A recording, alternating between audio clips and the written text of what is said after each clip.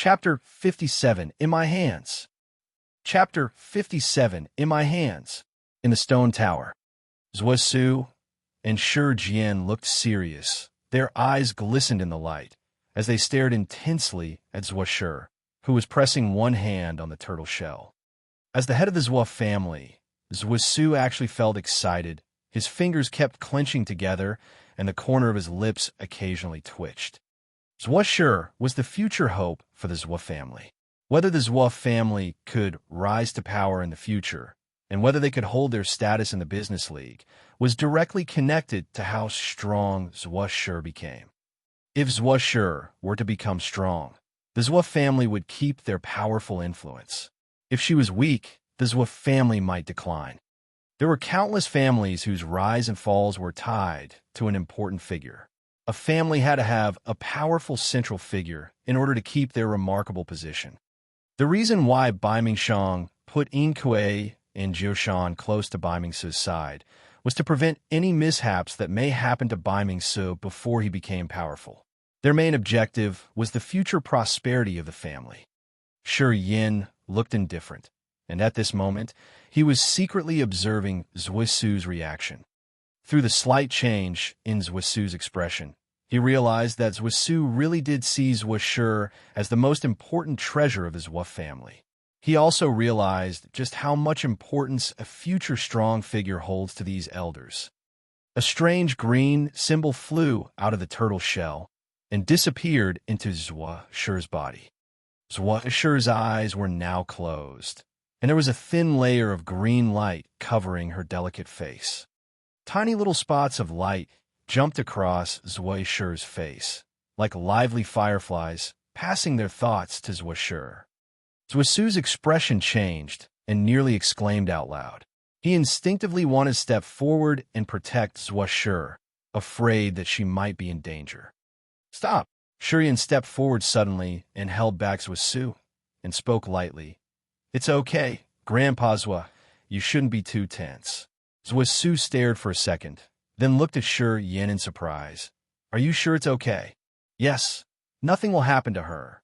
Shi Yin nodded with certainty. The little strange lights in the turtle shell should be a type of memory communication. If I guess correctly, it could be the way to cultivate the basalt scriptures, so you don't need to worry. This is just a memory transfer. When Shi Yin obtained from the blood vein ring, the scenery was quite similar. At that time, there was also many memory lights flowing out of the blood vein ring, drilling into his mind, forming the memory imprint in his head. After having that experience, and looking at Zhuoshi now, his heart settled down. "Brat, don't speak nonsense. This is very serious." Shi Jian shouted with a straight face. Shi Jian was also unsure. He was scared that Shi Yan's careless plans might cause harm to Zhuoshi. If that happens, the Shi family and the Zhuo family could turn against each other.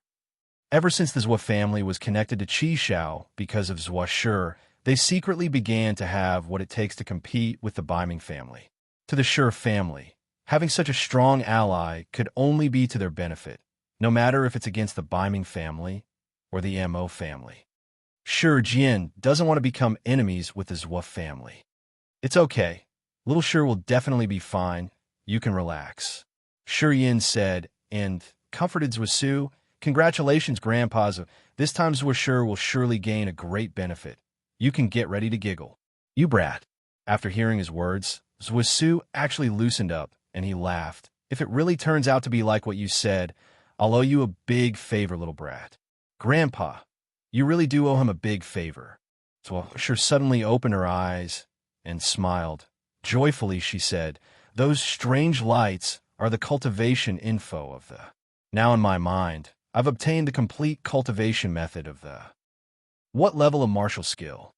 Zhuosu impatiently asked. He was so excited he could jump. Shaking her head, Zhuoshi said, "I don't know.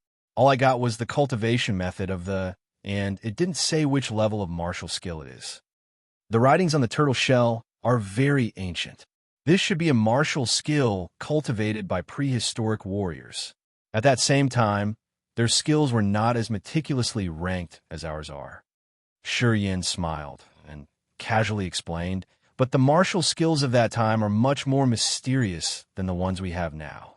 This time Xiaoshi really got lucky. Huh? Zhuosu laughed, delightfully patted Shi Yan's shoulder, and said, "You little brat, I can't help but like you. The Shi family has such a clever boy as you. Why worry about rising to power in the future?" Shi Jian's eyes brightened. He glanced over at Zhuosu. Thinking of something, his face brightened up into a smile. Crack, crack, crack.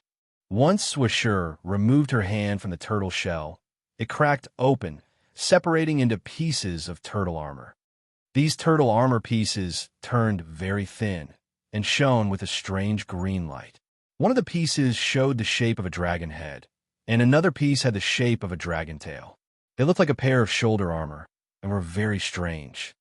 In the middle of the armor, there were 3 walnut-sized medicinal pills, shining with green light. These pills had a silly dragon turtle shape with a dragon's head and turtle's body, as if it was alive. A refreshing medicinal aroma spread from the 3 pills. The scent was very strong. Just by breathing in a little bit, everyone suddenly felt alert.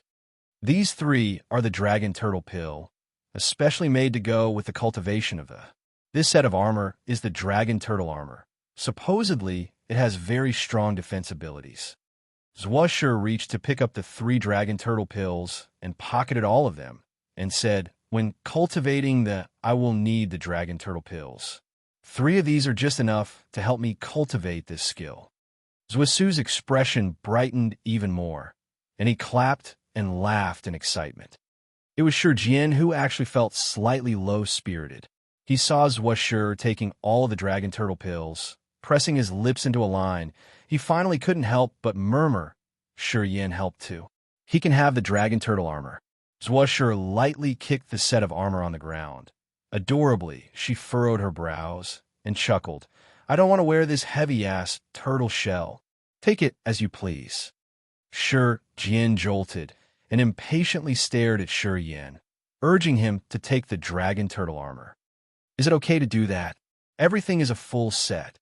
Zhuosu clenched his teeth, looking reluctant. Although he liked Shi Yan, he still didn't want to give away the dragon turtle armor. Shi Yan stood still and shook his head. "I don't want it. The Shi family's martial spirit specializes in defense. I don't need to suffer with this heavy set of turtle armor." "You!" Shi Jian was upset. He stomped and shouted, "Ungrateful. You don't want it, but can't you give it to someone else? Stupid." Shi Jian cursed in his mind. "Boy, I like you." Zhuosu laughed and wiggled his eyebrows at Shi Jian. "It's not that I'm unwilling to give it up, but Shi Yan himself rejected the offer. Now you can't blame me for this," he said, and immediately picked up the pieces of turtle shell, his smile becoming even wider. "Grandpa, if you were to wear this dragon turtle armor, I bet you would look like a big old turtle. Do you want to try it on?" Zhuosu chuckled. "Yes, the girl is right, brothers. Why not try it on?" Shi Jian said with great pleasure, and secretly felt delighted. "Disrespectful. You brat. What kind of nonsense are you talking about?" Zhuosu's face turned dark. He glared at Zhuosu. "If you keep bullshitting like that, next time I'm not going to pick you up from Cloud Mountain, and you can die from boredom at Qi Zhao's place. I won't do it again." Zhuosu stuck out her tongue and chickened out. "Cough, cough. Brother. All right, then, we should get going." Zhuosu smilingly looked at Shi Jian and said, "Don't worry. People from our family are going to keep watch by the dark forest. If there's any news on Karu, I'll send people to tell you. Same thing with you guys. Communicate with us once something comes up."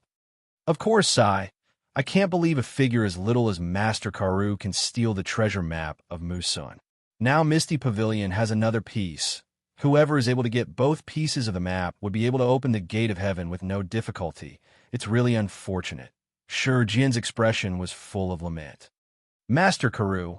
Shi Yan furrowed his brows and whispered. He thought for a second, then asked, "That Karu guy, was he a level 5 mortality alchemist?" You know about Master Karu?" Zhuosu was curious. "Is he important?"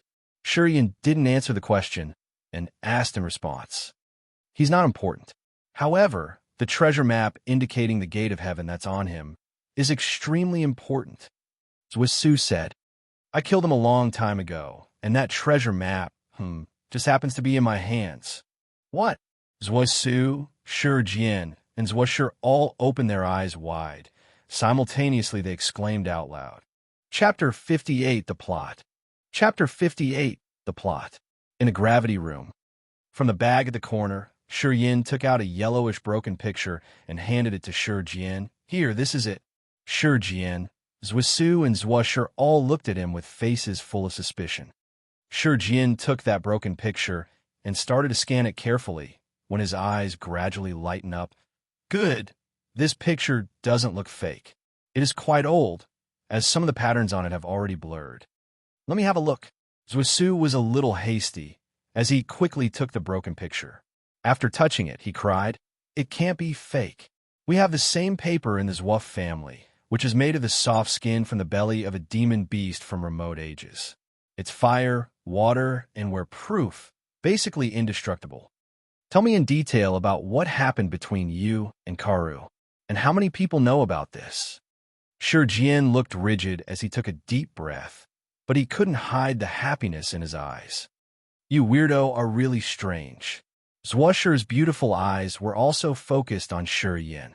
She was becoming more interested in him. Well, this is the thing. Shi Yin noticed the seriousness of it after seeing Shi Jian and Zhuosu's reaction. Therefore, he quickly explained how he got that picture and how he escaped from the ancient cave. So the Mo family knows about it too. Zhuosu's face changed. After a pause, he sneered. No wonder the people from the Mo family are still lingering in Silent Town. They must be searching for you. The Mo family. Shi Jian grunted and said angrily, "Thank goodness Shi Yin is fine. If he was hurt by them, I would destroy Mo even by sacrificing myself. The Mo family has done too many evil things. They're going to look down upon the Shi family if we don't teach them a lesson soon." Mu Dai and Di Yalan were taken away by Bai Mingsu, and they don't know who you are? Deliberating for a while, Zhuosu asked again. No matter if it is Mu Dai, Di Yalan, or the people from the Mo family, no one knows who I am. I told the two girls that my name was Ding Yan. Good boy. Cautious enough, or it'll be very tough. Zhuosu complimented. Now that we got this half of the picture, we should get the other half. Shi Jian said firmly to Zhuosu, Brother Zhuo, we can take the risk. Once we got the other half of the picture from the Misty Pavilion, we two families can open the Sky Gate and enter the God area to search for treasures. Narrowing his eyes, which were blinking brightly, Zhuosu sank deep into thought. He then said, there are many experts in the Misty Pavilion. We have to make a good plan if we want to grab the picture from them. He added after a pause, I will write a letter right away to Qi Xiao and let an eagle take it to Cloud Mountain. Qi Xiao is at the Sky Realm. We will be safer if he is here with us. After all, that old man Bai Mingshang is eager for the picture too, and was already planning on getting it.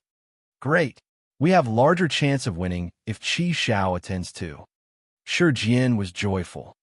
Qi Xiao was Shi's teacher and close to the Zhuo family. As a Sky Realm warrior, he could help a lot once he came to Tianyan City and allied with the two families. Zhuo Shui didn't fear that Qi Xiao would keep the secret of the Sky Gate to himself. Though there were many treasures in the God area, this was also accompanied with incredible dangers.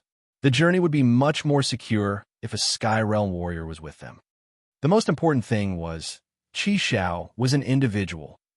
However greedy he was, he couldn't possess everything in the God area. On the contrary, a big family like the Baiming family would take all the advantages. Kid, you'd better not attend this year's martial competition, Zhuosu said after some deliberation. If the Mo family recognizes your face, they would know that we already have half of the picture. Once the other half in the Misty Pavilion is stolen, they will know it was us. Then our two families would be assaulted by everybody. Well, this, Shi Jian hesitated, but at last he nodded helplessly. For the Sky Gate's sake, we have to do this. Not exactly. He can attend the martial competition once he changes his appearance. No one from the Mo family has seen him before. Just change his face. Who would know that he was the boy who killed Karu? Zhuo suggested with a big smile, blinking her eyes. Hey, good idea. Shi Jian's eyes blinked. After examining Shi Yan for a while, he said, his appearance has changed a lot in the past few months, and the people from the Mo family won't identify him if we put a little makeup to him. And you better take action during the martial competition. Han Zhong said the Misty Pavilion will also send some people to the competition.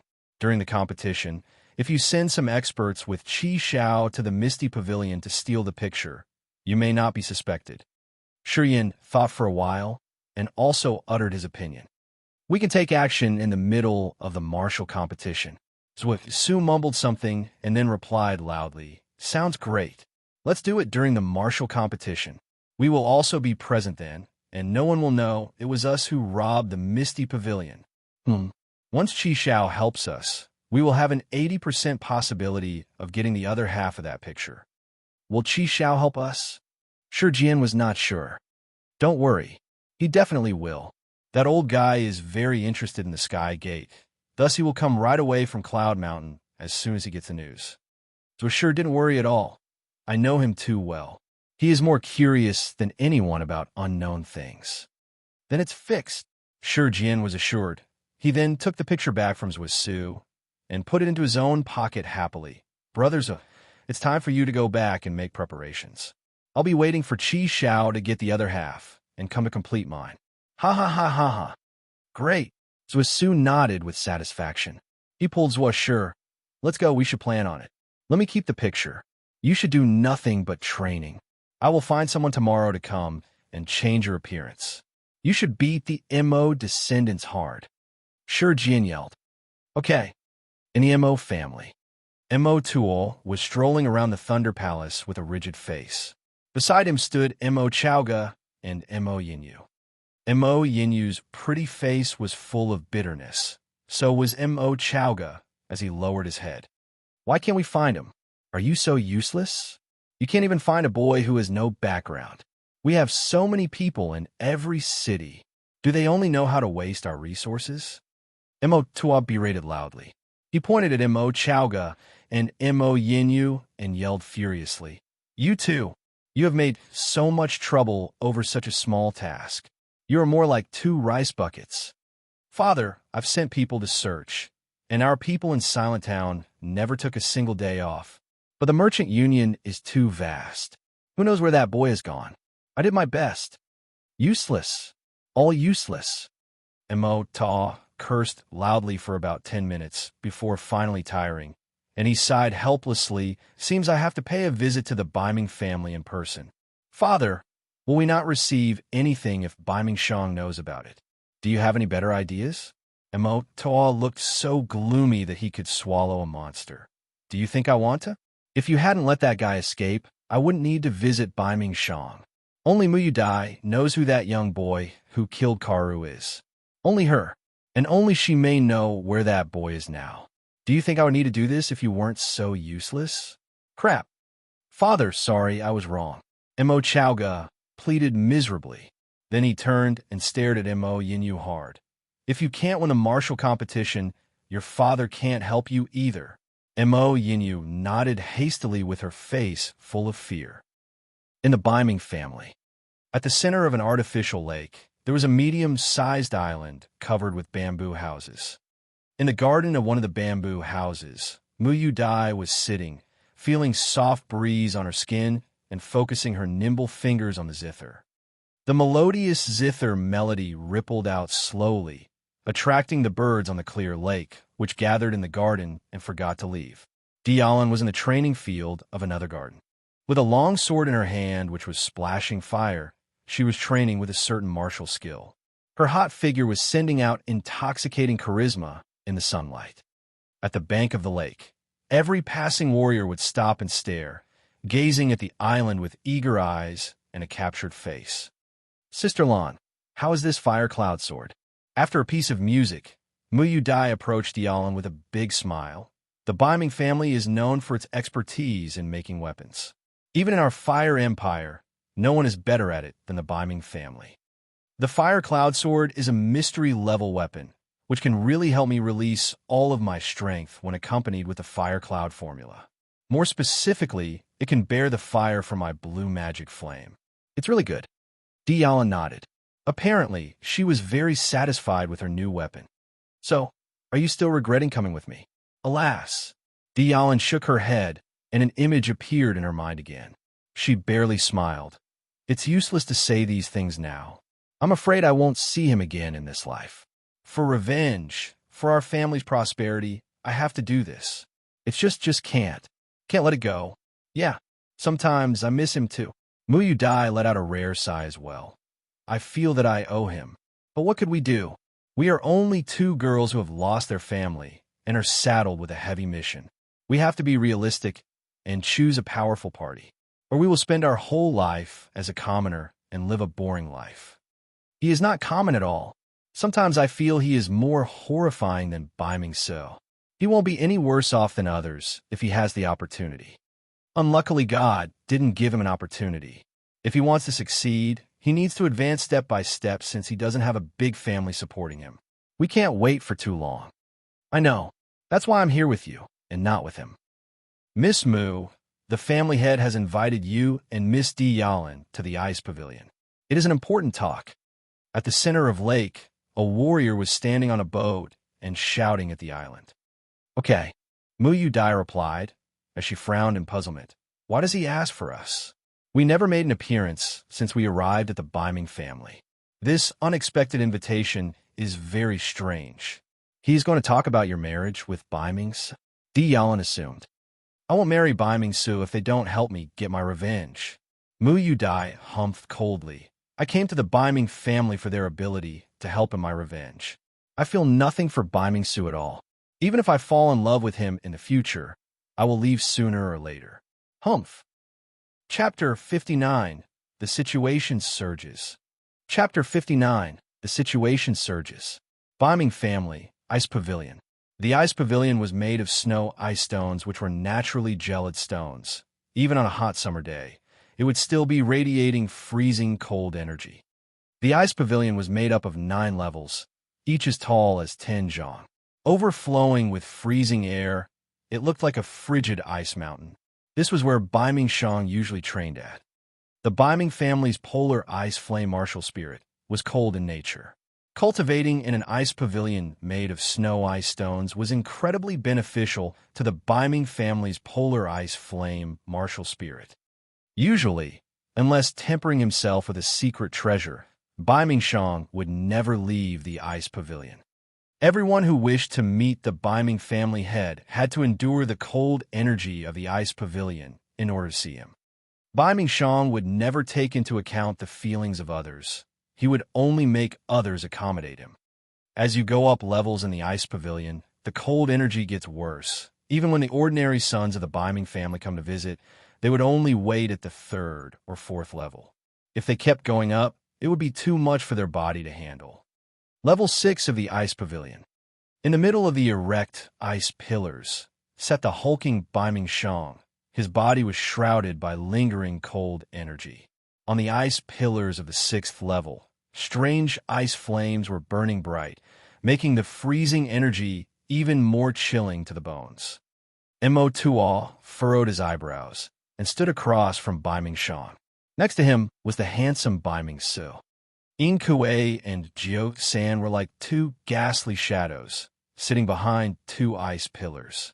They lowered their heads, as if already asleep. Led by one of the warriors in the ice pavilion, Muyu Dai and Di Yalin entered the 6th level of the ice pavilion.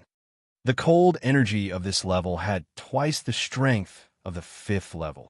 The 2 girls took 1 step into the 6th level, and their delicate bodies shook as if stepping into an ice pit, while their limbs began to slowly stiffen.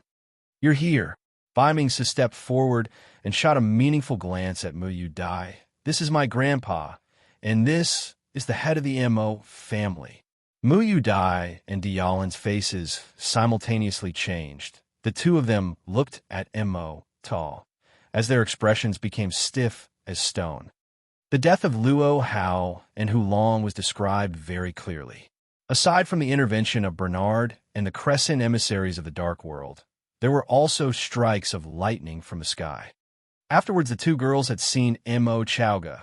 They knew that Mo Chowga definitely had something to do with Luo Hao's death. Unfortunately, the Mo family held a great amount of power in the merchant union, and they also had connections with the Biming family. When Biming Su simply shouted at Mo Chowga to go away, he clearly didn't want to get into a difficult situation with the Mo family, and he had no intention of speaking out for the girls. Now they suddenly encountered the head of the Mo family with the Biming family. Mu Yu Dai and Di Yalan felt displeased. However, in front of Biming Shang, there was nothing they could really do, so they only sulked in secrecy. Nice to see you, Grandpa Shang. Together, Mu Yu Dai and Di Yalan bowed to Biming Shang, purposely ignoring Mo Ta. Mo Ta looked as usual, with a slight smile on his lips, as if he didn't mind the disregard at all. I heard the two of you were in the dark forest. You stayed with some boy for a while. I want to discuss certain things about this boy. Would you happen to know his background? Biming Shang lightly nodded, his long, thin eyes expressionless, and asked straight to the point. Mu Yu Dai's heart shuddered. She hesitated, then said, "Only an insignificant little warrior. How did Grandpa Shang come to know about such a person? He is something I want." Biming Shang furrowed his eyebrows and said, "Do you know where he comes from?" Shaking her head, Mu Yu Dai responded, "I don't know. We met him along the road. We only traveled together because we were afraid of the beast killing people. As for this person's background, I have no idea. All I know is that his name is Ding Yan. I think he's some ordinary warrior from the merchant union." Ding Yan, Biming Shang nodded, then paused for a moment and said, "Do you know which city he is from or which region he goes around?" "I don't know." Mu Yu Dai shook her head again. Biming Shang suddenly became silent. After a moment, he spoke faintly. "Okay, there's nothing else. In some time, the martial competition is going to be held. You two and Sis should go and watch. If you stay here all the time, I think you all will get bored. Your grandpa and I had some friendship back in the day, and now that he's gone, of course I will take care of you. Don't worry. The people of the dark world can't touch you here in the merchant union." "Thank you, Grandpa Shang." Mu Yu Dai's eyes moistened, her voice sobbing lightly. "Whenever I think of what happened to our family, I want to burn those people alive. Hundreds of people in the Mu family, all slaughtered in one night. Grandpa Shang, you have to help me. You can't rush such things. We'll talk about it later." Biming Shang nodded, waving his hand as he said, "You can go rest. This level is too cold. With your capability, it will be too hard to bear." "Yes." Without further ado, Mu Yu Dai bowed and lightly pulled on Dialan close. The two exited together. Could that girl have hidden the truth? After the girls left, Mo spoke with furrowed brows. "With only a name, it would be very difficult to search. So what do you think?" Biming Shang looked at Biming Sil. "Doesn't look like she's lying. I can keep asking her some other time. Since the other fragment is still at Misty Pavilion, we don't need to rush," Biming Sil responded.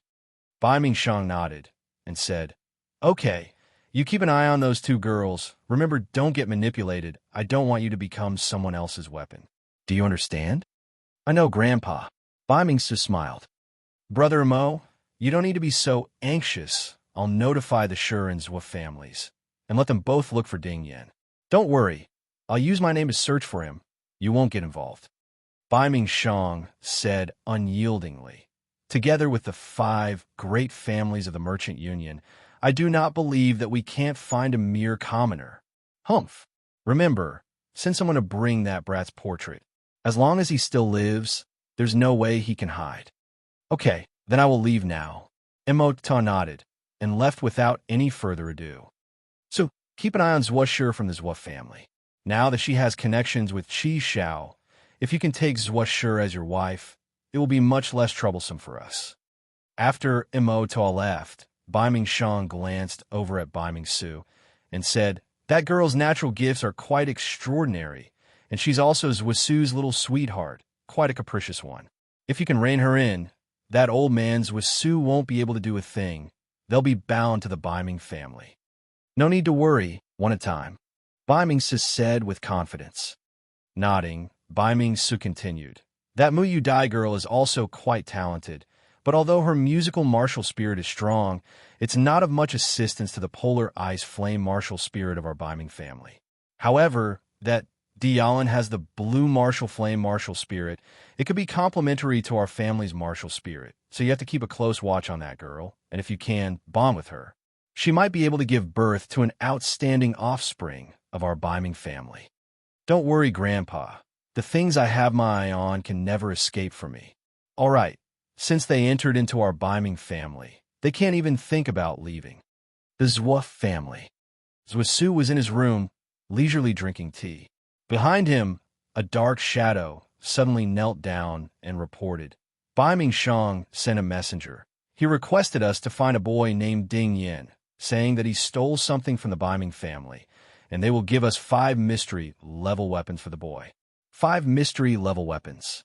Zwasu took a sip of tea and smiled. Biming Shang is as stingy as usual. Using 5 mystery-level weapons, he wants to get the other half of the map to the Gate of Heaven. He's sure playing it well. Master, what should we do? Search for him, of course. Let our people spread the word in some cities, but don't put too much effort into it. Just finding some random dude named Ding Yin will do, just so that guy doesn't get suspicious. Understood. The Shi family. Shi Jian received the same message. He held the envelope and sneered. So Mo Tuo has found Biming Shang. Oomph. Luckily that little brat Shi Yin told me the truth, or else I'd be in the dark about this too. Biming Shang, oh Biming Shang, you would never believe that Ding Yin is Shi Yin. Asking me to search him out. Hee, then I'll sure help him look. Ow, Han Feng said faintly. Find a few people connected to the Mo family. Make them mute. Just say that they're all called Ding Yin and send them to the Biming family. Yes. The Biming, Zulmo, Shi, and Ling families, as the Merchant Union's 5 great families, started to both openly and secretly search for a guy named Ding Yin in nearby cities. In a short time, the name Ding Yin quickly became widespread. Many of those named Ding Yin were doomed, all taken by the 5 families. And many who were not named Ding Yin, but were related to the Mo family, also encountered unexpected calamities. They were beaten and crippled, forcibly muted, and escorted to the Biming family. Since the martial competition was about to start, the warriors in the Merchant Union had been grinding their fists, and those warriors from far away were traveling thousands of miles to come to the martial competition. What was funny was that a lot of these warriors who came, because their name was Ding Yin, were immediately taken by the 5 families. After one night, Ding Yin became the street villain, and everyone wanted to beat him up. And the person who started all of this, Shi Yin, had been staying in the Shi family's heavy weight room, jabbing his hand into a metal sandbag tens of thousands of times a day. Poochie, Shi Yin jabbed his 5 fingers straight in, arm deep, into the center of the metal sandbag. He pulled out his arm, and those 5 fingers actually glinted with strange chilly light, as if they were blades made of steel, which was very frightening. The martial competition is about to start, and the storm from the Misty Pavilion is coming. Is finally having some success. Chapter 60, The Endless Sea. Chapter 60, The Endless Sea. At the Misty Pavilion. The Misty Pavilion was a mysterious power which primarily held auctions, selling all sorts of rare training materials for warriors. It had opened its only shop in Tianyun City in the Merchant Union. It was rumored that the Misty Pavilion was supported by warriors from the Endless Sea. The Endless Sea, a vast ocean, was located to the east of the Merchant Union. There were thousands of islands in the Endless Sea, which were scattered like stars. Some large islands were even vaster than the Fire Empire and the God-blessed Empire combined. Warriors from the Endless Sea rarely came to the Grace mainland, for they looked for higher things. There were numerous experts there, and they all had a powerful family or power behind them. It was said that there were even expert warriors who were above the spirit realm. On that day, at the entrance of the Misty Pavilion, stood the manager. Ku Luo was a warrior of the first sky of the Nirvana realm, and had been in charge of the Misty Pavilion for many years. For many people, Ku Luo was the master of the Misty Pavilion. But today, Ku Luo was standing with several important members of the Misty Pavilion, seeming to wait for someone important. Time passed. It was dusk. Though Ku Luo had waited for a whole day, he didn't show any impatience on his face. Father, How long do we have to wait? Who are we waiting for? Ku Luo's only son, Ku Ban, grunted in discontent. This guy is too pretentious. He is making us wait for so long. Kid, you were born in the merchant union, so you have no idea how big the world is. Don't think that the Biming family is the biggest family on the mainland. Compared to the prominent families in the endless sea, the Biming family is nothing. Ku Luo stared at his son and said coldly, I am from the endless sea, and it was the Xia family who sent me here to take charge of the Misty Pavilion. The person we are waiting for is Xia Xinyan of the Xia family. She's my master. If it weren't for the fragmented map of the Sky Gate, she wouldn't even spend her precious time visiting us from thousands of miles away. Father, aren't we at the center of the Grace mainland? Ku Ban was stunned. After a long while, he asked in surprise. Here? The center of the Grace mainland? Ku Luo sneered as he shook his head.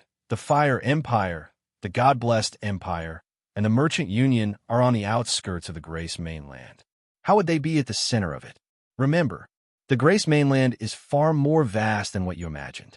Well, the so-called experts here are merely considered low-level warriors outside this country. What? Ku Ban couldn't believe what he heard. As the sun faded gradually, the moon climbed up the dark sky. Under the bright moonlight, Ku Ban was still waiting patiently. At midnight, 3 shadows appeared from the long street. Under the red lanterns on the roadside, the 3 shadows looked like hideous ghosts, swaying spookily. Here they are. Listen, don't utter a single word, Ku Luo announced in a low voice. The person in the lead was a slim woman wrapped up by a black gown and a broad bamboo hat, so her face could not be seen. Beside that woman were 2 giant men who were about 2 meters tall and looked exactly the same.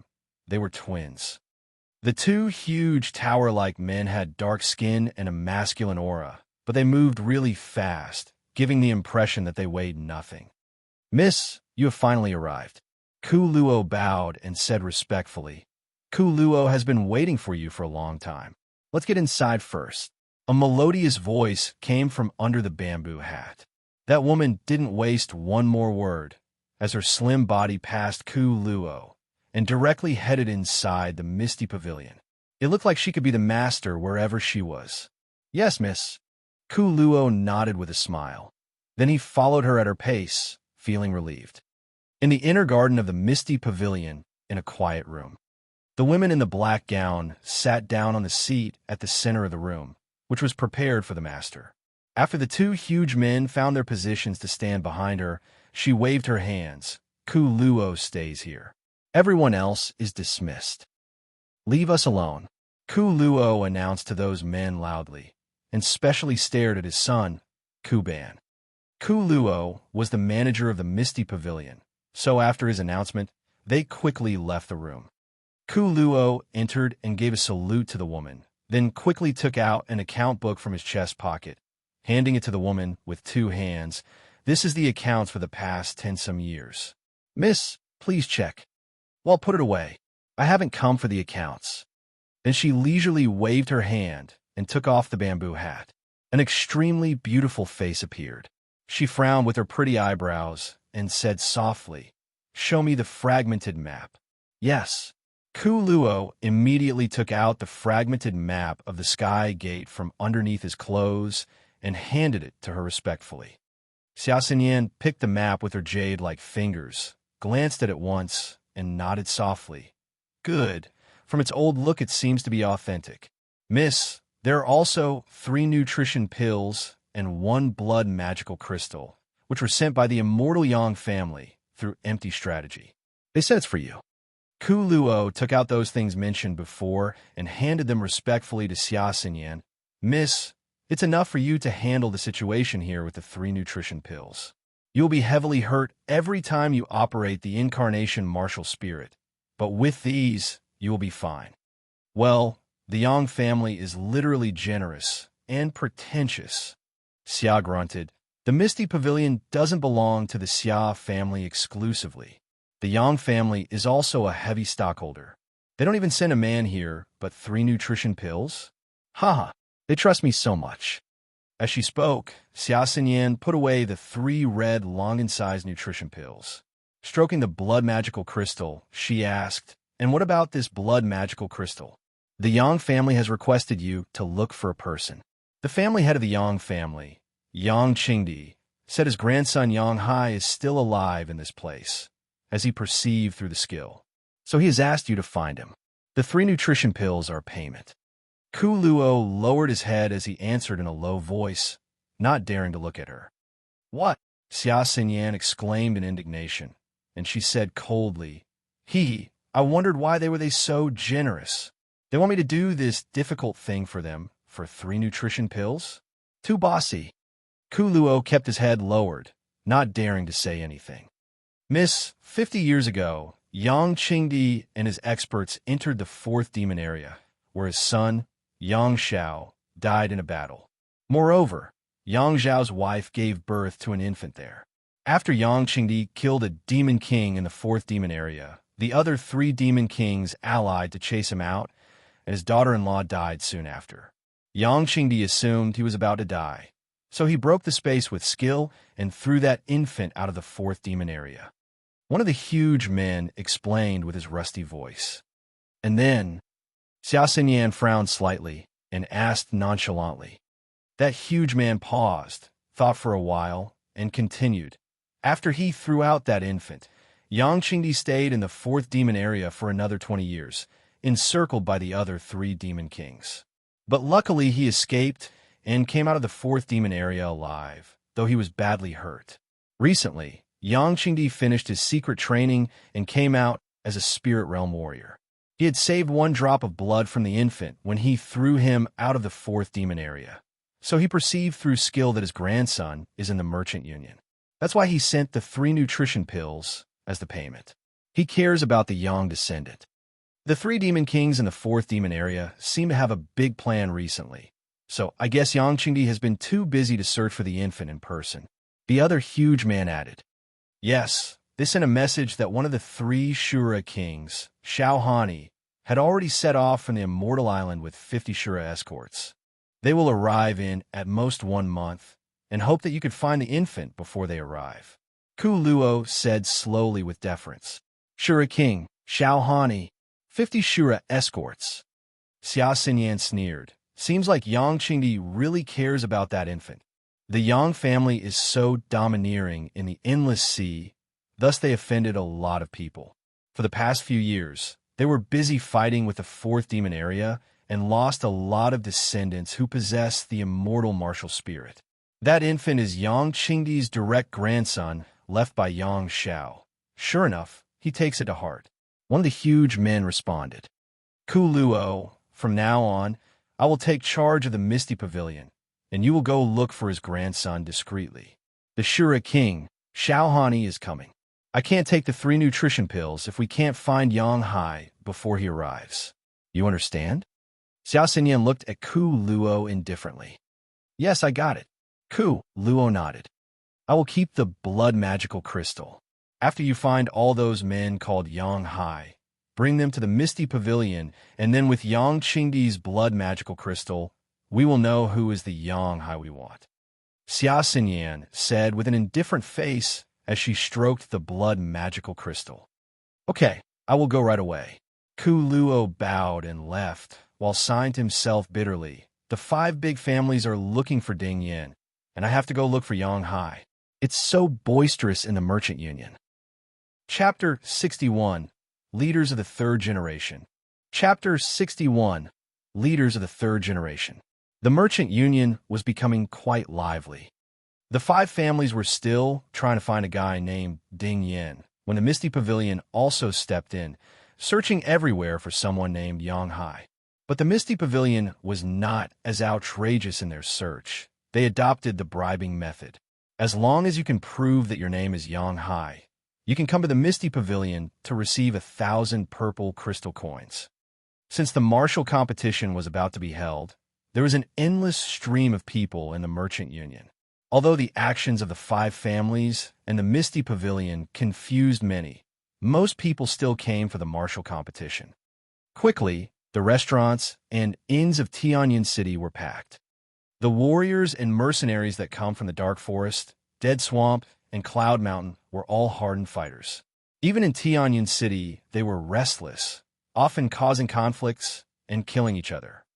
Be it day or night, there were more than enough fighting warriors in Tianyan City. Every morning, the cleaning staff would often find new corpses in the ditches. 3 more days remained until the martial competition. Early in the morning, Zhusu was resting with his eyes closed when he heard Zhuoshi speaking outside. "Huh, old man, you came. How many times did I tell you? Don't call me old man in front of others." From outside came Qi Zhao's frustrated voice. "You're just a little old man. It's an old habit. I can't change it." Zhuoshi wasn't afraid of him, as she laughed outside the doors. Zhuoshi was suddenly excited as he suddenly stood up and rushed out to greet the guest. "You're finally here," he thought. The Shi family. In the heavyweight's room stood a wrinkled old crone. She held a paintbrush and was putting a few heavy marks on Shi Yan's brows. Shi Yan stood in silence, carefully watching the old crone's actions. After a long while, the crone took back her hand. She stared closely at Shi Yan for a while, and then nodded in satisfaction. "During my visit every day, I have been changing his appearance slightly each time. Even those who were close to him wouldn't notice such slow changes. His appearance now is much different from how it was a month ago, and nobody would be able to recognize him." Shi Yan's skin was a lot darker now, his brows thick, and his figure looked quite a bit sturdier. From how he had looked before, he now looked less fierce and more rugged. Whether it be appearance or temperament, there was a significant change. Especially after coming back from the Dark Forest, he had grown taller and became more robust. Plus, he got fixed up by the disguise artist. Compared with the time when he was in the Dark Forest, he truly looked like another person. Shi Jian stared at Shi Yan for a moment, then nodded and said, "Good, there should be no problem." Shi Yan observed himself in the mirror and was also quite satisfied. "All right, isn't the martial competition starting? 3 more days, so you don't need to train hard these 3 days. Just relax a little bit." Shi Jian finally let go, but suddenly he thought of something, and then rebuked with a straight face. "Relaxing does not mean fooling around. Don't think for a moment that I don't know what you and Han Zhong did together. If you waste your energy on women, I'll skin you alive." "Stop nagging." Shi Yan looked annoyed and said, "I'll go take a shower, then go drink a little with Han Zhong. Is that okay with you?" "Okay." Spring Pavilion. This was a very well-known restaurant in Tianyan City. Here not only was the food delicious, but they had the famous flame wine that was popular throughout the merchant union. Aside from that, the Spring Pavilion was also close to the Moon Lake. Sitting in the open 3rd floor of the Spring Pavilion, eating delicacies, drinking fine wine, and enjoying the beautiful view was a great pleasure in life. If you could hold a beauty in your arms at the same time, then that would be called perfection. However, not just anyone can get to the 3rd floor of the Spring Pavilion. Even if you were rich enough, without status, you'd only be allowed up to the 2nd floor. The 3rd floor of the Spring Pavilion was usually reserved for guests from the 5 families. Only those from the 5 families could head straight to 3rd floor when they came in. Normal merchants would not have such an honor. Han Zhong led Shi Yan to the Spring Pavilion. After they arrived, a cute receptionist immediately came over smiling. "Mr. Han, please step upstairs."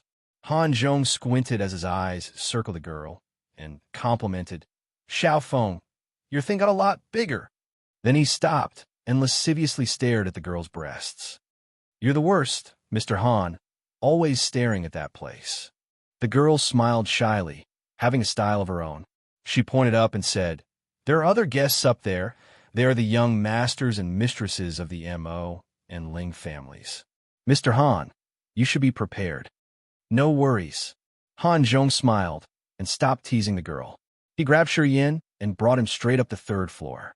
"Hey." A tall lad wearing a Navy warrior outfit sat at a good seat on the 3rd floor and squinted at Han Zhong and sneered. "Here I was thinking, who could it be? And it's the Shi family's dog." That seat faces right towards the Moon Lake. There sat 4 people, 2 men and 2 women, all looking quite attractive. One of the group looked aloof and arrogant, and that was Mo Yin, but she wasn't looking this way. Her motionless eyes was only staring into the sun-blazed moon lake, and looked like she was in a daze. Oh, so these are the worms of the Mo family. How fucking unlucky. Han Zhong shook his head, stopped paying attention to them, and dragged Shi Yin to find a good spot. He yelled, "Mr. Long, bring 4 jugs of flame and a nice course of dishes. Hurry up. Coming right up." A hearty voice answered from the second floor. At this time, Mo Yin, who was staring at the moon lake, looked like she finally woke up. She turned her head around and glanced at Han Zhong and Shi Yin. She threw a look of disdain, then turned her head back and continued staring at the lake water. Nobody knew what she was thinking. Across from Mo Yin sat a handsome young man. The young man had an amiable smile. While talking to one young master of the Mo family, he was also secretly paying attention to Mo Yin, as if trying to grab her attention with his words. However, he was unsuccessful. "Xiao Feng, Xiaoyu was recently punished by my father. She's been in a bad mood lately. Don't mind her." Mo Zhan toasted him, and then said, "Don't care about him. Let us drink more. The martial competition is about to start, so these few days we can slack off a bit. Treat yourself well." "Brother Zhan, when have you mistreated yourself?" Ling Yu shrewdly looked at Mo Zhan, with a cunning smile on her face. "I heard that Brother Zhan is great at going to those pleasure quarters. When would you enrich me a little on your experience?" Cough, cough, cough. Mo Zhan choked on his wine and said awkwardly, You, trust me, I'm innocent. I'm not familiar with those places. That was the only time I went was because I was tricked. You have to trust me." "Tee, who knows if you're lying or not?" Ling Yu was still smiling, but her eyes showed some other expression. "A while ago, I was praised by my sisters. They said my fiancé already has dozens of mistresses before marrying me. They said I would have so many maids to serve me in the future. Oh, just thinking of it makes me happy." Cough, cough, cough. Mo Zhan's expression was a little stiff, his face darkened, and said, "Who is talking bad about me behind my back? If I find out who it is, I will skin him alive." "All right, you. Ling Xiaofeng glared at his sister. "Brother Zhan is a man. Sometimes treating people with courtesy is inevitable. I trust Brother Zhan's conduct." "Of course you trust him." Ling Yu lightly snorted and murmured quietly, "Everyone knows that you guys always go there together. Of course you would trust him."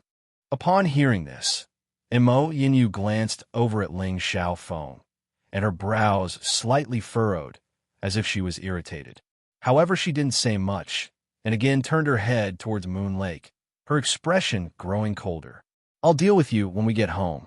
Ling Xiaofeng glared at Ling Yu as he anxiously changed the topic and said to Mo Zhan, "Brother Zhan, that Shi Tunyan is also in the third sky of the nascent realm. He's even better than Shi Tianke, and I heard he's been training very hard lately. At the last martial competition, he didn't show up, but this time he'll definitely be there. Even though you won against Shi Tianke that time, you shouldn't let down your guard this time around. Don't worry, those guys from the third generation of the Shi family can't be placed in my eyes."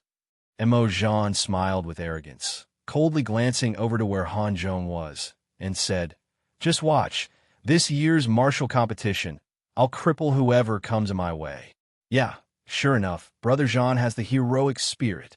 Ling Xiaofeng laughed. He held up his cup and said, "Come on, Brother Zhan, cheers. Those 4 over there are Ling Xiaofeng, Ling Yu, Mo Zhan, and Mo Yin.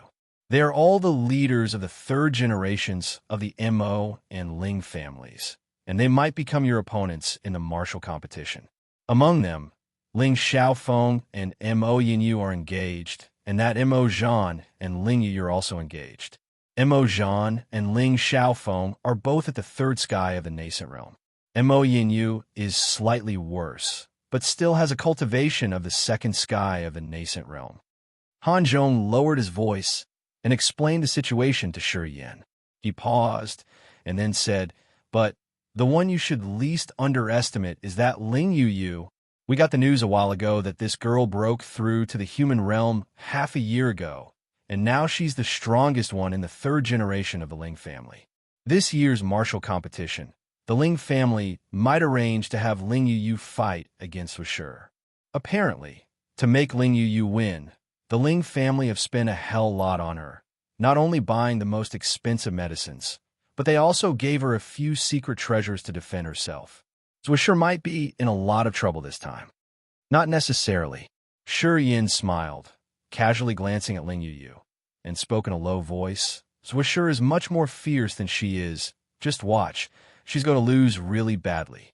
Washur had now obtained the dragon turtle pills and plus the dragon turtle armor, which Han Zhong did not know about.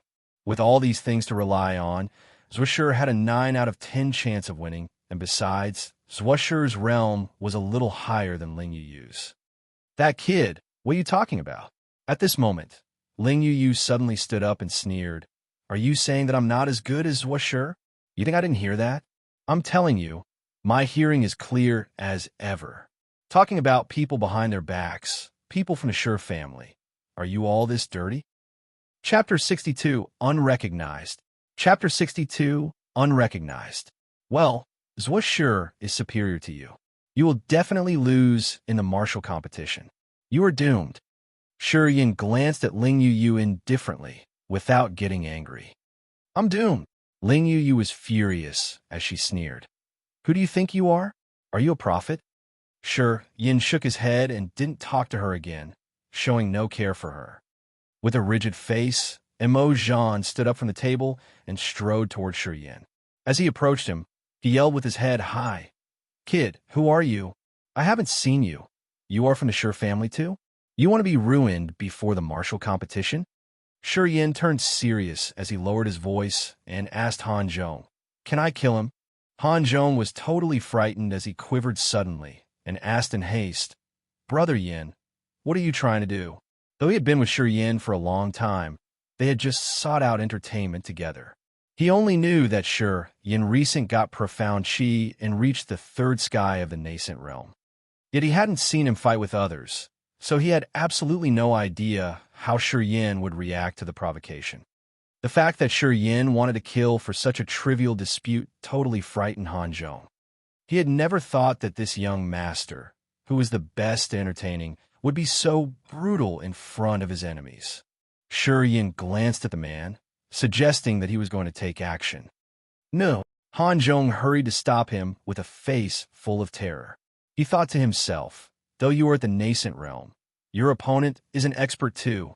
If you fight bluntly, I can't help you either. But if you get hurt and can't attend the martial competition, the family head will kill me. No, definitely no. Seeing Shi Yin not persuaded, Han Zhong quickly explained, they're the hopes of the Mo family and the Ling family. If they were killed, the two families will sacrifice everything to get revenge. It will be tough as hell then. So cool down. Then, can I cripple him? Han Zhong froze, rolled his eyes, and smiled bitterly. Brother Yin, please. If you really want to, then you can vent your frustrations in the martial competition. Who knows, you might also win back a mine for the Shi family. But for now, please don't be impulsive. Fine. Shi Yin didn't talk anymore. Instead, he stared at Mo Zhan in front of him and shouted loudly, What do you want? Kid, who are you? After he approached, Mo Zhan didn't fight. Instead, he gazed at Shi Yin coldly. You made my fiancé unhappy. Don't blame me for my rudeness if you don't tell me who you are. Seeing Mo Zhan there, Ling Yu sat down at the table, looking in this direction with cold eyes, and felt surprised. Her hearing was superior to others. Hence, even though Shi Yin and Han Zhong lowered their voices, she was still able to hear the words kill and cripple. Who on earth is that arrogant guy? Ling Yu was bewildered. Since she didn't know who Shi Yin was, she decided to be cautious. As the martial competition was around the corner, she guessed that he was some expert invited by the Shi family, so she couldn't do anything now. Young masters, please don't fight in my spring pavilion. I beg you, okay? Just then, the stout manager Long of the spring pavilion bowed as he came up to the third floor. Behind him, several pretty young girls were holding the dishes and wine ordered by Han Zhong. You will know who I am in the martial competition. Shi Yin didn't bother to respond to him, but waved at those shy girls and said, Come here. Display my dishes. I want to have a good meal. The girls were frightened. They didn't dare walk up, but pleadingly stared at Manager Long. After Manager Long made an eye contact to them, the girls hurried to serve the dishes on the table and dashed away immediately like frightened birds. Sure, Yin looked indifferent as he opened a jar of wine by himself, filled his wine cup, and drank it up at once. He began to eat, not paying any attention to Mo Jean, who was still standing beside him. Young Master Mo, it's not the first time you've been to the Spring Pavilion. I'm always good to you. Please, don't make a fuss, okay? Manager Long bowed as he persuaded Mo Jean with a miserable face. Well, Manager Long, for you, I won't fight today. Mo Jean grunted and sneered at Shi Yin, who was eating happily. Kid, be prepared in the competition. Okay, I can't wait. Without raising his head, Shi Yin kept drinking and filled another cup for Han Zhong. Come on, old Han, let's drink. Mo Jean stared at Shi Yin angrily and then left for his own table. Mo Yinyu was paying attention in this direction for quite some time. Her bright eyes wandered over Shi Yin curiously. After Mo Jean came back, she withdrew her gaze and looked to the Green Moon Lake, forgetting the episode entirely. Dang, dang, dang. Just then, heavy footsteps sounded from the stairs, which was followed by Bai Ming Su's voice. Xiao Dai, Yalan, the courses in the Spring Pavilion are famous in Tianyan City. You two should have a good taste this time. Well, the flame wine is strong, but it's really different. You can't afford to miss it. Then Bai Mingsu showed up, closely followed by Mu Yu Dai and Dialan. Well, it seems I must have a try at the flame wine. Hee, I can just drink a little. Mu Yu Dai was in a white dress, which made her look extraordinarily fresh. She came up slowly to the third floor. Dialan was behind her, looking a little gloomy, seemingly lost in her worries. Shi Yin, who was drinking, showed a panicked expression on his face as he heard that voice, but quickly went back to normal. Without taking a look at them, he kept drinking with Han Zhong with his head lowered. Han Zhong was astonished as he saw Mu Yu Dai and Dialan, for he was a little worried Yin would make trouble again. Oh, customers here? Bai Ming Su glanced over the two tables and continued indifferently, and all acquaintances. The four people, including Ling Xiaofeng and Mo Jean, became perturbed as they saw Bai Ming Su. They barely smiled and nodded to Bai Ming Su as a greeting. Ling Xiaofeng and Mo Jean also glanced over Mu Yu Dai and Dialan secretly after they nodded at Bai Ming Su, and showed a surprised face at the same time. Han Zhong stood up and nodded at Bai Ming Su as well with a smile. You are not occupied today, young Master Su? Hee, I heard that you rarely stepped out of your home recently. Well, two beauties came and brightened my home. I found it hard to leave. Bai Ming Su smiled slightly, took a look at Shi Yin, who was still drinking, and turned to Mu Yu Dai. Let's take a seat first. Yes. Young Master Su, this way, please. Manager Long dashed up suddenly with a fat face full of smiles, as he chose a seat for Bai Ming Su and shouted downstairs. Old Gua, young Master Su is here today. Prepare the best dishes and wine. Be careful. Needless to say, loud laughing sounds came from downstairs. Smiles went up from Bai Ming Su's mouth, as apparently he was satisfied with Manager Long's attitude. He said softly, Well, good enough, Manager Long, mind your own business now. I can take care of myself. Great. Well, I will cook 1 or 2 dishes for you personally. But I haven't cooked for a long time, so please forgive me if it doesn't taste good. Manager Long laughed. I'm too lucky. Bai Ming Su laughed as well. I'm so flattered to have dishes made by you. No matter how it tastes, I will eat it up gratefully. I'm too flattered, so I will go downstairs now. Manager Long bowed and asked. Sure. Manager Long then bowed to leave. I've finished. Mo Yinyu stood up suddenly. Ling Xiaofeng and Mo Jean looked at each other and stood up as well. So did Ling Yu. The three followed Mo Yinyu and went toward the stairs. Before he left, Mo Jean greeted Bai Ming Su. Brother Su, take your time. I'm afraid we have to leave first. Yeah, take care. Bai Ming Su turned to him casually and continued to chat with Mu Yu Dai. Immediately, the 4 people from the Mo family and the Ling family disappeared from the third floor. While drinking, Shiyan was also listening to Bai Ming-su and Mu Yu Dai chatting and got a little annoyed. So he yelled at Han Zhong, "Old Han, I'm done." "You?" Long ago, Han Zhong knew he was unhappy, so he stood up immediately and said to Bai Ming-su, "Young master Su, we gotta go." "Okay." Bai Ming-su responded indifferently without raising his head and continued to talk with Mu Yu Dai. "Let's leave." Han Zhong pulled Shiyan, then they walked toward the stairs. Before he went downstairs, Shiyan paused at the corner, glanced over at Mu Yu Dai and Di Yalan coldly, and then disappeared. Bai Ming-su didn't feel that glance as he sat with his back to Shiyan. Neither did Mu Yu Dai, for she was talking with Bai Ming-su. Only Di Yalan raised her head randomly and happened to see Shiyan's glance. Out of it, she saw some familiar coldness and scorn. Di Yalan was surprised and dumbstruck. After a very long time, she shook her head softly and sighed to herself. "Why am I so stupid? How could that guy be him? Except the eyes, they resemble by nothing. They were two different people. What am I thinking about? What's wrong with me?"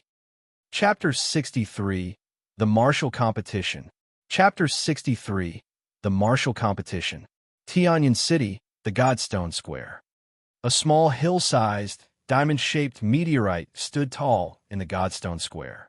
More than half of the meteorite was sunk deep into the ground, and the part that was visible was hundreds of meters tall, making it look very magnificent. Legends say that this was a piece of the meteorite that fell from the sky thousands of years ago. It crashed right here, where at the time there was no Tianyan City, but merely a piece of wasteland.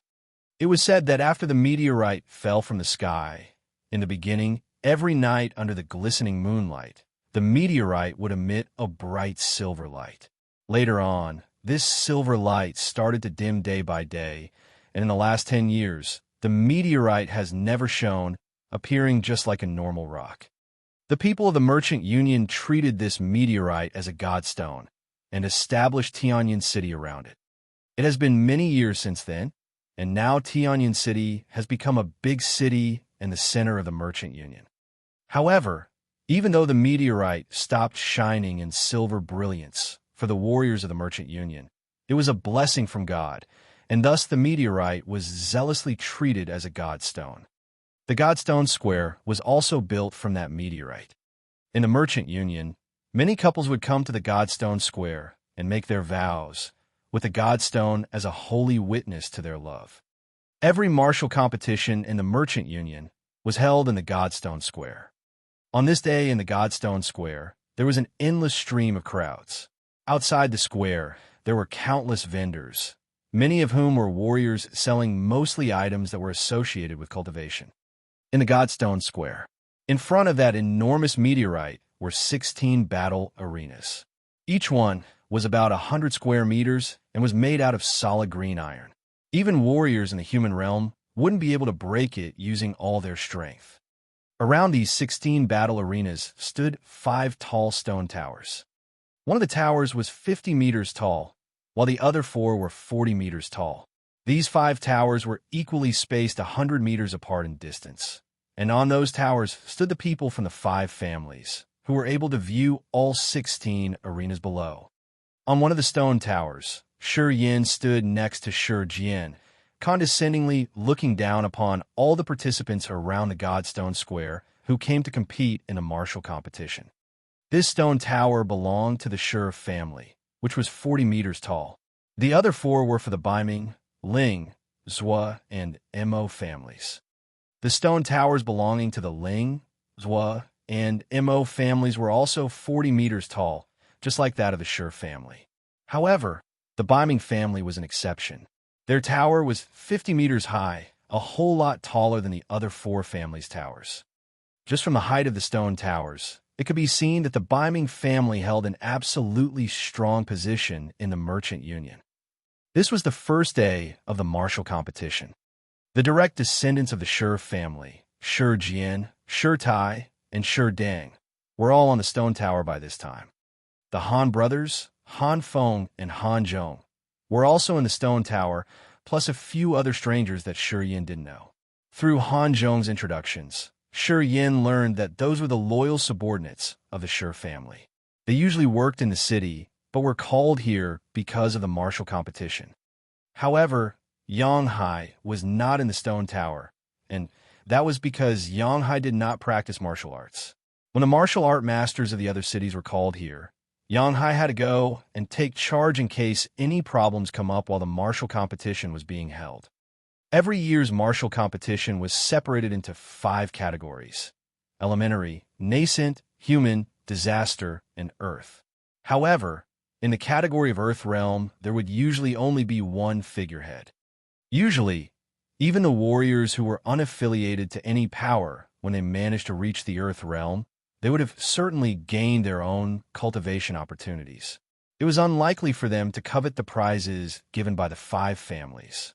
An Earth Realm warrior, whether in the Merchant Union, the Fire Empire, or the God-Blessed Empire, would be considered a master. Such warriors wouldn't need to compete in the martial competition to obtain a nice cultivation environment. They could just go to any powerful force to become a dedicated warrior. Even if an Earth Realm warrior didn't join any power, the major forces would still reach out their arm, hoping to recruit the warrior. Because of this, even though the martial competition set a competing category for Earth Realm warriors, but the warriors that actually came to participate were nearly non-existent. Even the warriors who reached the Disaster Realm would rarely come to the martial competition. Every year, there would only be a few warriors that would show up. The ones who really came for the martial competition were mostly at the elementary, nascent, or human realms. These 3 kinds of warriors with lower capabilities were the majority, as they often couldn't find their own cultivation opportunities. Therefore, they would have to participate in the martial competition in the hope to win some precious cultivation materials or to obtain a nice position in one of the 5 families. The martial competition usually lasted for 5 days. The first 4 days were generally for the warriors who came for the prizes. These people would be watched by the 5 families. Throughout the 4 days of fighting, the families would choose their favorite warriors and reach out to them. The last day, however, will be the highlight of the martial competition. On this day, the 5 families would send their best dedicated warriors and descendants to go compete with the masters of the other families. The 5 families would test each other's power on the last day of the martial competition. This day was also the day when the 5 families would show their strength to others. And on this day, the fighting was often accompanied with the enormous conflicts of interests and profits, and earth-shaking gambles would often happen. Mines, commercial streets, treasures, and even bizarre martial skills could become the stakes of the 5 families. Just one martial competition could lead to one family gaining the most extravagant riches, and could also reduce a family's savings to nothing. The last day of the competition would become a topic that people would talk about for years to come. This day, the masters from the different families would expose their true capabilities, showing rare martial spirits. Also in the intense fighting, different secret treasures might also show up. Most warriors who came from the outside were also here for the last day of the martial competition. From the fights on last day of the martial competition, they could find out the difference between them and the warriors of the 5 families. Through watching the fierce battles, they could understand their own inadequacies and find the ways to improve their standards and capabilities. And they might even be able to raise their own strength through the battles from the martial competition. This was why the martial competition attracted so many people. Shi Yin stood on the stone tower serenely, condescendingly looking down upon the arenas and the many warriors who came to participate. 200 meters away on the tower of the Biming family, 2 beautiful figures followed Biming Su up the high tower. On the high tower, Mu Yu Dai and Di Yalan stood side by side with Biming Su. Together they were looking over all of the arenas. Mu Yu Dai wore a white dress, her hair flying in the wind. On the tall tower, her beautiful posture made her look like a fairy on the mainland. Di Yalan was still in that crimson armor. Her hot body was visible underneath the coverage of that armor, made her figure look very seductive. Only her eyes looked troubled. From 200 meters away, Shi Yin slightly raised his head and shot a glance at the 2 girls, secretly smiling in disdain. Kid, these 4 days you better carefully watch. You lack experience, so you need to watch how the others fight. Don't just mess around. As Shi Jian caught him staring at the two girls on the Biming family's tower, he snorted as he became displeased. Women are everywhere, and with what you have, what woman can't you get in the future? Don't get distracted before you become strong.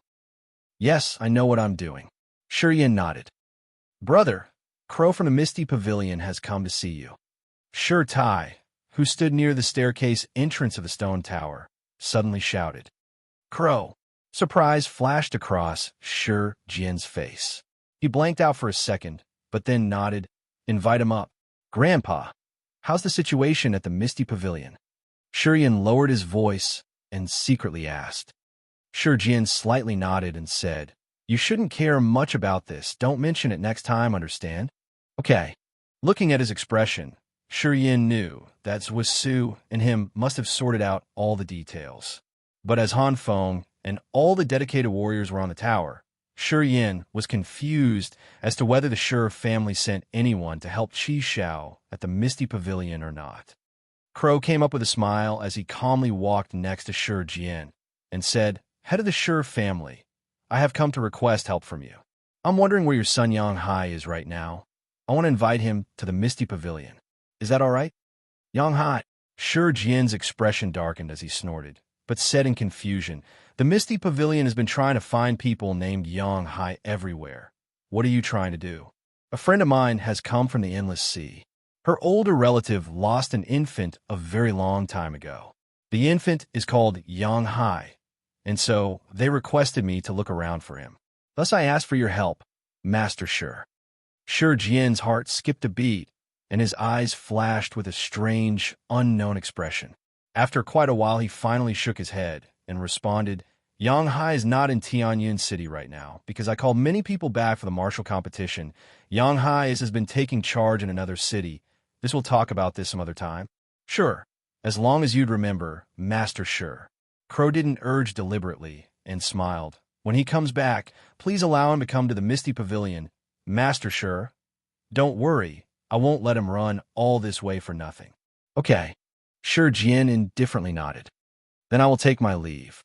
Crow didn't stay for long, and after the issues were negotiated, he left straight away. Melodious and soothing music came from the tower of the Biming family. The heartwarming sound of nature immediately rang throughout every corner of Godstone Square. Mu Yu Dai sat cross-legged on the stone tower of the Biming family, absorbed in playing the zither.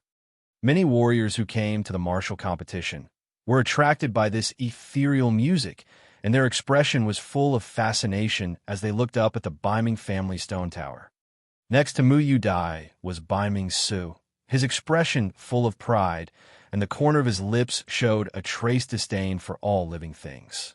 He stood there and accepted the admiring and envious gazes from the many warriors. Mu Yu Dai's music was like a mountain stream, flowing into the hearts of the warriors, as if cleansing their souls. Just with one song, the warriors were mesmerized, their faces stunned.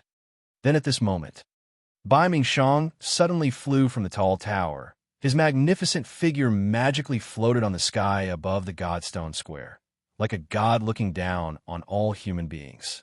He shouted, The martial competition officially starts. Walking in midair, Sky Realm Warrior. Many warriors screamed out one by one, their expression in awe, shocked by the capabilities shown by Bai Mingshang. Chapter 64, The Medicine King, Mu Sun. Chapter 64, The Medicine King, Mu Sun. In the martial competition field, dozens of warriors of various realms were competing vigorously in different areas. Streams of bizarre light exploded on the field one after another, as if magical snakes were shuttling above the competition field.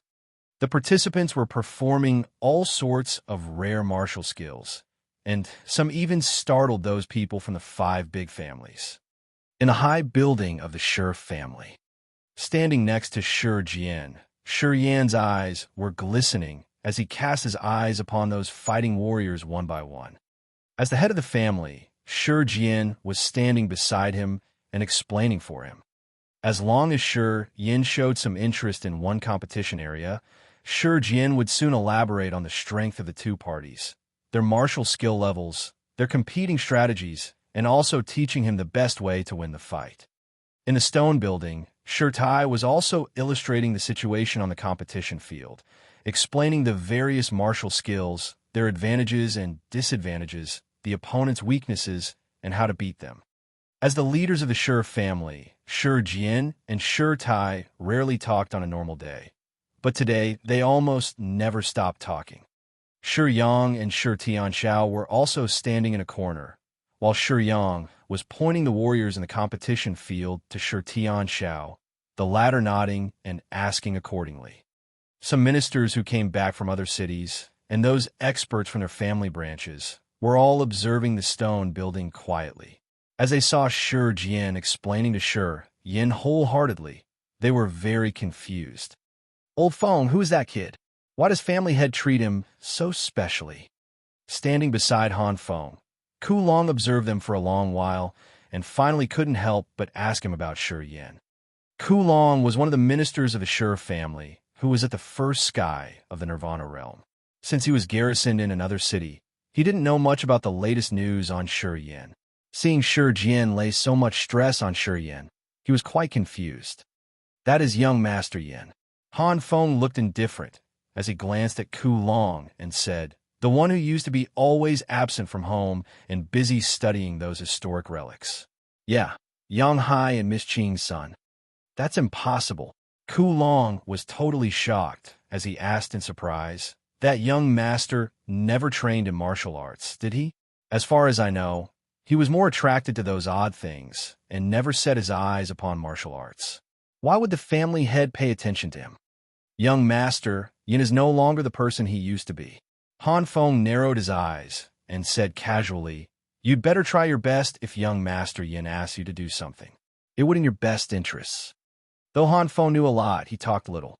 He wouldn't have said anything if Ku Long wasn't his good friend. Ku Long knew Han Feng's personality. He was surprised at Han Feng's speech, and after a long silence, he nodded softly. He was still confused, but realizing that Shi Yin was favored by the family head, he decided to try and get close to Shi Yin. Apart from Ku Long, many other ministers and Shi branch families were also secretly discussing about Shi Yin, as they were all confused why the family head paid so much attention to that unknown boy. Soon Shi Yin was known to all.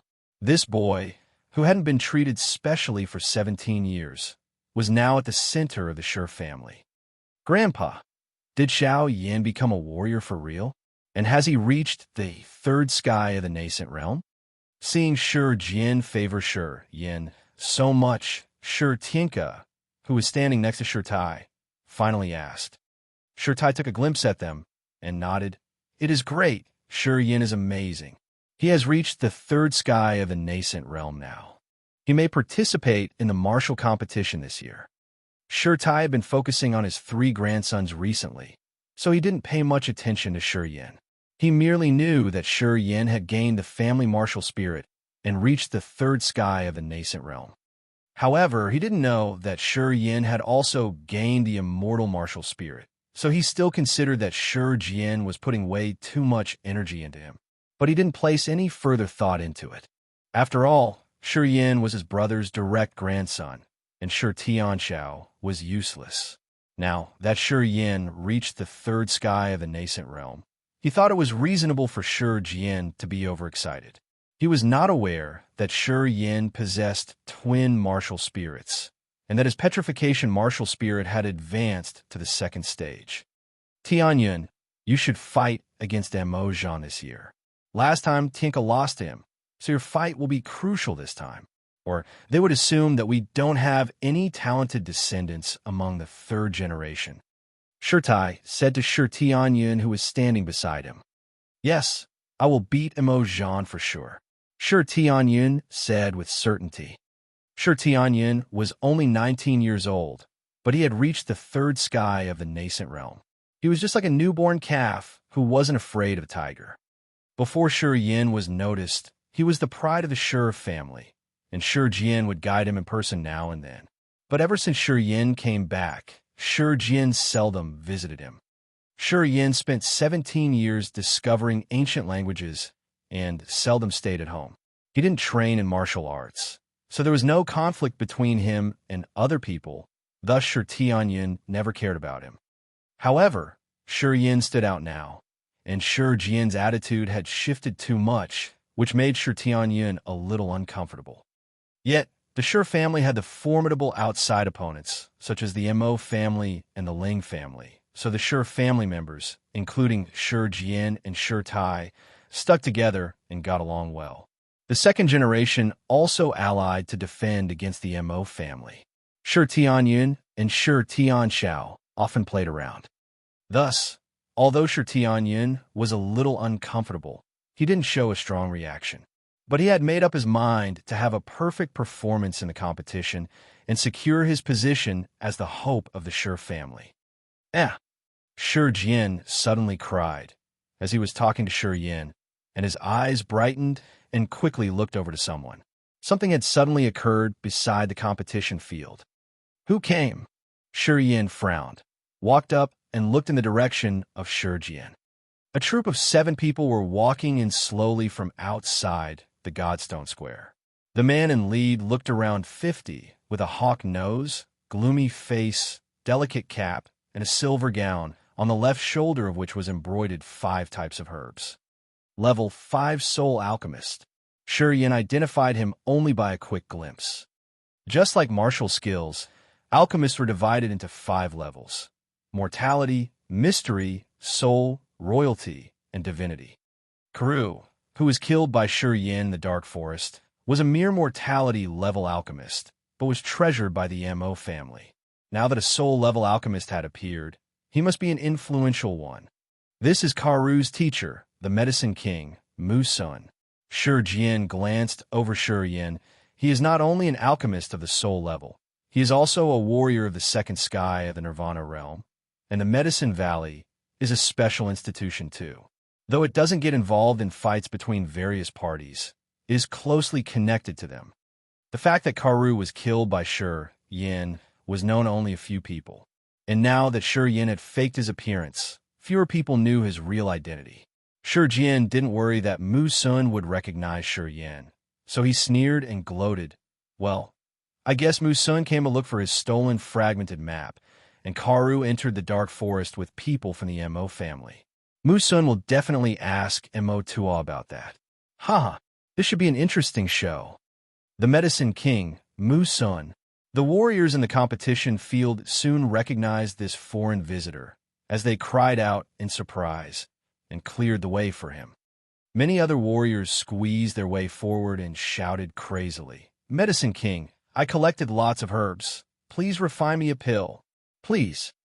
As soon as the flock heard that, the competition field boiled with excitement. More and more people shouted, asking for Mu Sun's help. People's attention were drawn to Mu Sun at once, and no one set their eyes on the competition field anymore.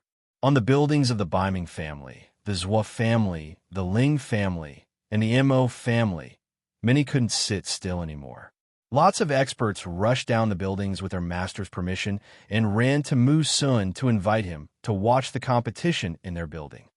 Without Shi Jian's permission, Shi Tai also rushed down.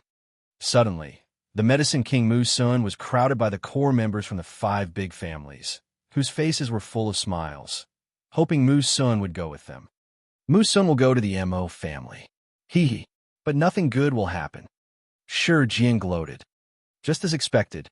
Ignoring Mo Chaoga, who was coming up to invite him, Mu Sun soon walked toward the Mo family building silently, with a rigid face.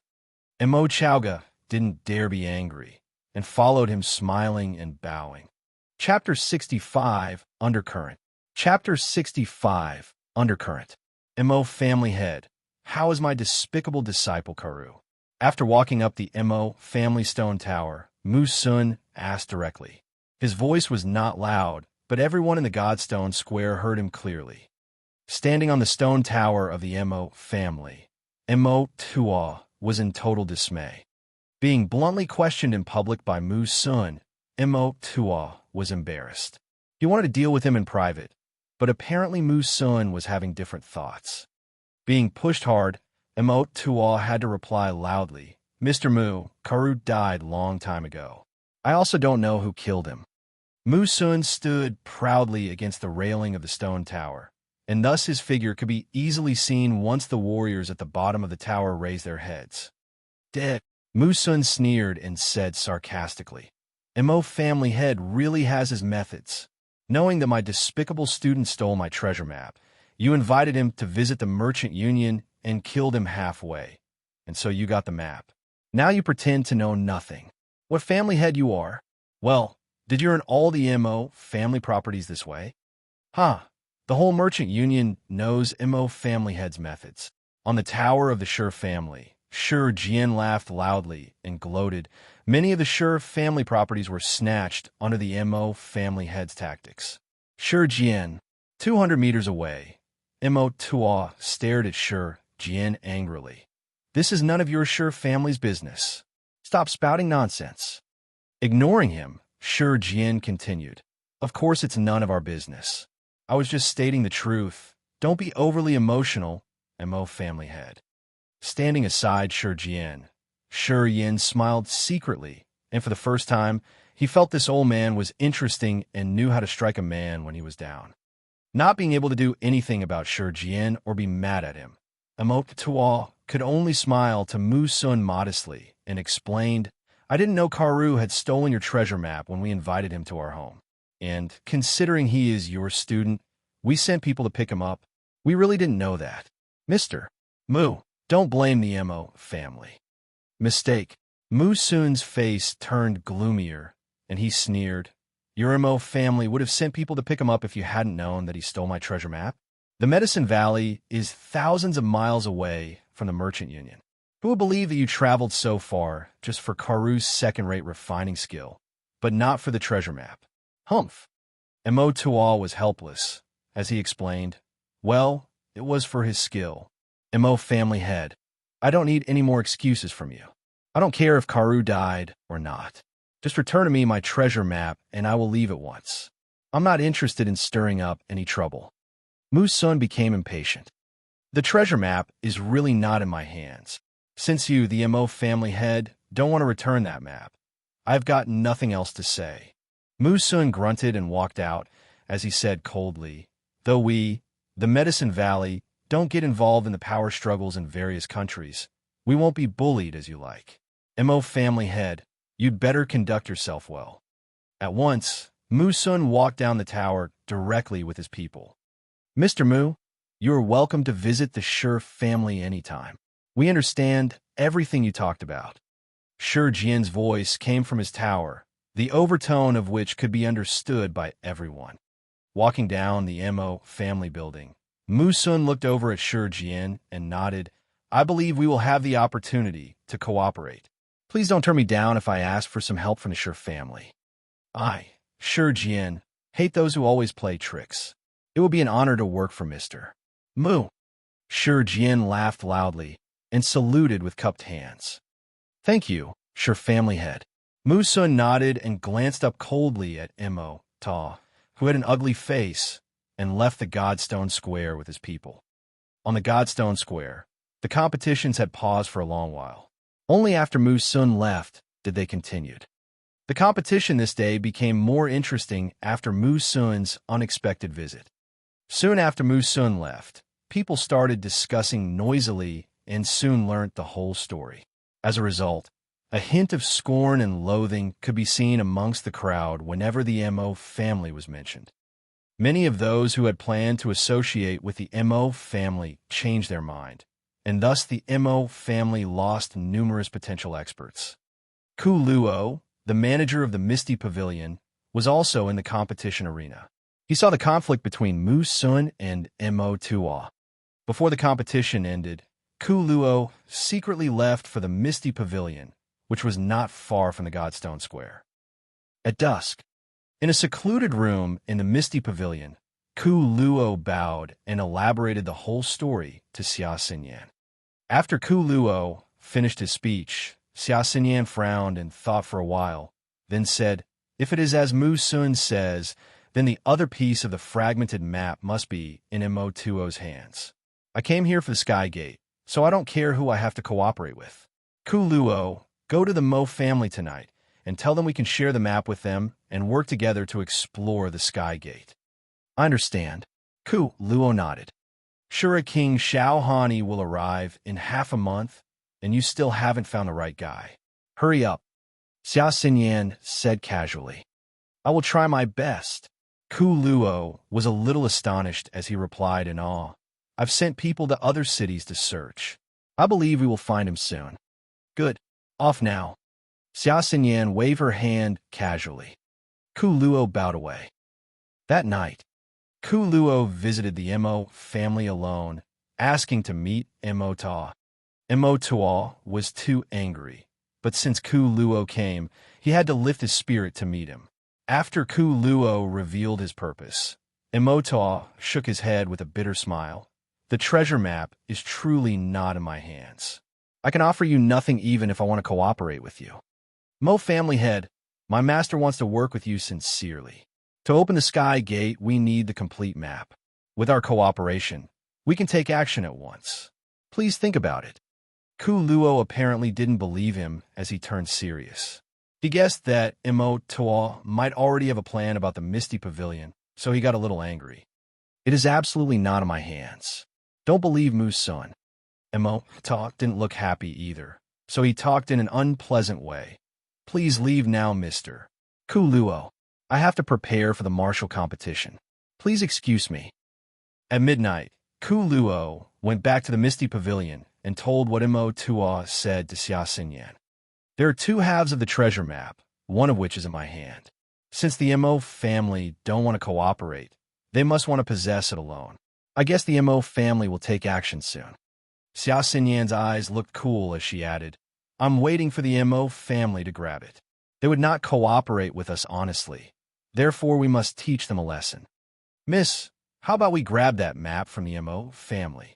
One of the huge men behind Xia Xinyan asked.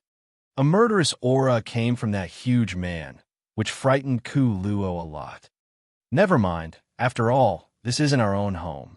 Follow the rules. If all the 5 big families allied, it will be much more troublesome. However, when Shura King Xiaohani arrives and the Mo family still doesn't step back, we will take action. Xia Xinyan observed indifferently. Okay. The huge man nodded, not saying any more. Well, Kuluo, go and do your business. You can send out the message secretly that I have the other half of the map, and I will wait for them. Xia Xinyan smiled. Whoever comes to grab the map must have the other half. I got it. At deep night, at the Zhuo family, Zhuosu and Qi Xiao were discussing in a secret room in a low voice.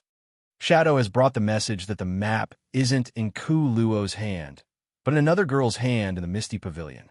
That girl popped up all of a sudden. No one knows who she is. Zhuosu said, Wait till the last day. I will go to the Misty Pavilion during the competition among the 5 big families.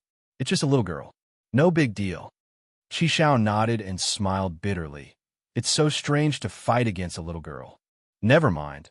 I will leave 1 or 2 pieces of treasure to her as compensation. But pay attention.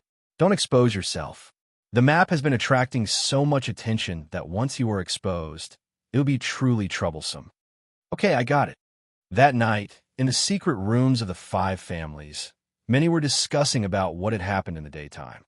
In a secret room of the Shur family, holding an envelope, Shur Jian showed a weird smile as he said to Han Feng, who was beside him, Musun is so quick that he sends a letter in 1 day. Hee. Now that Musun is to take action against the Mo family, we need to do something to help him secretly, if not publicly. What does Musun plan to do? He wants to kidnap some people of the Mo family and threaten Mo2O.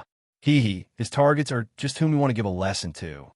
Shur Jian was very joyful.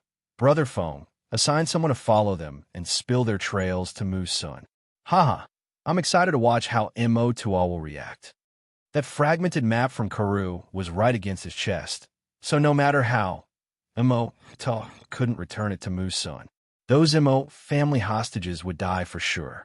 Imagining Mo20's furious face, Shi Jian was very amused, as he said with a big smile, "Also, go and give me a jar of wine. I want to have a good drink." Family head, all the delicate wine has been drunk by young Master Yin. The rest is all ordinary wine. Han Feng lowered his head as a shallow smile crossed his face. "That little bastard." Shi Yin patted the armrest and cursed in laughter. "That bastard is really audacious. How could he drink of my wine? I'm going to rip his skin if he doesn't have a good performance in the martial competition." With his petrification martial spirit at the second stage, no warrior of the nascent realm could beat him. It's almost fact that young Master Yin will win the competition. Definitely. Well, that's true. Shi Jian laughed loudly in delight. Chapter 66, Fearless. Chapter 66, Fearless. Asterisk TL note. Sky Gate and Gate of Heaven have previously been used interchangeably. We will be sticking with Gate of Heaven from now on. It was now the fourth day of the martial competition. This day, all the warriors who came to participate were fiercely fighting for the top 3 places. Every rank's first 3 places would have a certain martial skill, secret treasure, or cultivation material as prizes. As long as you can place in the first 3, there's no way you would go home empty-handed. The 5 families were never stingy in giving prizes. They had prepared many profound level martial skills and secret treasures, as well as pills and cultivation materials that enhanced one's profound qi. On the morning of the 4th day, these lavish prizes were displayed on a round table in the middle of the arena, watched by specialized staff. The warriors were ecstatic upon seeing the prizes being displayed and were in full vigor to fight in the upcoming battles. By noontime, there were already 2 nascent realm warriors killed in the arena, and one of the human realm was crippled. According to the rules of the martial competition, when one side surrenders, the opposing party cannot continue the fight, which was why, as long as one wasn't too greedy, took what could be managed, and give up when the situation wasn't favorable, one would definitely live. The few warriors who were heavily injured or killed were all thinking that they could still keep fighting. They tried to turn the situation around when they were obviously at a disadvantage. That was why they had such miserable outcomes. On the Shi family stone tower, there was a smile at the corner of Shi Jian's lips as he looked down on the arenas from high above, occasionally glancing at the Mo family's tower. Every time he would see Mo Ta with a dark expression, like his son died or something. In the past 3 days, many important figures in the Mo family had all mysteriously disappeared one by one. Mo Tua was full of anger, but due to the critical time of martial competition, he couldn't act arbitrarily. He knew exactly who's been doing this, but there was nothing he could do. The experts of the Mo family could only secretly try to find traces of Mu Sun's group, but unfortunately, they couldn't even find Mu Sun's shadow. And Mu Sun didn't send messengers either, so there was no way to negotiate. "Kid, tomorrow is the martial competition for the 5 families. After watching for 4 days, have you gained anything?" Shi Jian was in a great mood. He peered at Shi Yin, who was at his side, and spoke casually. "Gains?" Shi Yin looked indifferent and nodded. "I definitely gained some things, but I'm only watching, so there's only a little to actually gain. Instead, I would like to go on the battlefield myself and fight to the death. Only the things you comprehend on the verge of death can be considered the greatest riches." Shi Jian was dazed. He stared at Shi Yin, and after quite a while he finally asked in astonishment, "You little brat, you cultivated to the nascent realm in such a short time.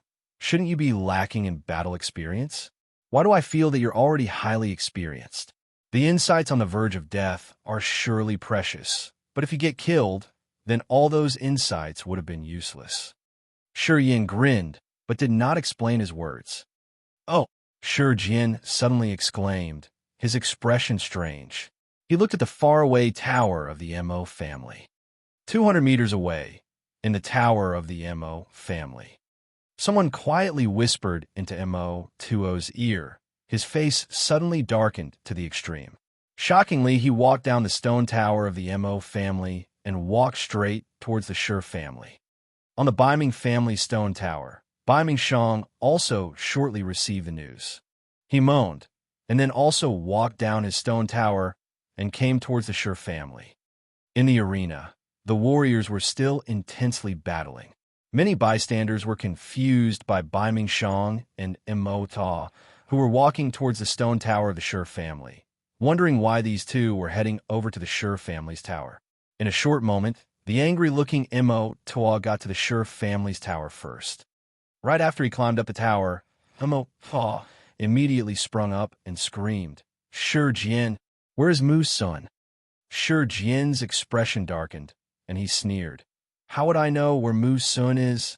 "Emota, you are asking the wrong person. Don't even try to pretend." Emoto's expression was of resentment. "Mu's son is an outsider.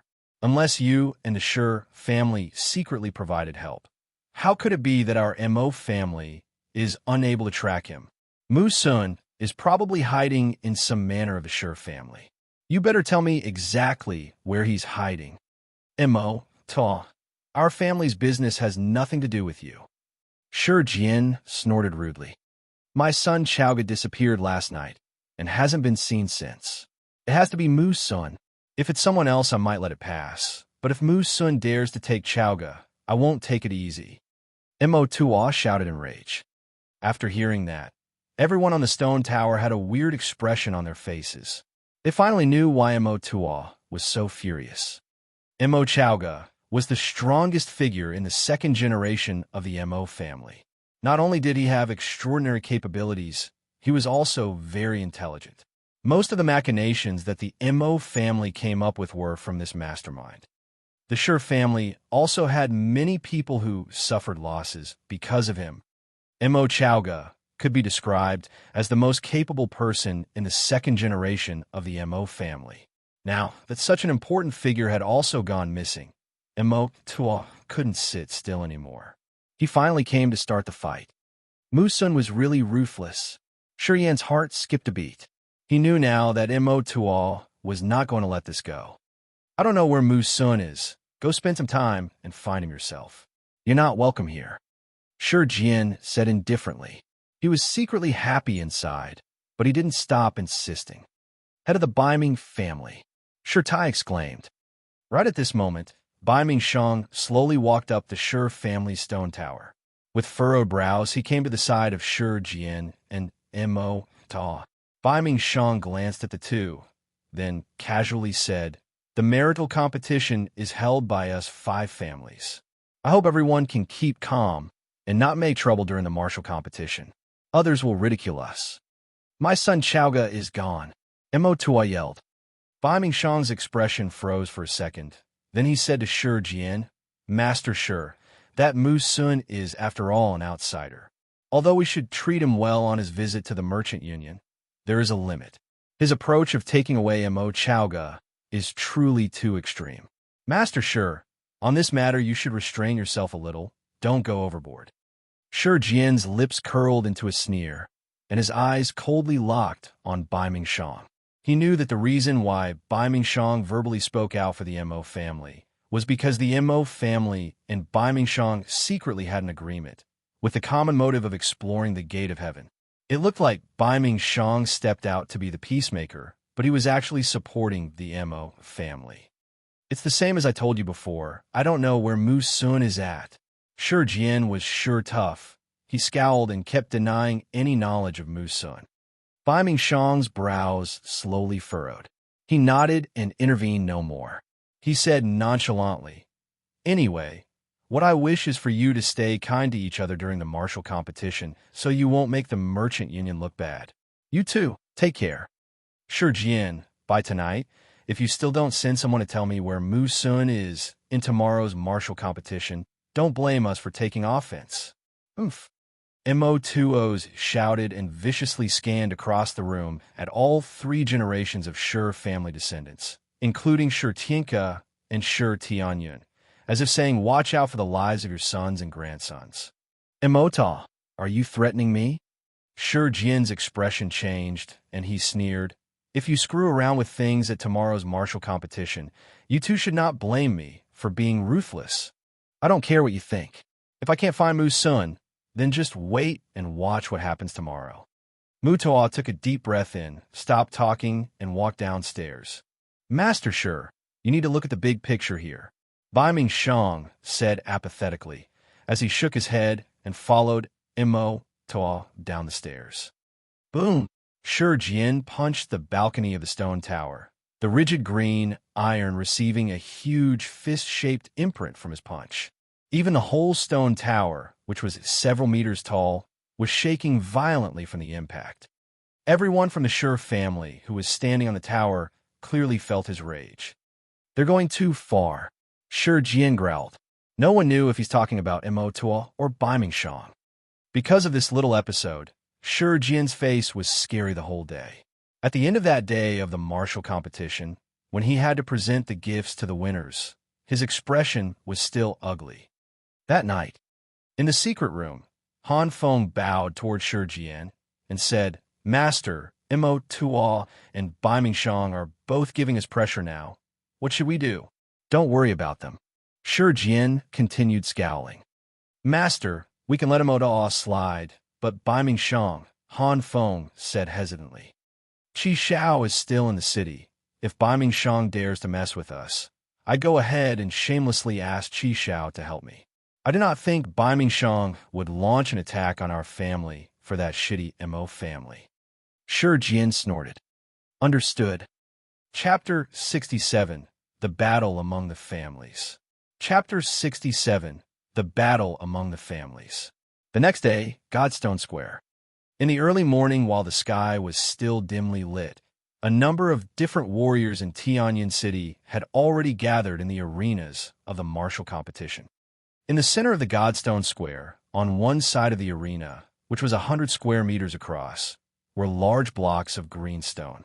These green stones were stacked higher as they moved away from the center of the arena, so it would be more convenient to watch the fighting in the arena. Before the 5 families even got here, the green stones around that one arena, especially made for the Battle of the 5 Families, were already filled with crowds. Just as the sun rose, the warriors, the 5 families, started to arrive from all around Tianyin City. Shi Yin followed Shi Jian. Before they even got to Godstone Square, he could already see the massive crowds. These people were nearly all warriors, mostly in the elementary, nascent, or human realms, but there were some at the disaster or earth realms as well.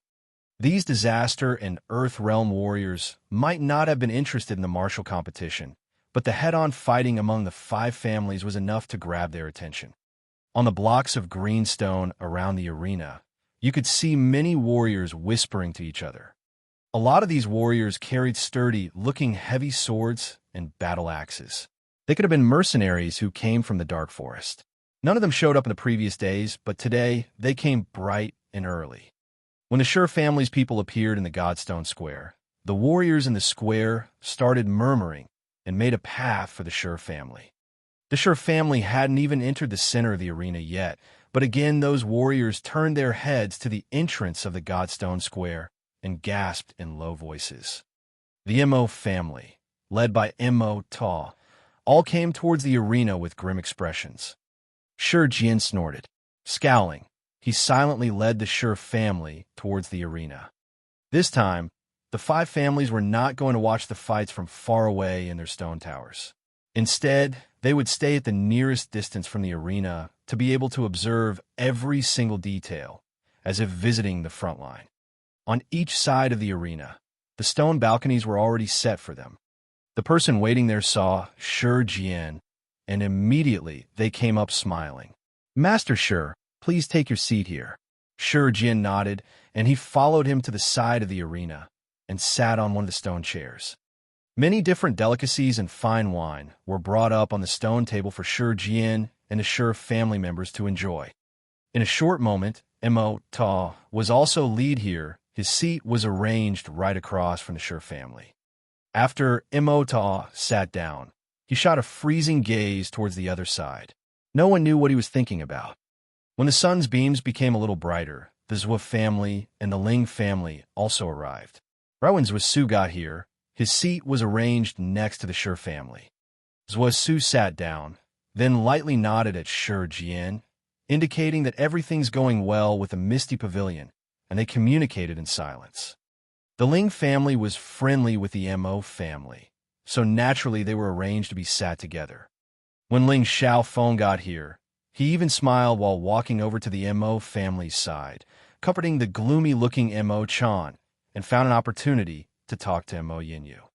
Mo Chaoga, who went missing, was Mo Zhan's father. Knowing that his father was taken, Mo Zhan had been containing his anger for a while, just waiting for his bloody revenge in the martial competition. When the sun rose high above the sky, Bai Mingxiang finally arrived with the masters of the Bai Ming family. Bai Mingxiang's expression was cold, and a freezing energy swirled around his body. Wherever he went, the warriors of the Merchant Union all respectfully made the path for him. Behind him was Bai Ming, who looked arrogant, followed by Mu Yudai and Dialan. The person arranging seats was a slave of the Bai Ming family, and upon seeing his master, he naturally gave him the best seat. Bowing, he invited Bai Mingxiang and Bai Mingsu to sit, then immediately called the servants to bring up the delicacies and fine wine. Both the quality and amount of the luxurious food was obviously better than the other four families. The superior position of the Bai Ming family in the Union was, as always, unobstructed. After the five families had taken their seats, Bai Mingxiang moaned, then said nonchalantly, "The rules are the same every year, and I'm not going to say much. The martial competition is only a way to communicate and learn from each other. I hope everyone can restrain themselves as much as possible. Hopefully no one gets killed." The heads of the other four families all lightly nodded.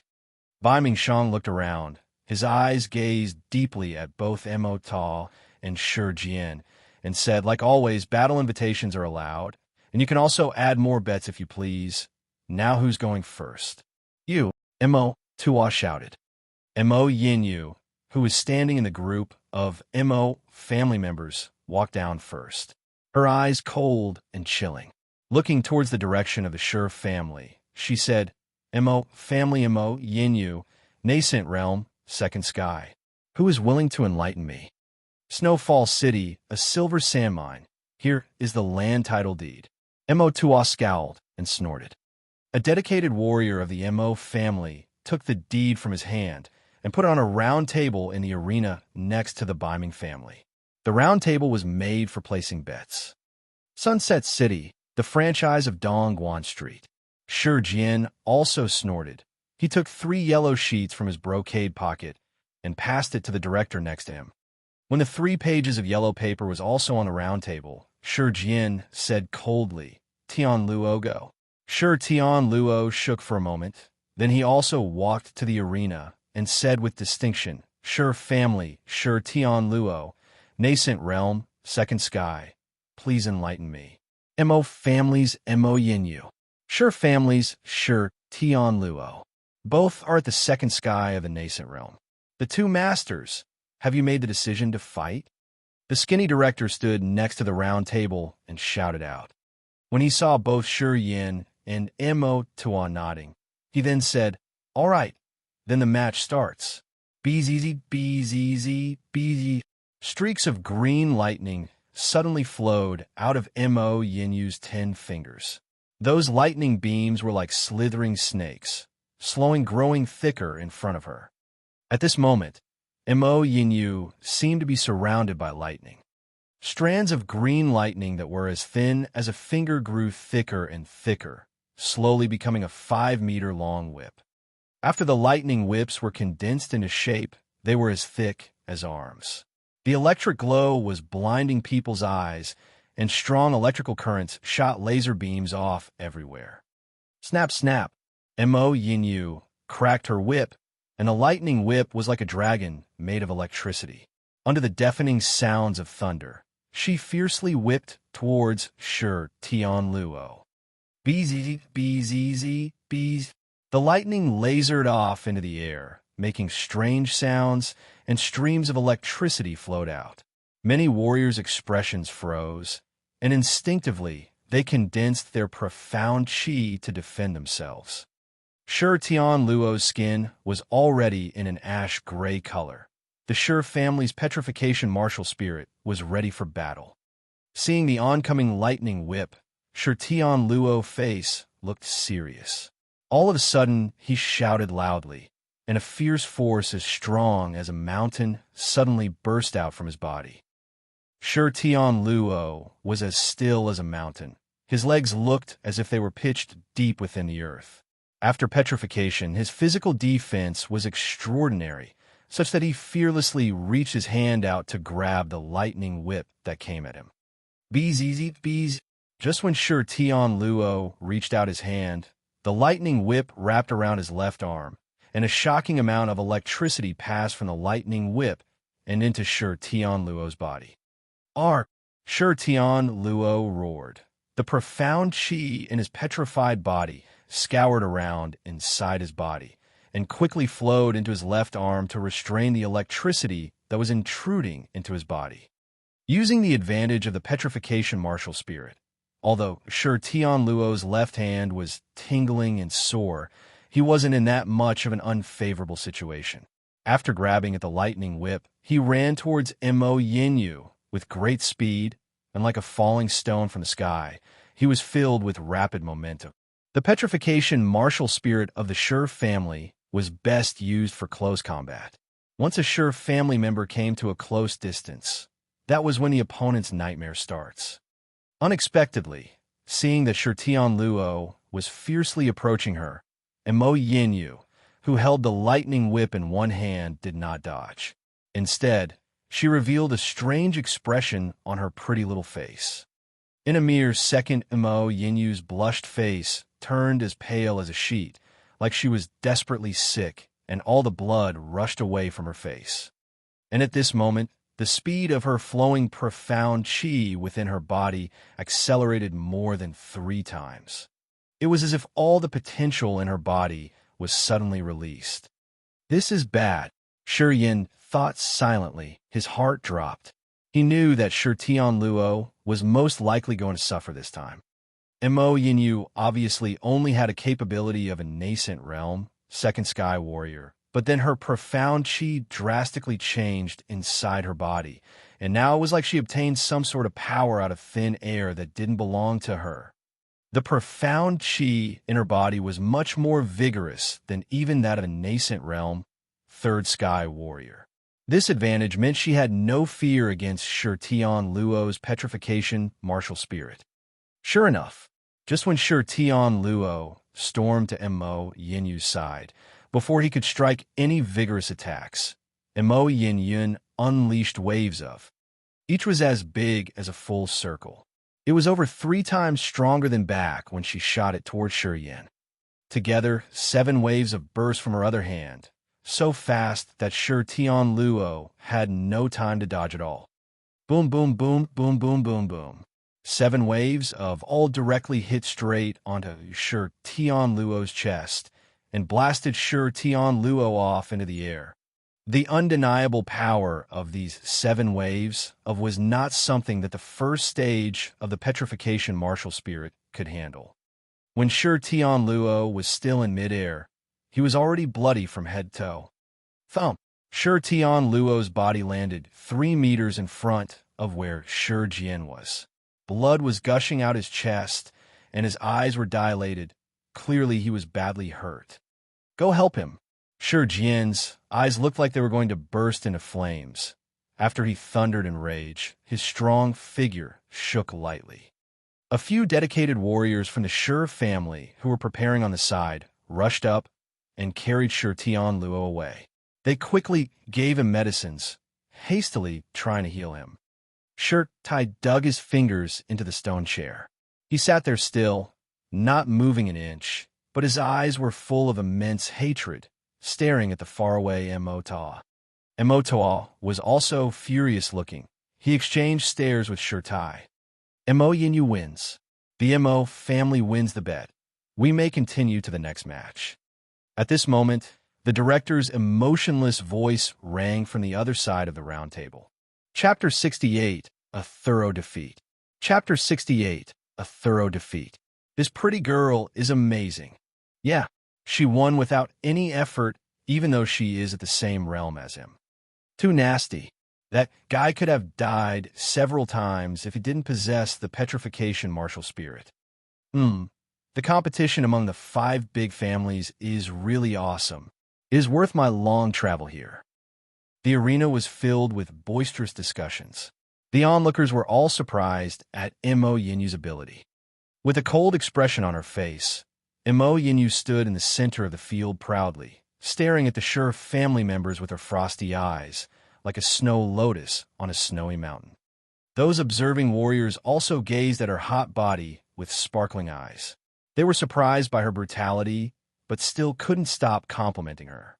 On the Sure family side, everybody had a rigid face. Sure Tai was trembling with anger, but could do nothing except stare at Mo Ta in hatred. This was the martial competition. The loser couldn't say anything about a public defeat. He could only win back his prestige in another battle. Family head, young Master Tian Luo, is not heavily injured, but he won't be able to train his martial arts for 3 years. One minister of the Sure family came up from behind and said to Sure Jian and Sure Tai. Sure Jian and Sure Tai suddenly quivered at his message, with grief crossing their eyes. Grandpa, that woman is strange. Her strength surged halfway through. That's too weird, Sure Yin remarked in a low voice. I know. Sure Jian took a deep breath and turned to Sure Tian Ku and Sure Tian Yun with hesitation. He had apparently noticed that as well. At the halfway point of the battle, Mo Yinyu's face suddenly turned pale, and it was at that moment the profound qi in Mo Yinyu's body became much more dense and circulated much faster, which was abnormal. You back? Mo Qi up. Just then, Mo Tua demanded, we are not going to change the wager and invite a battle with the Sure family again. Another youth about 6 feet tall replaced Mo Yinyu at the center of the arena and said proudly, Mo Qi of the Mo family. Nascent realm, second sky. Please enlighten me. Big brother, Sure Tai yelled, and looked at Sure Tian Ke, who stood behind him with worried eyes. What should we do now? Fight. Sure Jian grit his teeth, thought for a while, and announced, Tian Yun up. All Sure family members were shocked at this and turned pale as they looked at Sure Jian in confusion. Sure Tian Yun was the most talented among the 3rd generation of Sure family and was at the 3rd sky of the nascent realm. Thus, everybody believed he would fight last. Now that Sure Jian had sent him up so early, who would fight in the following battles? Mo Zhan was of the 3rd generation of the Mo family, but he was not on the stage yet. No matter if Sure Tian Yun won or lost this battle, he would lose the chance to fight against Mo Zhan. Will be sent to fight against Mo Zhan later. If they couldn't find anyone to compete with Mo Zhan, everybody would think there were no promising descendants in the 3rd generation of a Sure family, which was a bigger shame than losing the competition. Big brother, Sure Tai cried, Mo Zhan hasn't been sent. It must be Tian Yun. There is something strange going on, so we have to send Tian Yun, who is 1 sky higher than him. Sure Jian stated with a frosty face. Shut up. Tian Yun, go. Yes. Tian Yun replied firmly and directly stepped onto the arena. Sure Tian Yun from the Sure family. Nascent realm, 3rd sky. Please enlighten me. Sure Tian Yun. Isn't he the strongest in the 3rd generation of the Sure family? Exactly. Why did he appear so early when Mo Zhan is still not on stage? The Sure family is scared now. They have no choice but to send Sure Tian Yin up to fight. Now it's getting interesting. One is at the 3rd sky of the nascent realm, and the other is at the 2nd sky. 1 sky different. I guess the Mo family won't accept this fight. They will definitely change their warrior. Well, the Mo family won't buy it. The onlookers were all discussing among each other in astonishment. Many from the Baiming and Ling families were looking on with doubt in their eyes, staring at the Sure family with weird expressions. Even some faces from the Zhuo family were filled with surprise, not knowing what Sure Jian was thinking. Only Zhuo Su and Zhuo Shi knew what was going on. They stealthily looked over to Sure Yin. Beiluo City, 1 mine, and the commercial street in the south of Beiluo City. Sure Jian took a deep breath and pulled out all the documents from his bag and handed them to the director. Mo Chi from the Mo family, second sky of the nascent realm. Shi Tianyun from the Shi family, third sky of the nascent realm. Is it right? As the wagers put on the table, the director frowned at Shi Jian and Mo Ta. Mo Tuo was a little confused as he glanced over at Shi Tianyun, not knowing why it was him who was sent. After hesitating, Mo Tuo had a small talk with an old man, a mussy-haired one who was standing beside him, and nodded softly. Seeing him nodding, Mo Ta seemed to be relaxed. As he nodded at the coach, "No problem. Our warriors of the second sky of the nascent realm can easily beat those of third sky of the nascent realm from the Shi family. We are in. Now the battle begins." Shi Tianyun immediately petrified his body, while Mo Chi yelled once, and lightning intertwined his arms. Mo Chi, prove yourself as soon as possible. Don't let others look down upon you. Mo Tuo reminded him indifferently. Hearing that, Mo Chi quickly understood what to do. In an instant, like Mo Yinyu, Mo Chi's face turned as pale as a zombie, which was extremely horrifying. It was exactly the same. In Mo Chi's body, the flow of his profound chi accelerated many times. A certain energy that didn't belong to him seemed to be triggered and invaded his entire body. His aura suddenly overwhelmed Shi Tianyun, who was one sky higher than him. "There it goes," Shi Tai yelled in anger. "They must have played a certain trick. This is not the type of power that could belong to a warrior of the second sky of the nascent realm." Shi Jian looked depressed as he nodded. "Did you notice that?" Mo Tuo had a talk with the old man behind him before he permitted the battle. Mo Yinyu and Mo Chi's weird change must have something to do with that old man. "I won't let him go peacefully." Shi Tai gritted his teeth. Bang! Shi Tianyun kicked off the ground with one foot, and the solid metal stone made a thunderous sound, as if it had been cracked. Shi Tianyun shot towards Mo Chi like a sharp sword at his fastest speed, intending to cripple Mo Chi as soon as possible. Mo Chi smiled coldly without fear, as he directly met Shi Tianyun, emitted flashes of lightning which flew towards him rapidly. As he released the lightning flashes, green balls of light burst out from the center of Mo Chi's palm. They began to strike Shi Tianyun heavily. Bang, bang, bang. Bang, bang, bang. One after another, green light balls struck Shi Tianyun and slowed his attacks. Just then, the profound chi in Mo Chi's body surged again. He appeared in front of Shi Tianyun suddenly from behind the green balls. The lightning flashes magically formed an electric net in the sky and wrapped up Shi Tianyun in an instant. How is that possible? The energy in that kid equals that of a human realm warrior. Shi Tai screamed in fear. Shi Tianyun was tightly entangled by the electric net. He struggled to escape it, but failed. At this time, Mo Chi's green light balls kept striking Shi Tianyun one by one and drove him back. Mo Chi dashed near Shi Tianyun and kept striking him with his arms and legs. Shi Tianyun was bleeding severely from the corner of his mouth, but he couldn't fight back because of the electric net that bound him tightly. What a thorough defeat. Everybody was stricken dumb in amazement as they stared at Mo Chi, who was merely at the second sky of the nascent realm, while he was striking Shi Tianyun, who could not fight back. What the hell is that? Who knows? Why is that kid so powerful? It's weird, too weird. Is he really at the second sky of the nascent realm? Or are the nascent realm warriors of the big families one level higher than us? Confusing. Too confusing. All the warriors nearby were dumbstruck and couldn't figure out what happened. Bang, bang, bang. Bang, bang, bang. After receiving the endless strikes, Shi Tianyun was bleeding severely and his eyes gradually began to dim. Shi Jian stood up at once and demanded, "We lose."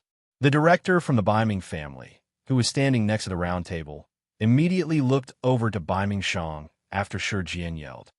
Baiming Shang seemed to not have noticed the scene on the battle arena, as he was still drinking his tea quietly. Seeing his attitude, the director understood what he meant. He lowered his head to check the documents, ignoring Shi Jian's announcement. Bang, bang, bang. Mo Chi continued to kick Shi Tianyun, as the latter had fallen onto the ground long ago. We admit defeat. Shi Jian stared at Bai Mingxiang and roared. Bai Mingxiang finally seemed to notice it, as he raised his head and then peered at the director casually. Battle stops. The Mo family wins. The director called out listlessly. Mo Chi finally stopped his attacks and took a few steps back. Smirking, he laughed, haha. Shi family descendants are all losers. He is too weak for a nascent realm, third sky warrior. It was a total waste of my time. Humph. Then he swaggered back to his family and received a bunch of compliments. Han Feng rushed onto the arena silently like a ghost and carried Shi Tianyun back, who was drowning in his own blood, and asked those family ministers to check on him. Those ministers were in a muddle, as they firstly put a handful of pills into Shi Tianyun's mouth with serious faces. Not bothering to stare at Mo Ta, Shi Tai quickly pressed his hands on Shi Tianyun's chest and transmitted his profound qi into Tianyun to heal him. The battlefield turned silent at once. Those onlookers noticed this strange occurrence. They stopped gossiping, but looked at the two families in confusion. Keep the wager, and Jean, you go up. Mo Ta announced at a low voice again, with a cold smile climbing up his mouth. Mo Jean from the Mo family. Nascent realm, third sky. Please enlighten me. Mo Jean's robust body stood in the center of the arena, and he sneered, I'm quite curious. Does your Shi family still have people to fight me? Do you dare? Chapter 69, Believe in Me. Chapter 69, Believe in Me. The whole Godstone Square was silent. Mo Jean's clamoring seemed to echo in the arena. Shi Jian's face was in a grimace, and he was trembling in rage. He almost wanted to go to the middle of the arena and slap Mo Jean to death. The Baiming, Ling, Mo, and Zhou families all looked at Shi Jian. Many warriors around the arena were looking at Shi Jian in sympathy. At this point, everyone could see the vicious heart of the Mo family, and they also knew that they had definitely used some unusual means. However, that's what the martial competition was like. Each side would use their own methods, and as long as they're not strongly against the rules of the arena, no matter how tragically the loser turned out to be, no one would say a thing. Even if the Shi family were highly displeased, at that moment, there was nothing they could argue about. And the others, of course, would not step into such murky waters. At that moment, Han Feng suddenly came up from behind the people of the Shi family and passed a slip of paper to Shi Jian. He said, Master, someone told me to give this to you. Shi Jian was barely able to control his anger. As he took a glance at the note, his expression suddenly froze. The children from the Mo family have taken the blood vigor pill made by the poisoned Dragon Valley of the God-blessed empire. The blood vigor pill allows one to increase their strength by twofold for a short period of time at the cost of being unable to use their martial powers for a whole year. It is best for you not to continue the following matches, or else you will still lose miserably. The old man standing next to Mo Jean is the alchemist Xiesho from the poisonous Dragon Valley. Sincerely, Mu Sun.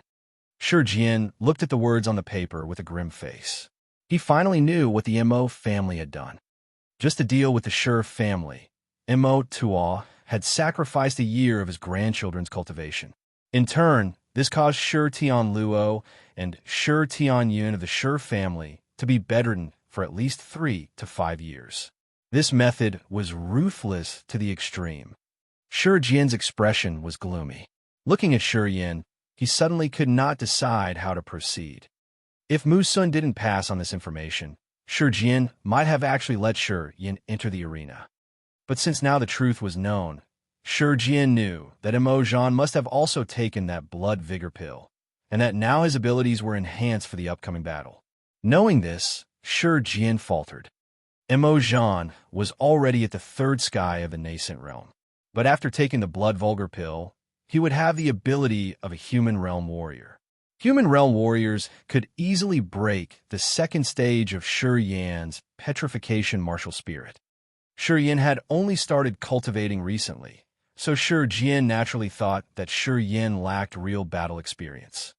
In this situation, Shi Yin could easily be crushed by his opponent, but Shi Yin had twin martial spirits. In a long run, he would definitely become as good as Bai Mingsu. He was the true future hope of the Shi family. If this battle led to Shi Yin losing miserably and suffering heavy injuries, not only would it slow down his path to success, the strike could probably devastate him forever. The more he weighed his options, the more hesitant Shi Jian felt. He almost had the thought to protect Shi Yin even if he were to be disgraced. Then, at this moment, Zhuo Shi came slowly from the Zhuo family's side, carrying a giant backpack. Zhuo Shi's captivating figure caused unrest outside the arena. Many looked at Zhuo Shi lasciviously, their eyes gazing towards her beautiful long legs. Soon, Zhuo Shi arrived at the Shi family's place. She stood next to Shi Jian and put the backpack on the Shi family's table, saying quietly, "Grandpa Shi, my grandpa told me to bring the dragon turtle armor to you in the hope that you would win." Then, she turned her head and looked at Shi Yin and spoke quietly, "Go for it." After that, Zhuo Shi left the Shi family area and returned to the Zhuo family. Even when she arrived back at the Zhuo family, her beautiful eyes were still locked on a Shi Yin from across the arena. Everyone in the Shi family felt devastated. Not only those who didn't know about Shi Yan's situation, even those who were actually aware of Shi Yan's cultivation level were also pitying him. A warrior who just recently broke through to the third sky of the nascent realm versus one who heavily trained for 20 years and slowly came to this realm step by step. It's clear who was stronger. Besides, the Mo family obviously played dirty, so now the actual gap between the two was like a deep valley. Dragon turtle armor. When Shi Jian saw the armor, he was completely shocked. Even though his confidence was restored, he still hesitated a bit. Passing the paper slip to Shi Yin, he murmured, "Grandpa doesn't know what to do either. You decide for yourself. If you think it's too hard, then just give up." When he said the words, "give up," Shi Jian suddenly felt exhausted, as if he aged some years. Shi Yin still looked unconcerned with the recent surprising developments.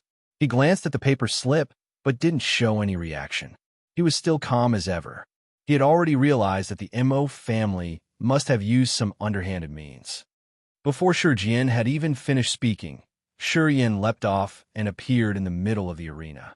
He spoke lightly, "Shi Yin from the Shi family. Nascent realm, third sky. Please enlighten me." A great disturbance stirred in the crowd. The silent arena suddenly became louder than the street markets. Many were in utter shock, puzzled, as they looked at Shi Yin. "Who's this kid? I've never heard of this guy in Shi family." Right, he never showed up in any of the previous martial competitions. When did the Shi family get such a warrior? Shi Yin. I know. Isn't he that young master of the Shi family who loves to study ancient texts? This guy never practiced martial arts. I only know him because he always caused trouble. No way.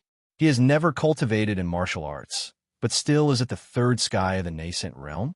Who knows? But even if he is at the third sky of the nascent realm, what can he do? You saw what happened when Mo Qi, who's only at the second sky of the nascent realm, went against Shi Tianyun, who was at the third sky of the nascent realm. About that Shi Yin guy, maybe it's only because Shi Jian doesn't want to be embarrassed, so he sent him out to die. Yeah, poor guy being sacrificed like that. Around the arena, the sounds of gossip rose everywhere. Not a single warrior felt optimistic about Shi Yin. After knowing his true identity, they all thought Shi Jian had only let him go up out of frustration. The outcome was already decided. On the Bai Ming family's side, Bai Mingshang also furrowed his brows slightly. He turned his head to a dedicated warrior on the side. What's the deal with Shi Yin? Why was there no news about him? When did the Shi family get another nascent realm? Third sky kid. Did he appear out of thin air? Master, I didn't know either.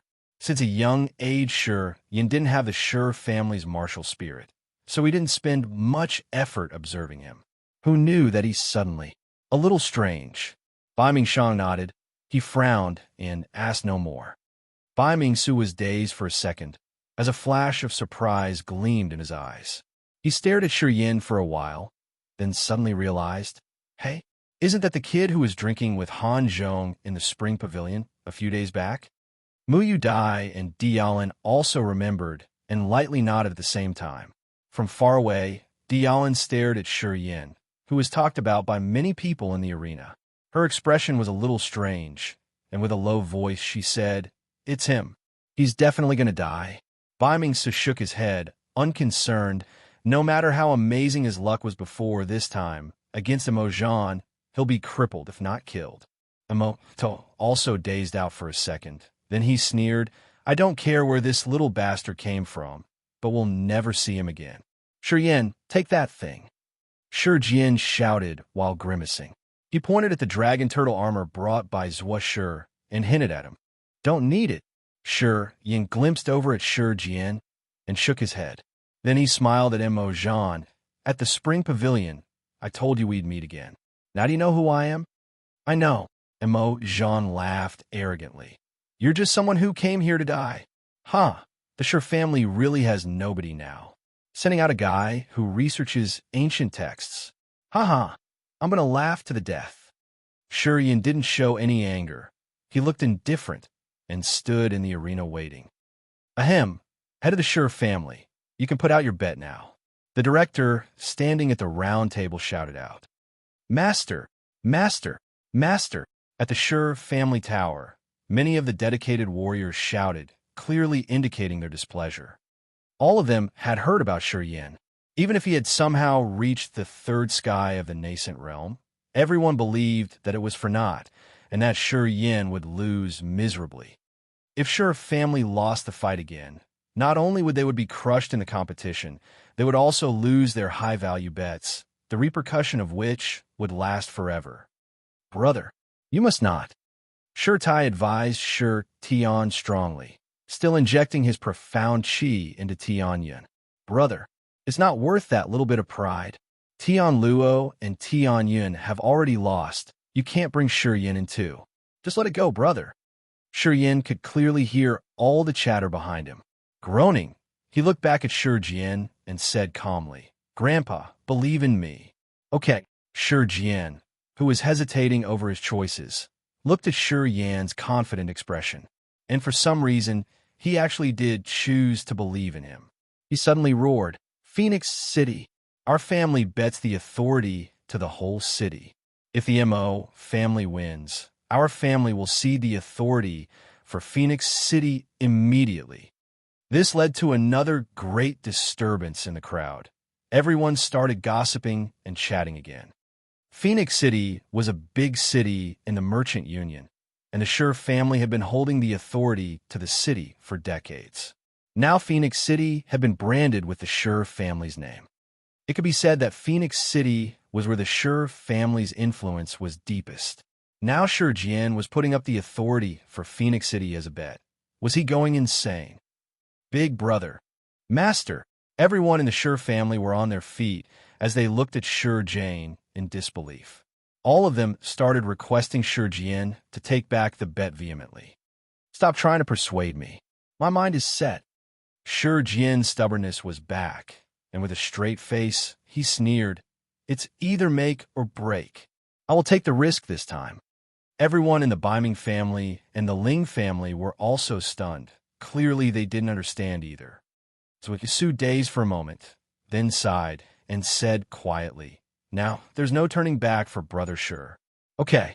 Emma suddenly stood up and shouted loudly, "You can't take this back now.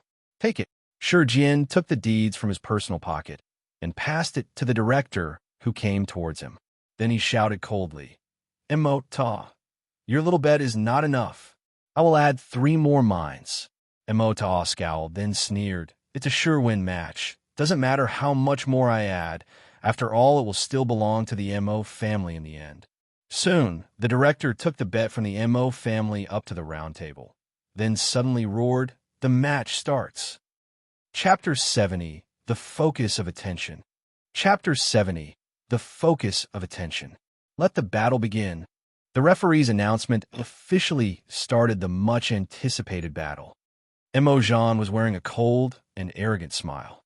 In an instant, streams of electricity came out of his body, materializing into electric snakes. Those electric snakes intertwined around Emojan's whole body, which made him look dazzling. Emojan, a warrior of the third sky of the nascent realm, stood in the battle arena with pride, while electric snakes were circling all over his body. His lightning martial spirit was apparently way more powerful than Mo Yinyu's and Mo Chi's. As his face gradually turned pale, those electric snakes kept twisting around his body, looking hideous and seemingly wanting to eat people. The petrification martial spirit of Ashur family is said to be the king of close-range battle in the Merchant Union. Hee, I will give you a chance. Come near me and fight. Emojan stood still and burst into laughter with arrogance and pride filling his face, not caring about Shur Yin a bit. That guy is way too arrogant. Well, he is in the position to be arrogant. The lightning martial spirit of his is way stronger than that Mo Chi's. The result is quite clear now. Exactly, the Shur family will have a nasty failure for sure. Around the battle arena, the warriors standing on the high greenstone building were all shaking their heads, as no one anticipated that Shur Yin could beat Emojan. Even on the Shur family's side, everybody was in bad mood, sighing with disappointment. Well, with his usual indifference, Shur Yin strode towards Emojan at a leisurely pace, as though he thought nothing of him. While walking, his body petrified gradually and his skin grew gray. Before he came into the battle arena, Shur Yin had wiped a certain powder all over his body. That powder did nothing but change the color of his martial spirit, so that it looked gray even though his petrification martial spirit had already reached the second stage.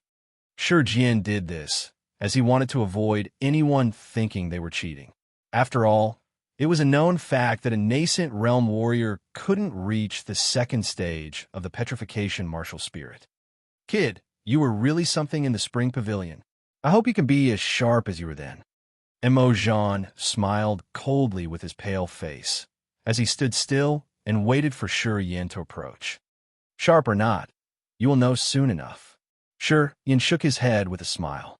As he replied, he was within 3 meters of Emojan. Humph! Suddenly, Emojan yelled in a low voice, and the electric snakes coiling around his body came to life. Those electric snakes flew out and dashed towards Shur Yin in a second. Damn! Shur Tai cried in fear. There they go. Dodge! Shur Yang couldn't help but cry out. Hiss. The electric snakes were as thick as thumbs and separated at once as if they were alive, entangling Shur Yin from all directions, not leaving any gaps. Ignoring the cries of the Shur family, the electric snakes wrapped Shur Yin up tightly in an instant. Back! Shur Tai's eyes were full of fear, as he sighed with pain. How stupid is this kid? He didn't even dodge, even when he knows how Tian Yin lost. Now he is repeating the same tragedy. It's done. Not surprising. Yeah, this guy studies ancient language. Stupid. There is no suspense. I guess he won't even have the slightest chance to fight back. Around the battle arena, those warriors were all feeling sorry for Shur Yin, as they shook their heads in sorrow, seeming to know the result. It turned out just as everybody assumed. Emojan seized this opportunity and rushed up to Shur Yin. Within his left hand and in his right hand, he struck his opponent, who was entangled tightly by electric snakes. Boom, boom, boom, boom. Boom, boom, boom, boom. The were shooting like a hail and covered Shur Yin in an instant. Under Emojan's intense attacks, nobody could clearly see Shur Yin, who was buried under the lightning, and they simply guessed he would lose for sure. One after another, electric slashes flashed with green light, and the audience saw the arena clearly again. Shur Yin was still standing there and hadn't moved. He was not hurt in the slightest, and smoke was coming from his coat. What happened? It can't be true. As the green light dissipated and the warriors saw Shur Yin clearly, they couldn't help but rub their eyes, surprised by Shur Yin, who was still standing in the arena like a mountain. Bai Mingshang also raised his head from his teacup and looked at Shur Yin in astonishment. He frowned and mumbled, "Weird." Mo2O's expression changed, but he still kept calm and just grunted once. Shi Jian's body quivered once, and a bright light crossed his eyes. After taking a deep breath, he pressed one of his hands to the stone stool and became excited. "Big brother, family head." Shi Tai and the Shi family warriors looked to Shi Jian at the same time, with joy and confusion on their faces. "Keep on," Shi Jian yelled, as his mouth trembled a bit. Though still feeling confused after what they heard, Shi Tai and those ministers of the Shi family got a little expectation of Shi Yan. In the arena, Shi Yan was still entangled by the electric snakes, but apart from a little numbness after using his petrification ability, he felt nothing else, as he still maintained an indifferent expression on his face. Wisps of thin smoke gushed out from his arms, which soon covered the electricity from those snakes. Thus no one could see the change in his arms.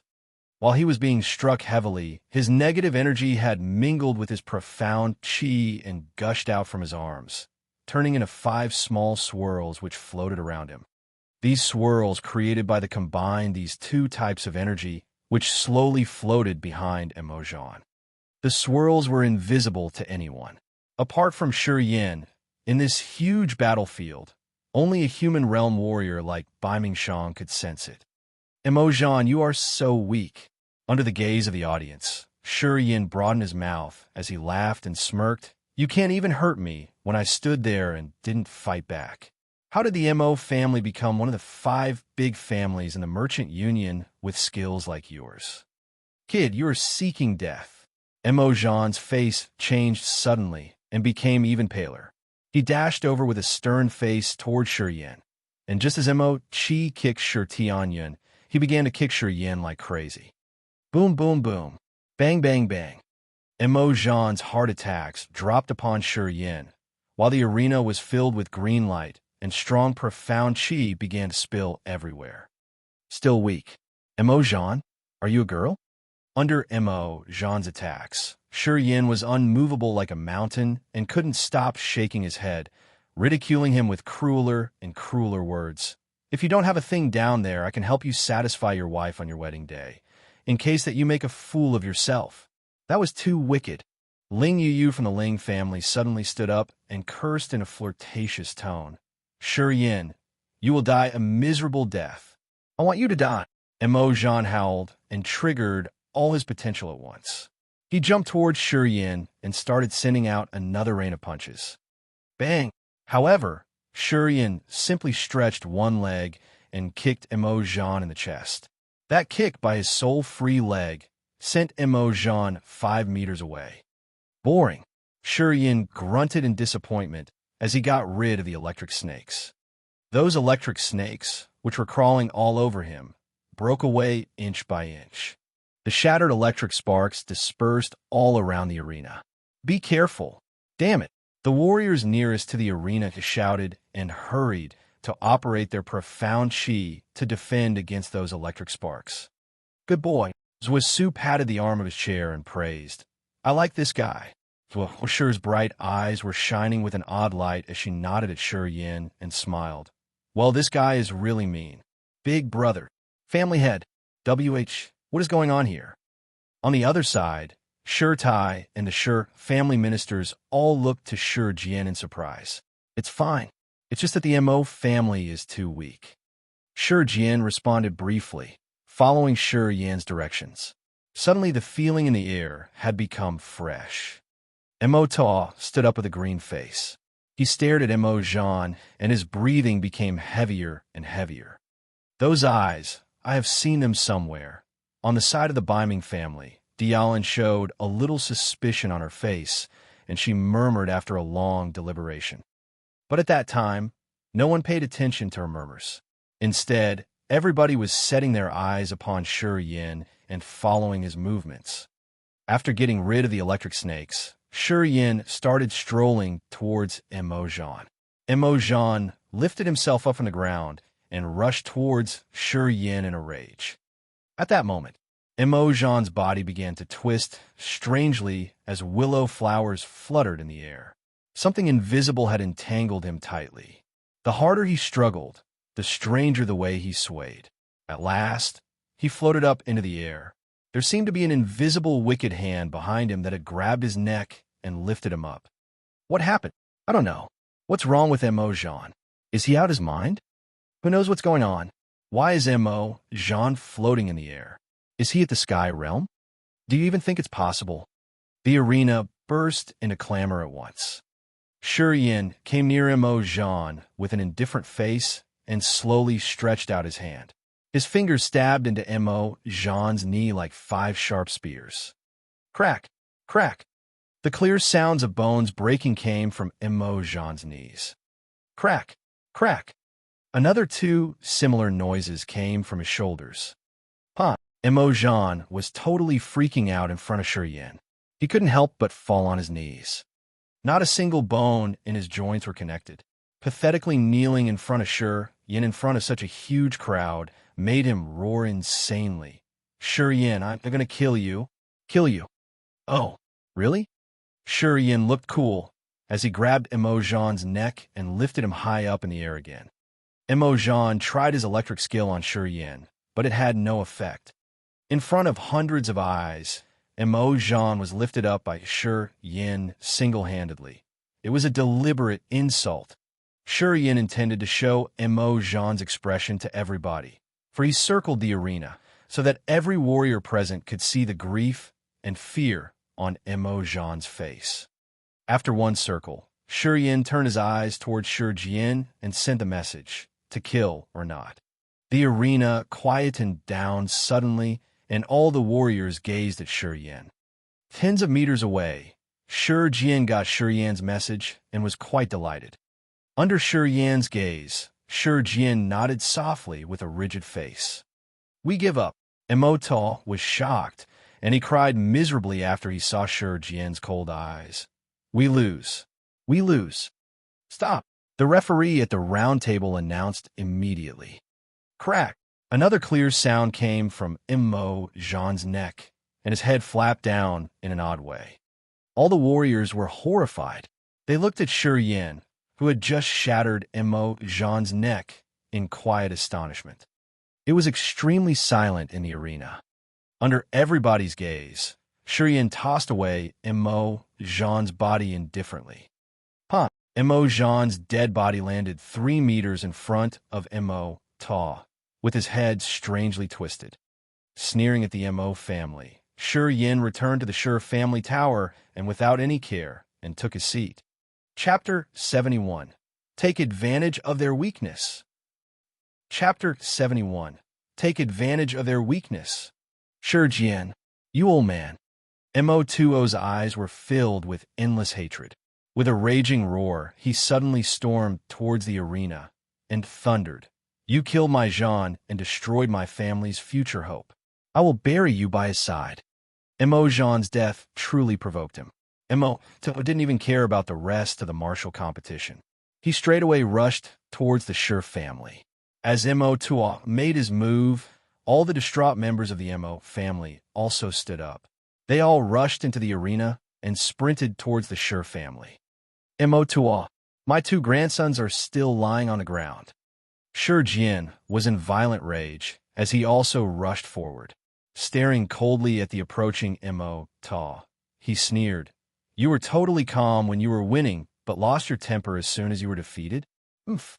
If you can't afford to lose, then don't participate in the martial competition at all.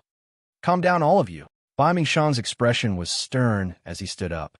Suddenly the temperature around the arena dropped by a considerable degree as frigid air started emitting from his body. Even though the sun was at its height, all the warriors around the arena felt chilly. Stand down, M.O. suddenly turned back his head and shouted to the grieved members of the M.O. family. To this, the dedicated warriors and masters of the M.O. family were unwilling. But under M.O.'s cold gaze, everybody retreated back to their places. Yin, would you dare to fight solo with me? When the people of the M.O. family backed away, M.O. suddenly roared from the middle of the arena. Whoa, no way. Now, this is going to be quite a show, a battle between 2 family heads. I didn't come thousands of miles in vain. This time the arena is truly splendid. The crowd was totally excited as they looked at Shi Jian in expectation. Why not? Shi Jian sneered, and also stepped into the center of the arena. He greeted Bai Mingshang and said, Bai Ming family head, Imo Toa, and I will have a fair fight. I'm sure this is not against the rules. Frigid air was seeping from Bai Mingshang's body. He groaned and furrowed his brow for a moment, and then slowly sat down. Shaking his head, he sighed, Why bother you two? But if you really wish to fight, I wouldn't stop you. I only hope that you restrain yourselves and don't hurt others.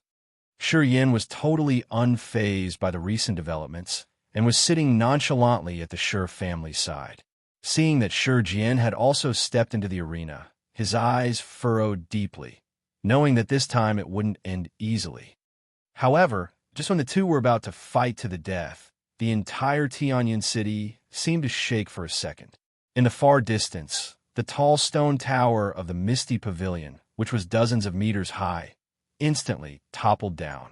Even from thousands of meters away, one could see the silhouette of a female above the tower, wearing a black crepe and a bamboo hat. This was clearly a very stunning woman. She was just like a goddess, with her hands above her head, as if holding something. That piece of the sky looked like it was time-warped, with masses of strange air flooded the clouds. From the clouds, some mysterious power in the river of time turned into pillars of light, and all of a sudden stormed down from the heavens, shooting directly into the woman's upheld hands. An earth-shakingly strong force suddenly spread out from the woman's body. Thousands of meters away, the warriors in the arena could all feel the terrifying force coming from her. Streaks of exotic beams abruptly shot out from her body. Due to the great density of the beam, it was as if multiple rainbows were wrapping around her. Sky Realm Master. Who is this woman? So powerful. What is happening? Why is there another Sky Realm Master in the city? All the people in the arena were totally focused in her direction, completely forgetting Mo, Ta, and Shi Jian's fight. In the blazing hot sunlight, the woman with the perfect body raised her hands in mid-air. Suddenly, an enormous radiant hand emerged from the sky and violently smashed down like a mountain. Under that gigantic hand, a black dot was forming, which was slowly increasing in size. Gradually, that black dot formed into the silhouette of a person. The godlike giant hand, spreading over hundreds of meters, smashed down on the ground with immense force. The silhouette of the person formed from that black suddenly warped and disappeared into streams of dark light. Boom! The enormous hand completely destroyed the three 20-meter-high Misty Pavilion towers. The rigid green iron towers became metal scraps, flying everywhere. The woman in the black crepe and bamboo hat stood in the air above the ruin of the Misty Pavilion for a moment, and then flew towards the arena. In merely a few seconds, she arrived above the arena, condescendingly looking at the crowd below. With her angel-like voice, she said, "Half of the map is on my hands. Mo family head, if you really want it, just come and take it up front. No need to play tricks in the dark." Our Mo family didn't do it. Mo Tal looked up at her and roared, but there was a flash of surprise in his eyes. Mo Tal was only at the third sky of the Nirvana realm, but this woman could walk in mid-air, which was a trait of Sky Realm warriors. How could Mo Tal not be afraid? "Miss!" Two giant men pushed their way among the crowd and immediately appeared outside the arena. In mid-air, the floating goddess-like woman pointed at Mo Tal and commanded, "Teach him a little lesson." "Yes, miss." The two giant men roared as their muscles suddenly bulged. They were already 2 meters tall, but instantly grew by some centimeters while exerting power, with dark, thick hair suddenly growing on their bodies. In a flash, the two men turned into what looked like rabid beasts, their eyes filled with a bloodthirsty and murderous look. The two giant men suddenly dashed out, the strong green iron rubble exploding into pieces everywhere they went. "Who are you?" "This is the Merchant Union's arena. We will not allow you to cause trouble here." Bai Mingshang suddenly roared into the heavens, frigid air seeping from him. Howling, Bai Mingxiang also flew into the air. Balls of strange blue flames flew from his body. Those flames shortly condensed into blue fire clouds.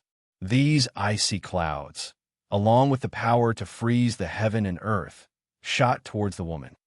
Bai Mingxiang, is it? The woman's voice was still sweet as she said indifferently. The Misty Pavilion's business has nothing to do with you. Your Bai Ming family can act like an overlord in the merchant union, but in the endless sea, you would not even be a third-rate family. You better know your place. Arrogant. Bai Mingxiang raised himself into midair and stood across from the woman, his face as cold as glacier. He sneered, I would like to see exactly how capable you are, since you dare to bluster with your wild arrogance. The cloud-like surged towards the woman like tides. The woman snorted as she suddenly rose up and disappeared into the mass of clouds. After a long moment, her voice rang out, Come and fight up here, don't harm the innocent. All right, Bai Mingxiang shouted, his body also shooting high above the sky, and disappeared in the clouds. Thundering roars came from the heavens, as if it was the end of the world. Everyone in the arena knew that Bai Mingxiang had started fighting with a mysterious woman, but sadly, no one could see this fight. Boom, boom, boom. The two towering men had, by then, surrounded Emo Tuo and ruthlessly started beating him. These two big men were like iron giants, their bodies extremely sturdy. They weren't afraid of the arm's thick strands of lightning and kept bombarding Emo Tuo in the midst of the lightning strikes. Strikes of lightning flew in the sky like an electrical dragon. The lightning came from Emo Tuo, 15 strands in total, and they formed a closely knit electrical web, charging at the towering giant men. Emo Tuo, give up the treasure map, or else don't blame me for attacking the Emo family members. Mu Sun's voice came from a corner of the arena. He had brought a group of masters from the Medicine Valley and walked towards Emo Tuo step by step, his expression grim. Mu Sun, the treasure map isn't with the Emo family. Release Chaoga now, or else you're not going to walk out of Tianyin City alive. Emo Tuo was furious. Even under the joined forces of the two giant men, he could still give out threats. All right then, you forced me to do this. Mu Sun's voice was cold, and he said to the Medicine Valley masters beside him, Kill everyone in the Mo family. Then Mu Sun also sprinted out, his body like a beam of light. He joined the forces of the two giant men and bombarded Emo Tuo. Pop, pop, pop. Boom, boom, boom. The electrical dragon moved around in the sky. The two towering giant men were like monstrous beasts. One of them grabbed two millstone-sized green iron pieces, and whenever he got near Emo Tuo, he would throw the 1,000-gene piece of green iron at Emo Tuo. TL note, a gene is a little more than a pound. In a short moment, the whole arena was filled with lightning and flying stones. Fire spread everywhere, and silver lights scurried around. In the crowd, those that were struck by the electric dragon turned into a crisp, while those that were struck by the stones turned into a pulp. The fight among these masters had turned everything into chaos. Many of the warriors cursed, shrieked, and roared as they all tried to get out of the way. Those with low capability simply escaped the Godstone Square in a panic, afraid to stay and watch the show. The masters from Medicine Valley took advantage of the situation and stormed towards the Mo family, attacking its descendants and warriors. However, the Mo family's descendants and warriors were undaunted. They weren't afraid of the Medicine Valley's attacks and firmly suppressed those that came at them. Now Shi Jian actually seemed like an outsider. In the arena, he watched the Mo family suffer in surprise, but inside, he was as delighted as ever. Grandpa, do it now. Shi Jian stepped forward and said firmly. Do it now. Shi Jian froze, then furrowed his brows. You mean? Mo Zhan is dead. Mo Tuo will surely seek vengeance. Rather than letting the Mo family recover and strike us, why not take advantage of their weakness? You can cooperate with Mu Sun and those two to kill Mo Tuo, while we will hunt down the second and third generations of the Mo family. It's best if we completely cripple the entire Mo family today, so they would never have a chance of revenge. Sure, Yin said cruelly. Big brother. Sure, Yin is right. Mo Zhan is already dead, and Mo Chaoga is probably not going to live either. At this point, we should just screw it all and do it. Screw the martial competition. Take out the Mo family first. Sure Tai came up and growled. Sure Tian Luo and Sure Tian Yun were both heavily injured, still laying on the ground. He had already suppressed his anger, but now that the perfect chance was here, Sure Tai couldn't hold himself back anymore. Han Feng was also here, and he nodded at Sure Jian. Bai Mingshang is kept busy right now, so the Bai Ming family has no one in charge. Without his permission, no one in the Bai Ming family would help the Mo family. This is a golden opportunity. If we miss this chance, we'll never get it again. Sure Yin gave another word of encouragement and said, Grandpa, you guys kill Mo Ta, and I will take care of Mo Chi and Mo Yin Yu, who severely wounded Brother Tian Luo and Brother Tian Yin. We can entirely destroy the Mo family bloodline. Kid, you sure are ruthless enough. Sure Tai smacked Sure Yin, and before Sure Jin agreed, he rushed out and shouted, Mo Ta, you old dog, today you will die for sure. Once Sure Tai exited, Sure Jin stopped hesitating and said to Han Feng, Idiot, protect Sure Yin. Then he also stormed out and roared, Mo Ta, it's time to settle it between us. Chapter 72, Each with their own schemes. Chapter 72, Each with their own schemes. The whole arena was in a mess. Mo Ta was besieged by many masters. Those that Mu Sun brought from Medicine Valley also hounded people from the Mo family. In the Sure family's area, once Sure Jian and Sure Yin took action, the masters of the Sure family also sprinted up and attacked the Mo family members. In a short moment, the arena broke out into a war. None of the warriors who came to watch the martial competition expected the event to go down this way. When the big fight erupted, many furious powers vented out their enmity and ruthlessly attacked their enemies, embroiling many innocents. Because of this, in just few minutes, a number of warriors were sent to their death. The bystanders could no longer sit still. Seeing the two families slaughtering each other, very few people decided to stay and continue watching. They all hurriedly retreated from the Godstone Square, afraid that they might become a target in the slaughterhouse. The retreat of the bystanders was very swift. Now the only people present in the Godstone Square were those from the 5 big families. The Beijing family was merely the observers. In the absence of Bai Mingshang, the Bai Ming family decided to only be a spectator, not aiding either of the families. Bai Mingsu stood in silence in the Bai Ming family's tower. He was closely watching the besieged Mo Ta, and occasionally gazed at the Mo family members who were attacked by the Sure family. Young master, what should we do? Keep watching? Bai Mingsu's eyes flashed coldly as he spoke. We don't need to entangle ourselves in this dogfight. Let them chase among themselves. Whatever the outcome, it wouldn't affect us in the least. We will directly curb the one who loses in the end and take away their inheritance. With our influence in the merchant union, we will be the prime benefactors. You are wise, young master. But should we stay? There's no need. Bai Mingsu suddenly smiled. Let's go back. Staying and doing nothing wouldn't be that great after all. We're not joining the fight anyway. So let's go back and arrange things a little. Let's go. Upon hearing that, all the masters from the Bai Ming family nodded in unison. Led by Bai Mingsu, they all retreated from the Godstone Square. Now, in the arena, only 4 families remained. Ling, Mo, and Sure. The Sure and Mo families were fighting, while the Zhua and Ling families were merely the spectators. Unknowingly, Sure Yang arrived at where the Zhua family was.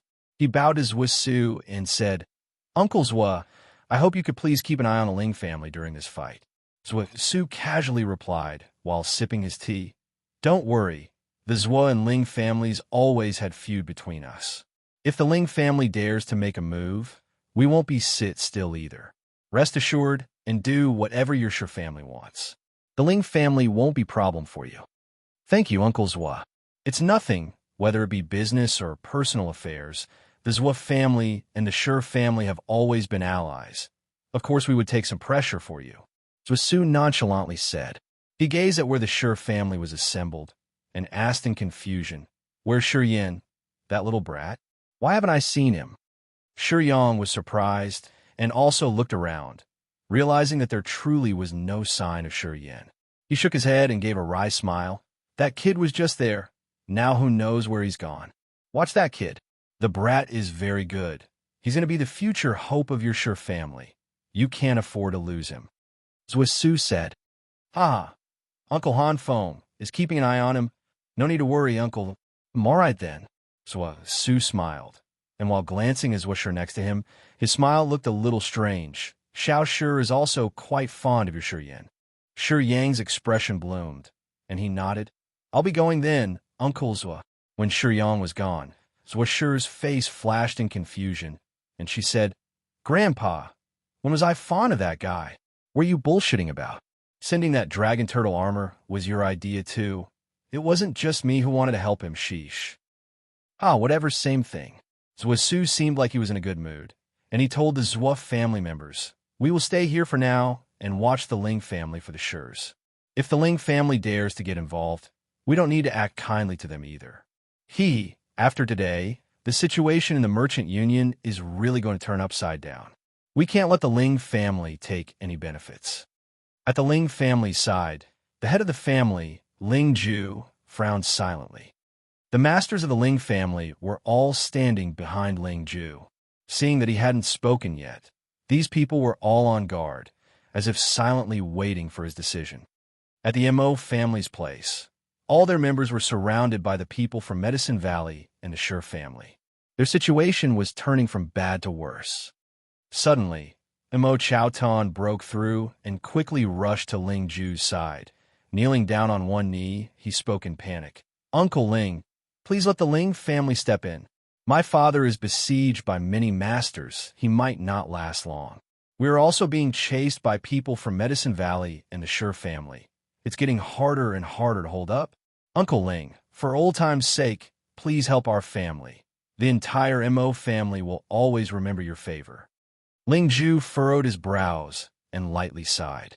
He said in frustration, Chow Tian, it's not that I don't want to help, but the Zwa family hasn't made a move yet. Once our family gives aid, the Zwa family will immediately spring up. The reason why I haven't done anything yet is because I'm watching the Zwa family for you guys. But if this continues, the Mo family might not be able to withstand it any longer.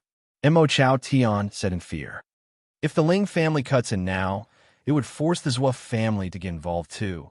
It would be useless. Ling Ju shook his head. He hesitated for a moment and then shouted, Xiao Feng, bring some people and bring Yin Yu back here. Yin Yu is your future wife. She can't die.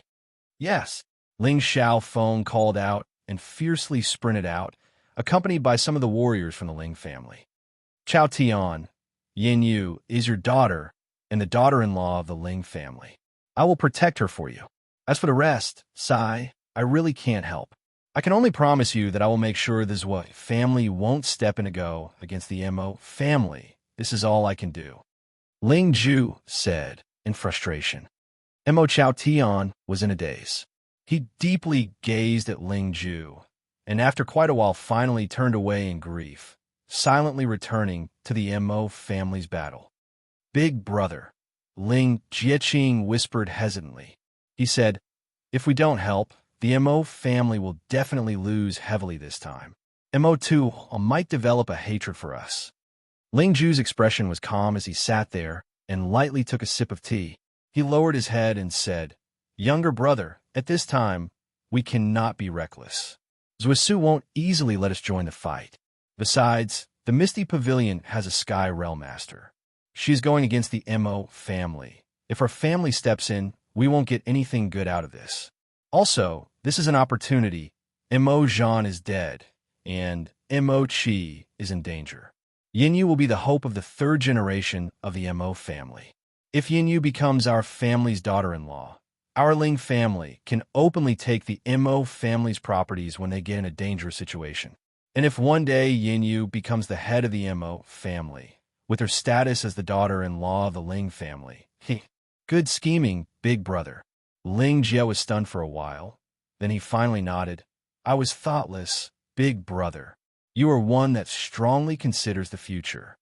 Yes, we only need to protect Yin. The rest we don't need to care about. Ling Ju raised his head and squinted towards the fight in midair, saying, when Yin gets here, we can go back. This time the odds are against Mo Tua. He sighed. Who would have known that the Misty Pavilion hit a Sky Realm Master? Brother Mo, it's not that I don't care about our friendship, just that you're truly in back luck. Grandpa Ling, I beg you to save my grandpa. Mo Yin was brought back.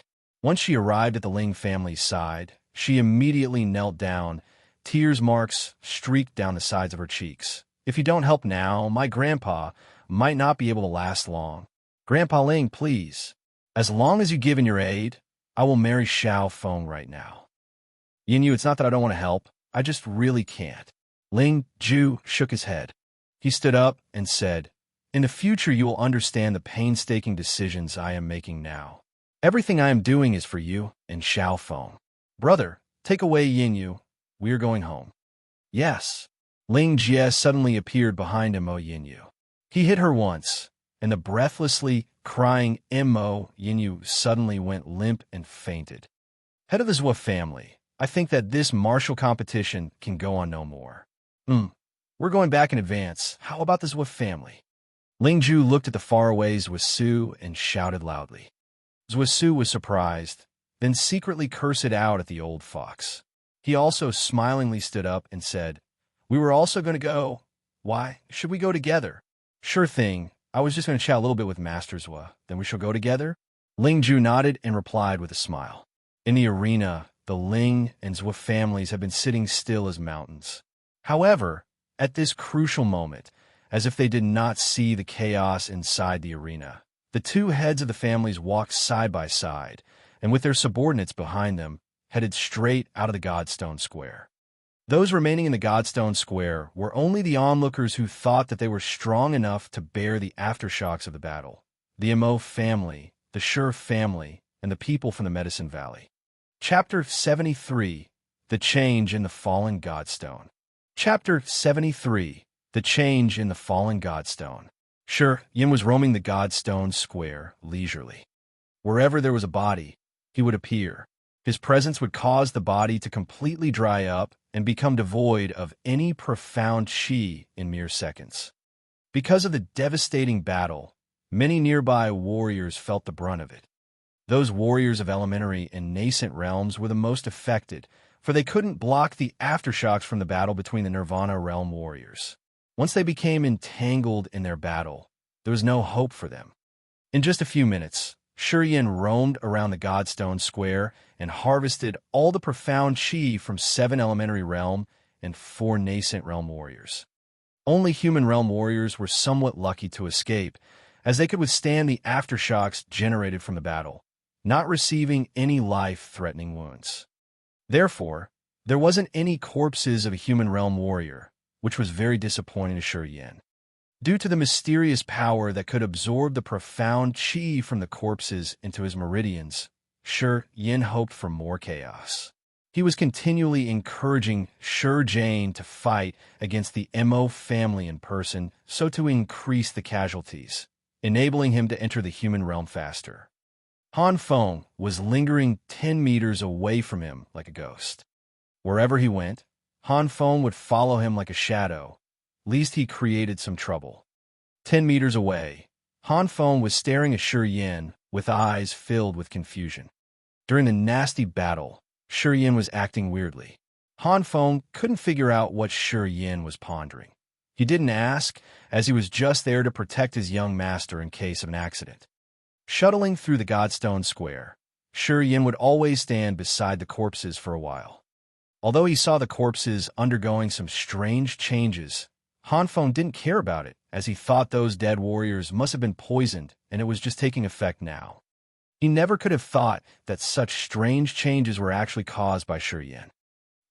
Not far from Shi Yin, the Godstone suddenly collapsed and a painful cry was heard. Hearing the cry, Shi Yin became ecstatic and he rushed over. Under that collapsed godstone, a nascent realm warrior was taking his last breaths. The warrior was unfortunately hit by one of Mo2O's lightning bolts. However, he seemed to possess some sort of defensive martial skill, which had sustained him till now. Shi Yin looked indifferent when standing beside the collapsed structure. Even from 10 meters away, Shi Yin could feel the highly dense nascent realm profound qi coming from the injured warrior. In just a few minutes, the warrior was sucked dry, and Shi Yin harvested another batch of profound qi. Han Feng was secretly watching Shi Yin in confusion from another corner of that collapsed stone. It's so weird. Has anyone been using poison? Why do they all die in such a strange way? Shi Yin shook his head and looked up at Han Feng. Uncle Han, there must be someone here in the arena with his own purpose. Han Feng nodded with approval, but was still perplexed. Lightning, as thick as an arm, flew over like a dragon and hit the structure heavily. Chi. As the lightning flashed on the collapsed structure, a layer of dim moonlight suddenly came out of that mountain-like stone. That dim moonlight had created a strange but cool atmosphere, but the moonlight quickly disappeared and everything returned to normal. Shi Yin and Han Feng, who were standing near that structure, had watched the whole process. Shi Yin let out a soft sound and walked towards that collapsed structure frowning. He stretched out a hand and pressed on this mysterious stone. Under the blazing sun, the stone was cool to the touch. It was as if the stone had been accumulating moonlight over 1,000 years and was carrying the coolness of the night. And it was as heavy as an average metal. Sensing it for a while, Shi Yin couldn't find anything out of the ordinary about the stone.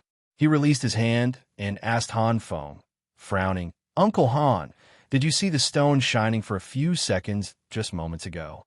"Yes." Han Feng nodded softly and walked up as well. He touched the legendary stone himself and remarked, "No change. Maybe it's because Mo2O's lightning struck it just now." "Yeah, it must have something to do with Mo2O's lighting martial spirit."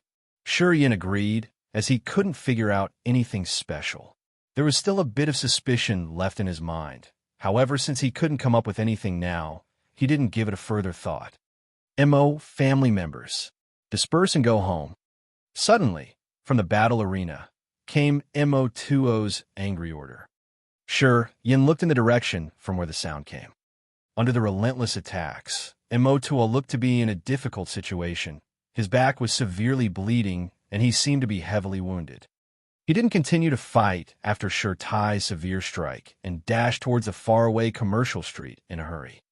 Mu Sun, Shi Tai, and Shi Jian immediately gave a chase without saying a word. Those two tower-like men hesitated for a second, but ultimately stood in the center of the arena, not intending to kill anymore.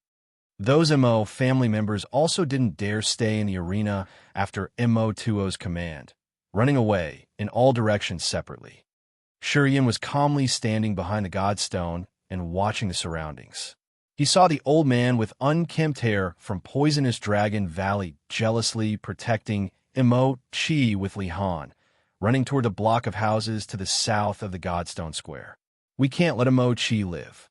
Shi Yin took a deep breath and said to Han Feng, "If the grass root isn't pulled out, it will grow when spring comes. We have to take out Mo Chi.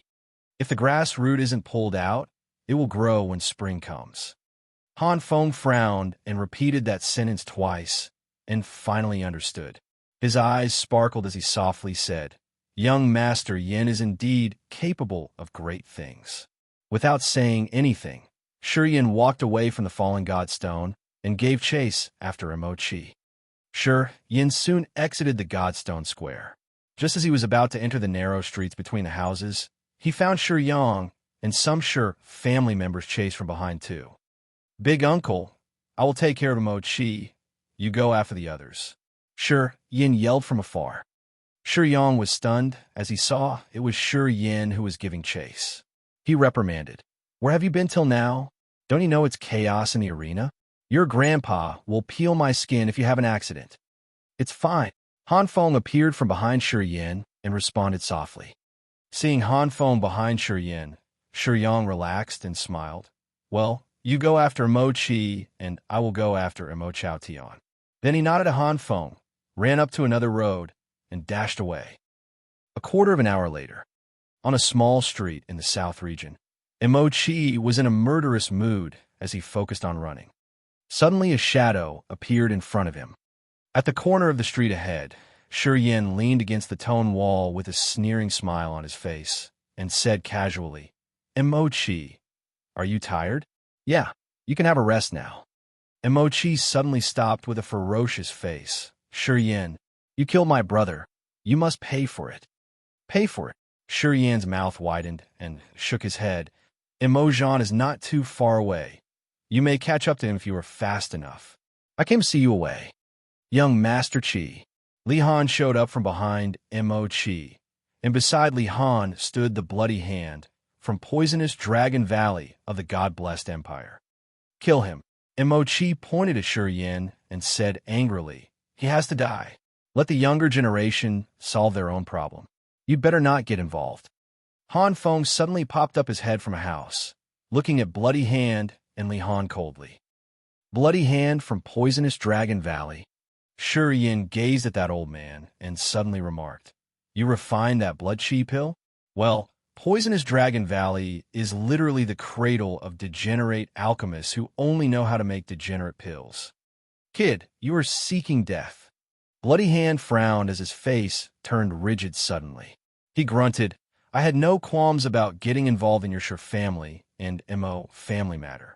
But now that you are so arrogant, how about tasting my poisonous Dragon Valley skill? Young Master Yin, you take care of Mo Chi. Bloody Hand and Li Han are mine. Han Feng announced softly and flew down from the roof as light as a feather and stood between Bloody Hand and Li Han. You think we, poisonous Dragon Valley, are that lame? Bloody Hand smiled cunningly and immediately swallowed a strange pill, which was as big as a longan and as crimson as blood.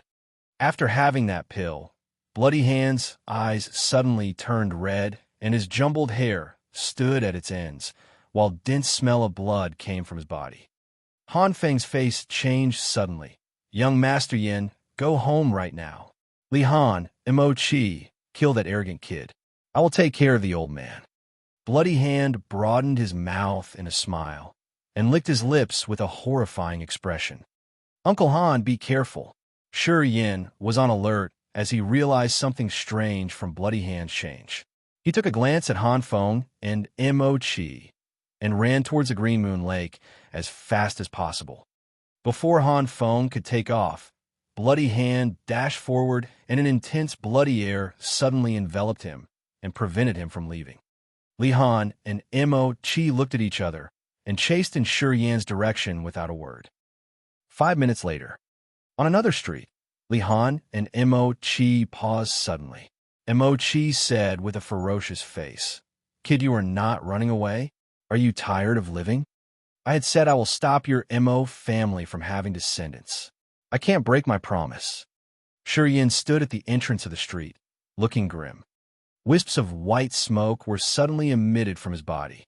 The negative energy gushing from him gave off a murderous impression, like he was a bloody god of slaughter from the Shura Blood Sea. Since Han Feng was not with him, he could finally use his real ability now. Chapter 74, Taken Care Of. Chapter 74, Taken Care Of. Standing at the end of the alley, Shi Yan's body was emitting an extremely malignant pressure, but his heart, however, was pure and his eyes serene. 3 millstone-sized appeared behind him and by his sides. They were invisible and traceless, as no one else except for him could detect them. Negative energy poured out from his meridians and filled his whole body. Shi Yan's once sturdy body clearly became a lot thinner. This was the first time that Shi Yin completely displayed. The biggest change he felt was that his spiritual sense could now perceive the slightest details and his mind was absolute calm. Li Han slightly furrowed his brows. Looking at Shi Yin in front of him, he always felt a little recognition, but when he thought deeply, he couldn't remember where he recognized him from. On Mo Chi's 2 arms, strands of lightning as thick as fingers were formed, and his facial expressions became more and more ferocious. "Uncle Li," Emochi roared. Li Han's expression froze. His body suddenly popped loudly. The sounds of his joints were like waves hitting upon the shore, gushing with momentum. Whoosh, whoosh, whoosh. A swirl of wave-like white lights swiftly flowed out from Li Han's body. Li Han's hands constantly pulled at the void space, and those white lights were like actual tides, stirring waves in thin air, and it abruptly rolled toward Shiyan. Li Han stood firmly and yelled with a serious face. In front of him, the waves folded in layers. Between him and Shiyan, there was suddenly a choppy river flow. The crushing waters in the river was controlled by his will, as if he wanted to drown Shiyan right in front of him. "Roar!" Emochi growled, and the strands of lightning wrapped around his arms became tongue-flicking snakes. They slithered above the waves and charged toward Shiyan while releasing electric flashes. Shiyan's heart was still as clear as a mirror. He remained unmoved from the oncoming attacks. Just when the waves formed from profound chi were 5 meters away from him, Shiyan suddenly took 3 steps back, his body submerged into the previously formed.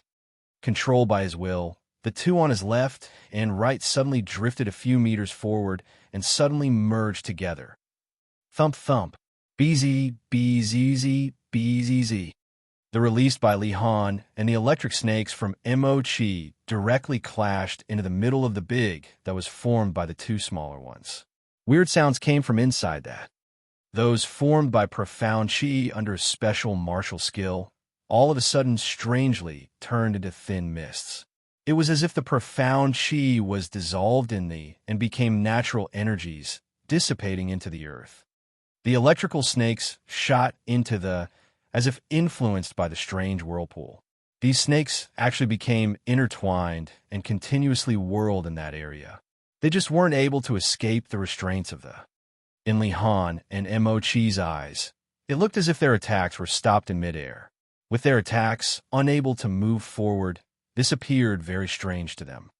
The two froze. Confused by the sudden development, they were both caught off guard. Shiyan's murderous attempts were always clear. When noticing that there was enough to stop the attacks of the 2 opponents, his mind was struck with an amazing idea. He moved to that stopped the attacks and slowly pushed it forward. Now the swirling electric snakes were quickly charging towards Li Han and Emochi. Li Han's expression changed. He finally realized it was Shiyan who was secretly manipulating their attacks. He quickly stopped his martial skill and pulled out a sharp silver-white sword from his waist. Once the sharp sword was in his hands, it looked as if it was tinted with a layer of color. The sword suddenly turned a strange light purple color, with purple marks appearing on the blade. Li Han flicked his wrist, and all of a sudden, the sword shone with a bright purple light. A 3-meter-long, fierce, purple aura suddenly shot from the tip of the sword. With a straight face, Li Han shouted, and raised his sword to strike down. BZZ, BZ. The sword aura and the blade directly slashed onto but they remained unaffected. The lightning that came from Emochi was still suspended from above, and all at once dropped onto Li Han. Li Han shouted in pain and hurriedly tried to retreat. Shiyan suddenly moved, like a thrusted spear. Shiyan's body stabbed straight towards Emochi. Emochi's expression changed, and he hurriedly backed away in fear. Emochi. Shiyan roared while coming towards Emochi. Emochi instinctively looked towards Shiyan. Endless bloodlust was shown inside Shiyan's eyes. It looked as if countless evil spirits were about to fly out of his pupils. Those evil spirits were drenched in blood. You could even clearly see their fragmented hearts in the chests as they rushed to pounce at Emochi. Emochi was suddenly stunned. He blanked out in this crucial moment, right where he stood. Pucci. The 5 fingers on Shiyan's left hand were like a sharp blade, stabbing right into Emochi's chest and pierced his heart in one strike. Shiyan's 5 fingers came straight out of Emochi's back. Emochi shook under the piercing pain. His eyes instantly turned back and his consciousness returned. Mo Jean is still waiting on the death road for you. Take care. Sure, Yin looked at him emotionlessly and abruptly drew out the hand from his chest. Whoosh! Blood gushed out from Mo Chi's chest like a river bursting at its banks. Sure Yin quickly dodged the blood flow. Thump! Mo Chi's life force was extinguished, and he fell on his back with blood still endlessly rushing out his chest. Young Master Chi, Li Han, who was numbed by the lightning, screamed out loud, his face full of terror. It was as if he couldn't believe how Shi Yin got rid of Mo Chi so fast. Don't yell. He'll be waiting ahead for you too. Shi Yin turned around. He suddenly raised that blood-covered left hand and waved it at Li Han. This is the blood from Mo Chi's heart. Do you want to know how it tastes like? Li Han's face suddenly changed, and he shouted, Shi Yin, you're seeking your own demise. You're only at the nascent realm. You have no chance against me. Are you trying to add courage to yourself with your capability that's higher than my nascent realm? It's no use. Today, I will use you to break into the threshold of the human realm. Using his mind, Shi Yin silently shifted to beside Li Han and suddenly enveloped him within it. In mere seconds, Li Han felt like he was in the deepest whirlpools in the ocean, his body uncontrollably swaying along with the whirlpool. Even his profound chi was no longer in his control. Back when we were in the Stone Woods, I already want to kill you, but you released the blue smoke bomb before I could. Shi Yin walked towards him step by step, his body wrapped in white, fabric-like mist. He took a quick step and flew out into the... Once he entered the whirlpool, the white mist that was present in the whirlpool quickly entered Li Han's body under the rapid rotations. You, Ding Yin. You are Ding Yin. Li Han's expression changed. He suddenly screamed. It was the Mo family that took action first. You can't blame me for being harsh. Shi Yin hopped into the center of the whirlpool, standing closely in front of Li Han, his blade-like fingers grabbing Li Han's throat. Crack! The crisp sound of bones breaking came from Li Han's neck as he died unwillingly. The quickly disappeared. The negative energy filled with the fear, desperation, and loathing from Li Han and Mo Chi all flowed into the meridians in Shi Yin's body. In a minute, both Li Han and Mo Chi became two dry corpses, their profound chi gone without a trace. Shi Yin took a deep breath. He let his mind calm down and closed his eyes to listen to his surroundings. There was not a single sound. One hand carrying Li Han and another with Mo Chi, Shi Yin ran swiftly along the alley. He sprinted through the alley like a ghost. 10 minutes later, Shi Yin arrived at the Moon Lake in an area where no one went to. He threw the corpses of Li Han and Mo Chi into the lake, watching the two corpses sinking to the bottom. The look on Li Han and Mo Chi's dead bodies was too obvious. To prevent anyone from noticing his secret, he had to properly take care of their corpses. At this sensitive time, he couldn't reveal his identity. The Biming family was still trying to find him. To look out for the Biming family, he had to continue hiding his true identity. He could only take care of business more conveniently while in the dark. Splash! As Shi Yin was standing there in a daze, a breathtakingly gorgeous face suddenly appeared in the middle of the Moon Lake. This was a startling beauty. Her temperament was elegant, noble, and extraordinary, like a goddess of the Moon Lake that came down from the heavens. This woman was wearing a black crepe. The crepe now clung tightly to her perfect figure, revealing her most tempting curves. Now that stunning body rose slowly to the surface of the lake, like a beautiful bright moon. Her body surfaced from Moon Lake. Once that figure completely rose from the waters, she stepped on the lake water, her beautiful brows slightly furrowed. She walked towards the shore with elegant grace. Shi Yin stared with wide eyes. This was the first time he was truly intoxicated by a woman's beauty. This woman, whether it be her body, temperament, or beauty, was completely on another level compared to Mu Dai. The mysterious woman. Just when the woman was about to walk up onto the shore, Shi Yin's heart shook, and he suddenly realized who this woman was. The unknown Sky Realm Master who appeared above the arena. Chapter 75, A Kiss. Chapter 75, A Kiss. Shi Yan's bright eyes were focused on the mysterious and graceful woman who was walking on the lake towards the bank, step by step. Suddenly she coughed out blood, and her body shivered, as a trace of hopelessness passed through her eyes. As Shi Yan watched, the woman's face grew pale and her eyes dimmed. Just as she was about to reach the bank, that mysterious woman suddenly trembled and fainted. Shi Yan quickly realized that she must have been severely injured by Bai Mingxiang. After realizing this, Shi Yan immediately rushed towards the lake and caught the mysterious woman before she could drown. The touch of that exquisite body intoxicated Shi Yan so much so that he was barely able to bring the woman up onto the bank. Shi Yan felt for breath under her nose and found her to be breathing steadily. There was a strange energy growing in her and nourishing her body bit by bit. As the bloodthirsty desire welled up in his mind, Shi Yan quickly realized he was in a precarious situation as the negative energy was on the verge of exploding. He had absorbed too much negative energy, and as it was at the crucial period of purification, his meridians were emitting greater amounts of negative energy. Holding this mysterious woman in his arms, Shi Yan's expression shifted continuously.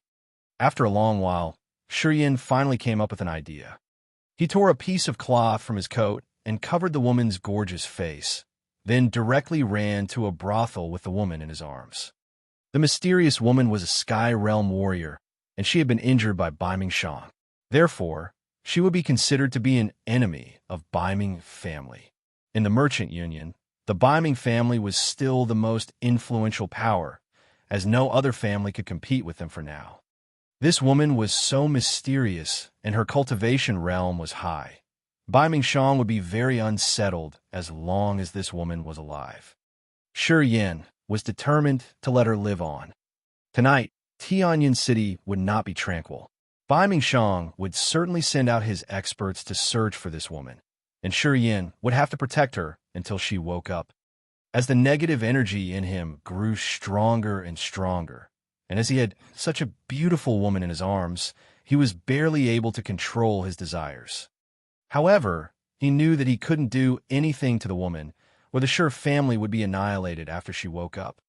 A quarter of an hour later, carrying that mysterious woman with her face covered, Shi Yan directly walked into the Misty Rain house in the south of the Tianyin city and yelled, "Madam, get me 2 pretty girls. Quickly. Wah, wah, wah." Shining purple crystal coins rolled out of Shi Yan's pocket onto the counter of the first floor of the Misty Rain house.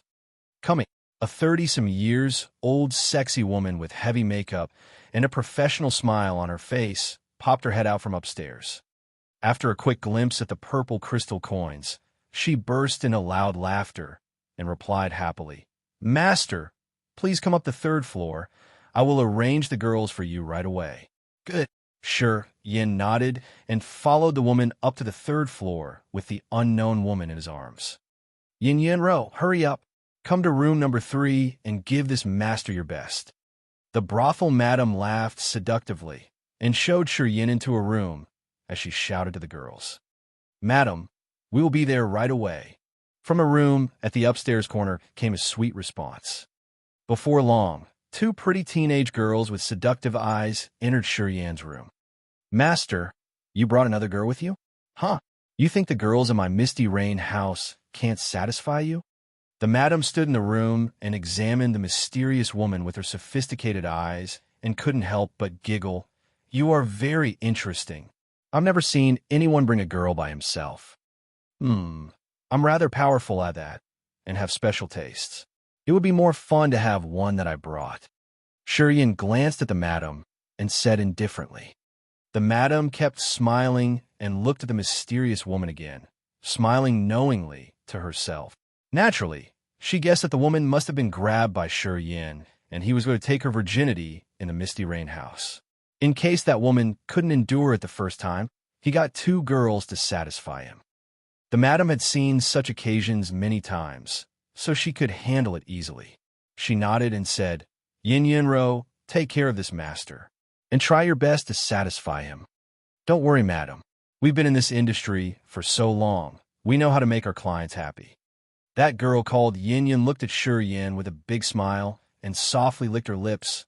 Master, I will make you comfortable. You disappear. Shi Yin couldn't suppress his desires anymore. After a deep breath, he yelled to the madam. Great. Master, enjoy yourself. Call me whenever you need more girls. The madam seductively turned around and walked back to the door with a face full of smiles and considerately closed the door. Shi Yin then put the woman onto the soft carpet. Putting one of his hands on the woman's back, Shi Yin found that the strange power in her had already flowed over her whole body, speeding up the circulation of her profound qi. Furrowing his brows, Shi Yin quickly figured out that this woman must have taken some rare pills, which were taking effect even while she was unconscious. The pills were recovering her injuries quickly and making her profound qi operate automatically, in order to wake her up as soon as possible. You too, come with me. So many streams of negative energy were gushing out from his meridians, and he couldn't stand it anymore. Quickly, he wrapped the two girls in his arms and pushed them onto the bed, which was covered with a red quilt.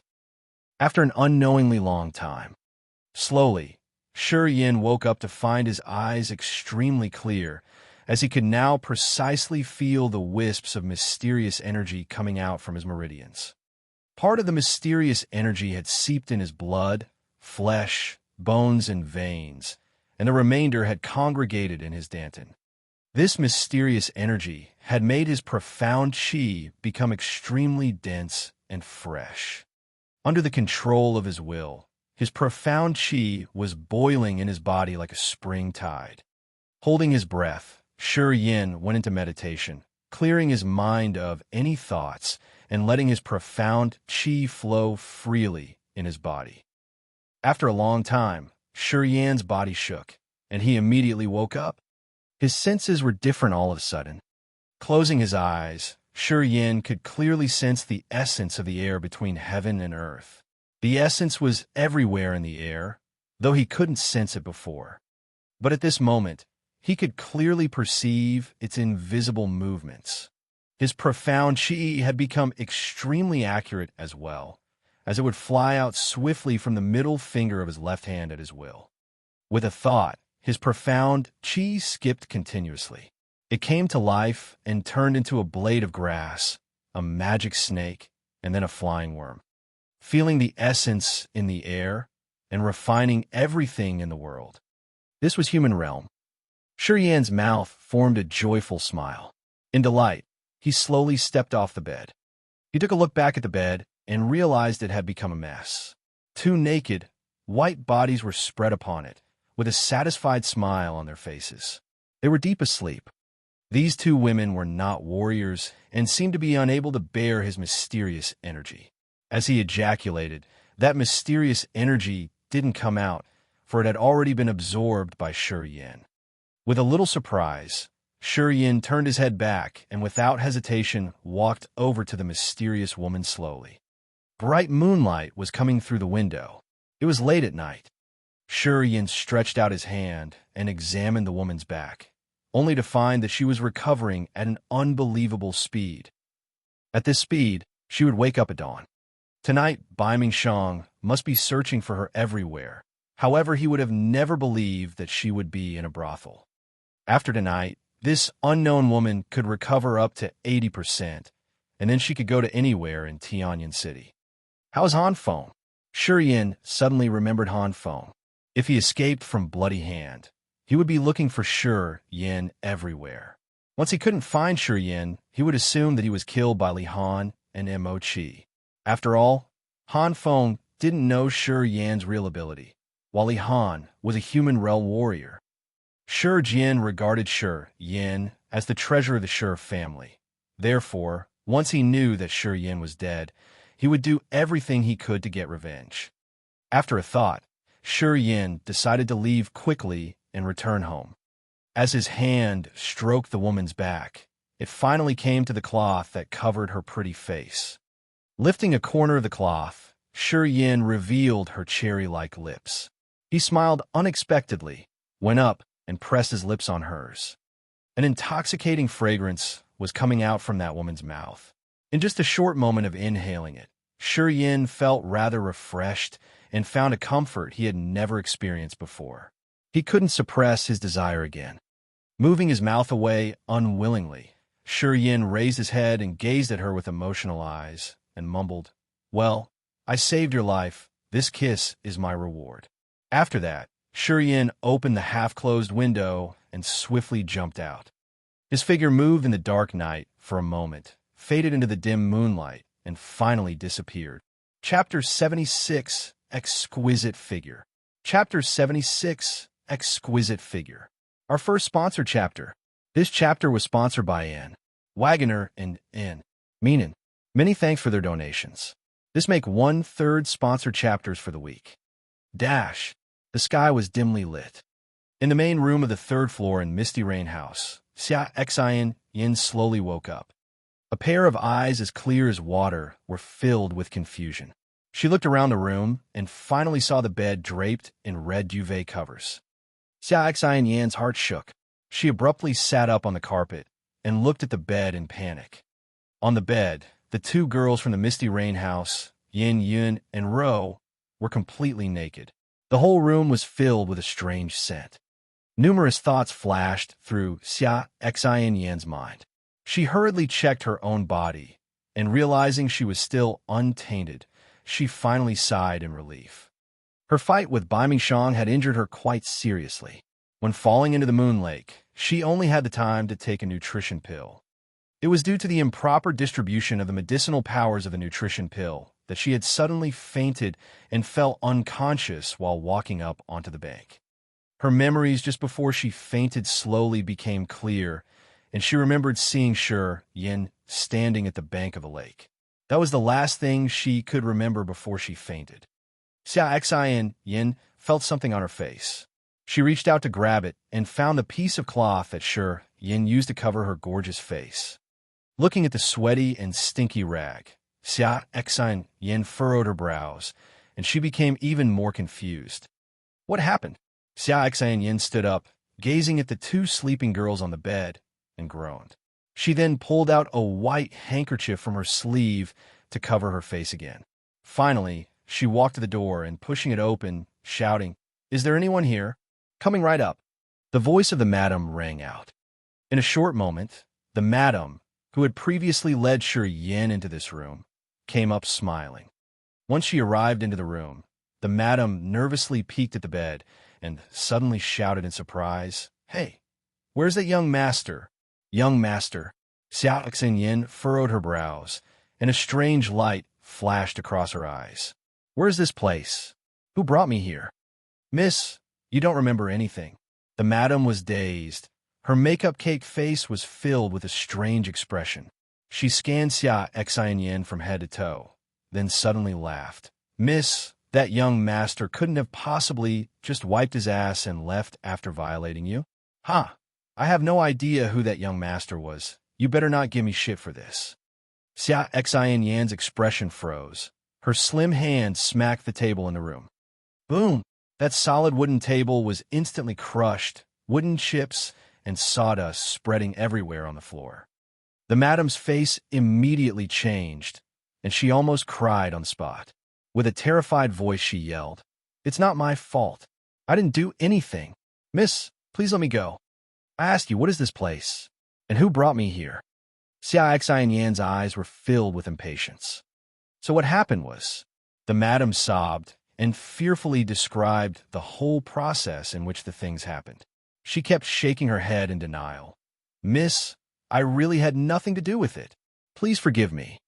She had only thought that Xia Xian Yin was violated by Shi Yin, and worried that under the mask of rage on Xia Xian Yin's face, something bad would be done to her. So the madam kept crying and begging. After hearing the madam, Xia Xian Yin was shocked, and her expression was very strange. "Who was that person? He took me to the brothel, but totally ignored me and audaciously sought pleasure. He really is the most perverted bastard in the world." Xia Xian Yin had 100% faith in her beauty. Growing up, she had seen too many different men who coveted her beauty. She knew exactly how fatally alluring she was to men. That was the reason why she always concealed her face, to prevent unnecessary complications. That person was obviously a very perverted guy. She could see it from the fact that he brought her to a brothel. But this extremely perverted guy only had sex with the two tacky makeup cake prostitutes and didn't make a single move on herself. Why? While feeling very confused, Xingyan also felt a slight bit of rage. I'm not as good as these two prostitutes. Is he fucking blind? It's not my fault. It's really not my fault. The madam continued to beg. She kept yelling, but secretly kept observing Xia Xinyan's attitude at the same time. Then she hesitatingly asked, Miss, what did that kid do to you? Xia Xinyan's eyes turned cold as she glared at the madam. The madam felt a chill run down her body. She started shivering and didn't dare to ask anything more. Xia Xinyan thought for a while, and finding the sky slowly turning bright, jumped off the same window from which Shi Yin had earlier exited. On the street, her figure flashed for a few seconds, then disappeared without a trace. The madam blankly stared at her disappearing silhouette and secretly sighed in relief. After quite a while she murmured to herself, I've been the madam here for this many years, but I've never seen a woman with such a beautiful figure. That young master sure had a lot of luck, being able to seek pleasure on such a high-class woman. The Shi family in the stone room. Shi Jian was furious as he roared in rage. Find him. You all have to put in all your strength into finding him. Everyone put the Mo family to the side. You have to find Shi Yin first. Don't come back if you can't find Shi Yin. The Shi family masters Shi Tai, Shi Dang, and Han Feng all lowered their heads, their expressions dejected. Master, it's all my fault. I couldn't protect young Master Yin. Han Feng lowered his head, but his eyes looked sinister. Xiesho's medicine could only last for 2 hours. Now that it should have worn off, I will bring you Xiesho's head. Xiesho cannot walk out of Tianyan City alive. Shi Jin's eyes were blood red. With a murderous look he said, But right now we don't have time to take care of Xiesho. Shi Yin is the most important issue. Everyone go to that place. And even if you have to dig up the whole Tianyan City, you have to find Shi Yin. He has another martial spirit, so he won't die that easily. You all have to search for him with all your efforts. Another martial spirit. The faces of Shi Tai and Shi Dang were full of surprise. At this moment, they finally realized why Shi Jian was so furious. Warriors with twin martial spirits were 1 in 10,000. Each one of such warriors would all eventually become outstanding figures.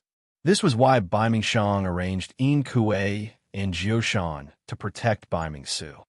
A family descendant with twin martial spirits, if under normal circumstances, would definitely become the future leader of the family.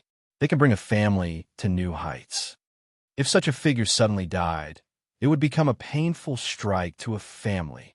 Big brother, I will go find him myself. Shi Tai also realized the seriousness of the situation. His face darkened and was about to immediately leave the stone room. Master, young Master Yin is back.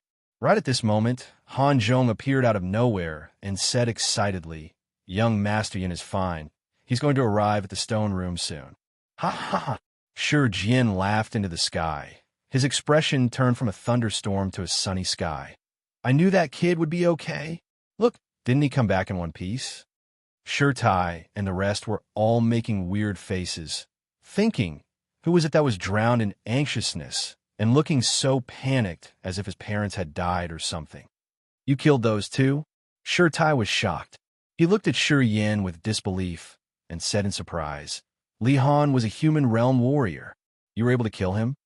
I suddenly broke through into the human realm during the fight. Then everything became easy. Shi Yin smiled nonchalantly. After hearing that, many Shi family warriors in the room were all stunned. Their jaws dropped and stared at Shi Yin with strange expressions. Shi Jian dazed for a second. Then he rushed towards Shi Yin and grabbed his arm. After detecting for a while, he suddenly laughed. The gods have not wronged the Shi family. I knew you little brat with some good stuff. Good. 17 years old and in the human realm. The nurturing we gave to you did not go in vain. You will definitely become an outstanding figure of this generation. What happened to Mo Ta? Sure Jian furrowed his brows and asked. Heavily injured. He went back to the Mo family with his skill, but he won't be able to recover for 3 years. Now he's probably hiding in his shell in the Mo family. He wouldn't dare to leave the Mo family for a while. Sure Tai sneered and spoke indignantly. If it weren't for those 2 guys from the Misty Pavilion stopping their chase, Mo wouldn't have been able to escape. Too bad we couldn't kill Mo Ta. It's good enough. This time Mo Ta is heavily injured. Mo Zhan and Mo Qi are dead, and many warriors from the Mo family were also killed. From now on, the Mo family will never have what it takes to compete with our family again. Now is the time for us to take as much spoils from the battle as possible. Father, should we go all out? Sure Dang said. Pass my command. The masters from all the other surrounding cities, from now on they must immediately attack the strongholds of the Mo family. The ones from Tianyun City should also take action now. Other than the headquarters of the Mo family, you can mercilessly attack all the rest of the places. Sure Jian roared. The Zhua family. In the secret room, Qi Zhao's expression was a bit embarrassed, but his face showed a wry smile. Zhua Su was sipping his tea, and he was also frustrated. He sighed and said, Whatever, who could have known that girl was a Sky Realm warrior? Now we have to use other methods. That girl's actual combat ability should be around Disaster Realm, Third Sky. But her martial spirit is very strange. It's like she could borrow power from her past life and temporarily step into the Sky Realm. It's very frightening. This martial spirit has never appeared before. It looks like the Endless Sea is truly an extraordinary place. Qi Xiao frowned and sighed in frustration. That girl could instantly raise her power to the Sky Realm. Probably no one in Tianyun City could easily take that fragment of the map from her. Although I'm not scared of her, I don't want our fight to be mutually destructive either. If that were the case, my identity would be revealed, and that old fox Baiming Shang would definitely notice something. Hopefully the Misty Pavilion doesn't know that we did this, or else the situation could get really sticky. Zhua Su sighed. What's going on with the Sure family side? Qi Xiao moaned, and then suddenly asked. I will communicate with Sure Jian about this. Then, after the situation becomes less tense, I will send someone to the Misty Pavilion, and hopefully we'd be able to cooperate. Sigh, that girl could instantly jump to the Sky Realm, so I guess this is all we could do. It's the only way. I hope that girl won't hold a grudge against me. Sigh, I really feel a little guilty fighting a little girl.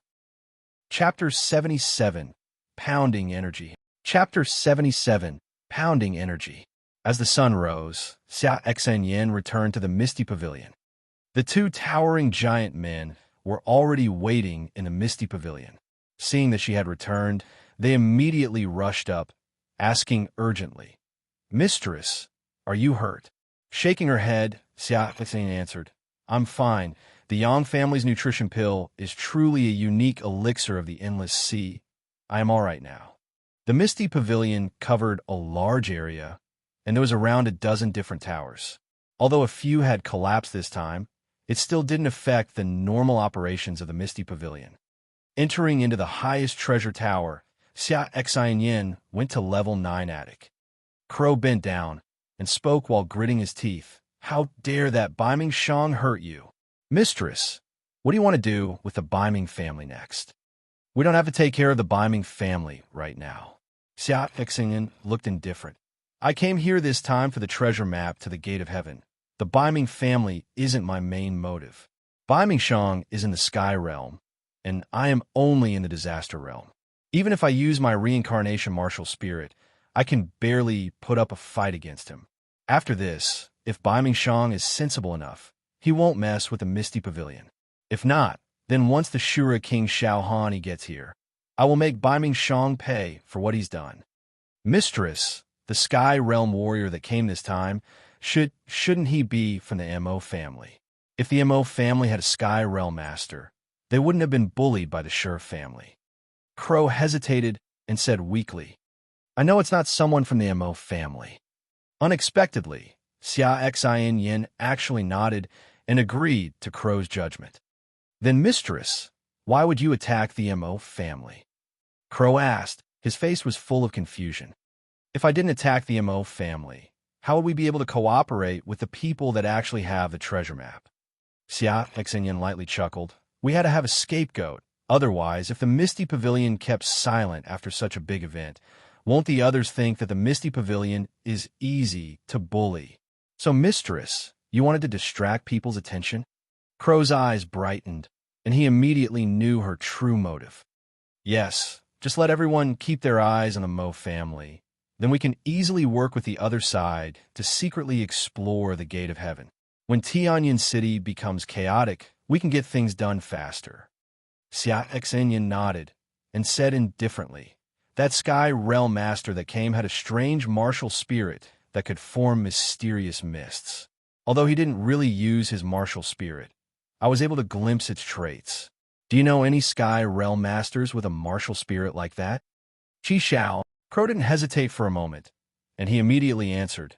Qi Xiao is the Sky Realm Master of the Cloud Mountain, and he's close with the Zhou family. Could it have possibly been the Zhou family that got involved this time? Impossible, unless that half of the fragment map is actually in the Zhou family's hands. It has to be. Xinyin groaned. Then she suddenly said, there's no time to wait. I will make a visit to the Zhou family myself, so that we can get this done as soon as possible, in case any mishaps occur. Mistress, should I go? No, it's all right. That Qi Xiao knows he can't take me. The Zhou family won't cause me any trouble. Xia Xin Yin only stayed for a quarter of an hour. Once she was clear on who was the intruder, she immediately took off alone. The Zhou family. Zhou Su and Qi Xiao were still discussing in the secret room. Knock, knock. There was suddenly a light knocking sound that came from the walls of the secret room. Zhou Su froze. He leaned into one of the bamboo tubes on the wall and asked, what is it? There's a woman with a bamboo hat that came from the Misty Pavilion. She says she wants to see the head of the family. It's that girl, Qi Xiao exclaimed. Zhou Su's expression shifted. He slowly paced in the secret room, and after a long while, he finally said with a frown, could it be that the Misty Pavilion already knows it was us? That can't be right. If they really knew it was us, why would they attack the Mo family? How strange. You should go out and meet her. I'll stay here. Qi Xiao hesitated, then said, let's see what she wants. All right. In the guest room of the Zhou family, Zhou Su sat there calmly.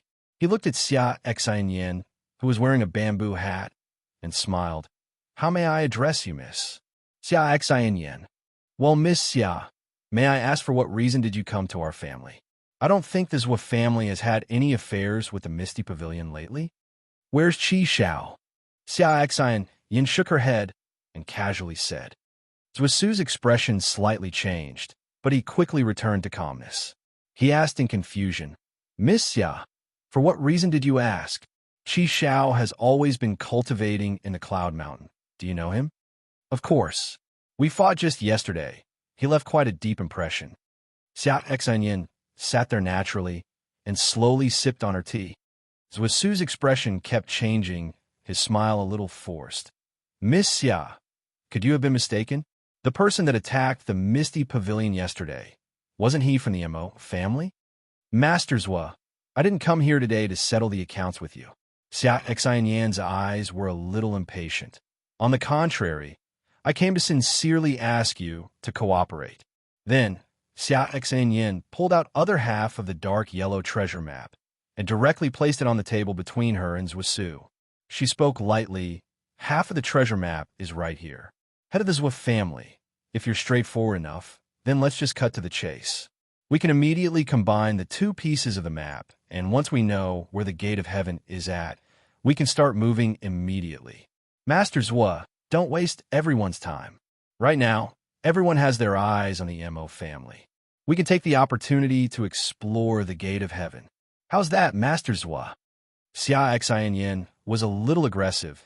She didn't give a damn about the head of the family, Zhou Su. Her motives were clear. She came for the other half of the treasure map. Zhou Su was a little unsure as to what Xia Xin Yin's motives were. He didn't know if she really wanted to cooperate or if she was just trying to feel them out using her words, so that she could take steps to go against his family. But since Xia Xian Yin had the capability of a Sky Realm warrior, Zhusu couldn't casually speak out. His mind flashed, racing in thought.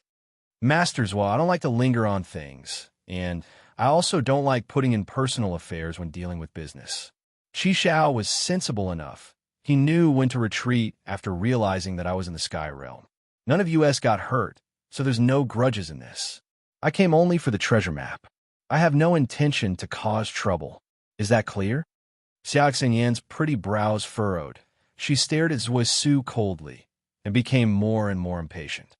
Zhusu's expression continuously changed as he thought for a long moment.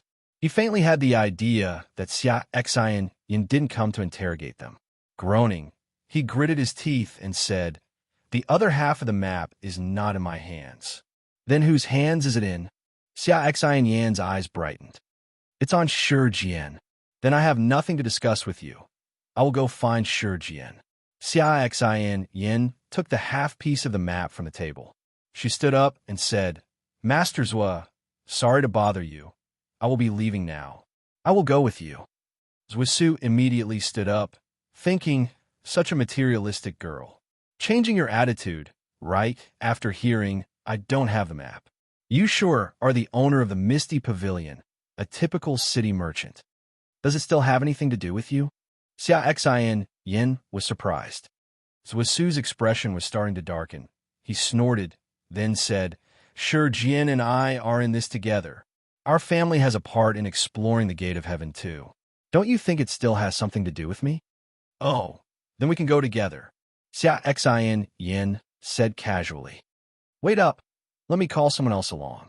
Zhusu forced a smile at Zhusu and said awkwardly, "Qi Zhao's going too. You said you didn't mind, right?" "No, I don't mind. With Qi Xiao coming along, it will be safer." The Shi family, on the third level of Shi Yan's personal stone tower. Shi Yin sat on the floor with crossed legs. His expression was serious. He held in his breath and concentrated. He was able to clearly feel the natural energies scattered in the air. Calming his mind, Shi Yin shut his eyes tightly and started circulating the profound qi in his body. After 7 continuous cycles of circulation, the expression on his face suddenly froze. In his body, rich, concentrated, profound qi flowed down his left arm like a river rushing towards its banks. Like wild horses on the loose, the profound qi fiercely surged into his left arm. His left arm shook lightly, and traces of sweat dripped down his face. "Roar!" Shi Yin suddenly shouted out. The masses of profound qi fiercely rushed into his left arm and crazily gushed straight all the way to his ring finger. Beezy, beezy, beezy. The profound qi became like a sword aura, suddenly shooting out from his ring finger.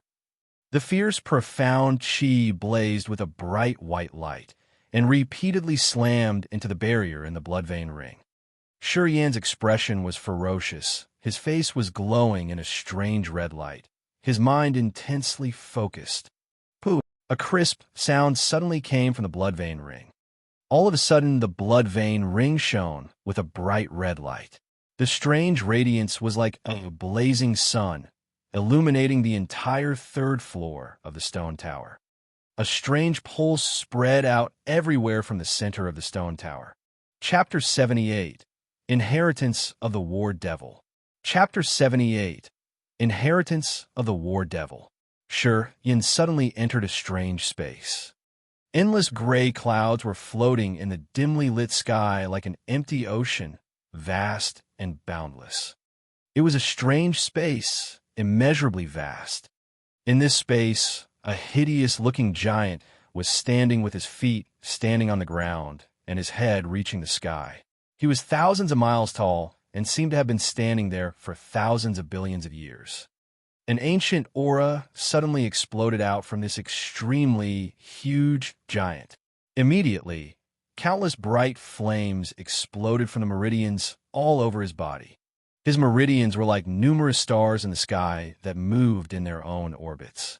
Every single meridian possessed the power to ruin the world, and every meridian was a small world itself, from which came the cries of all sorts of creatures.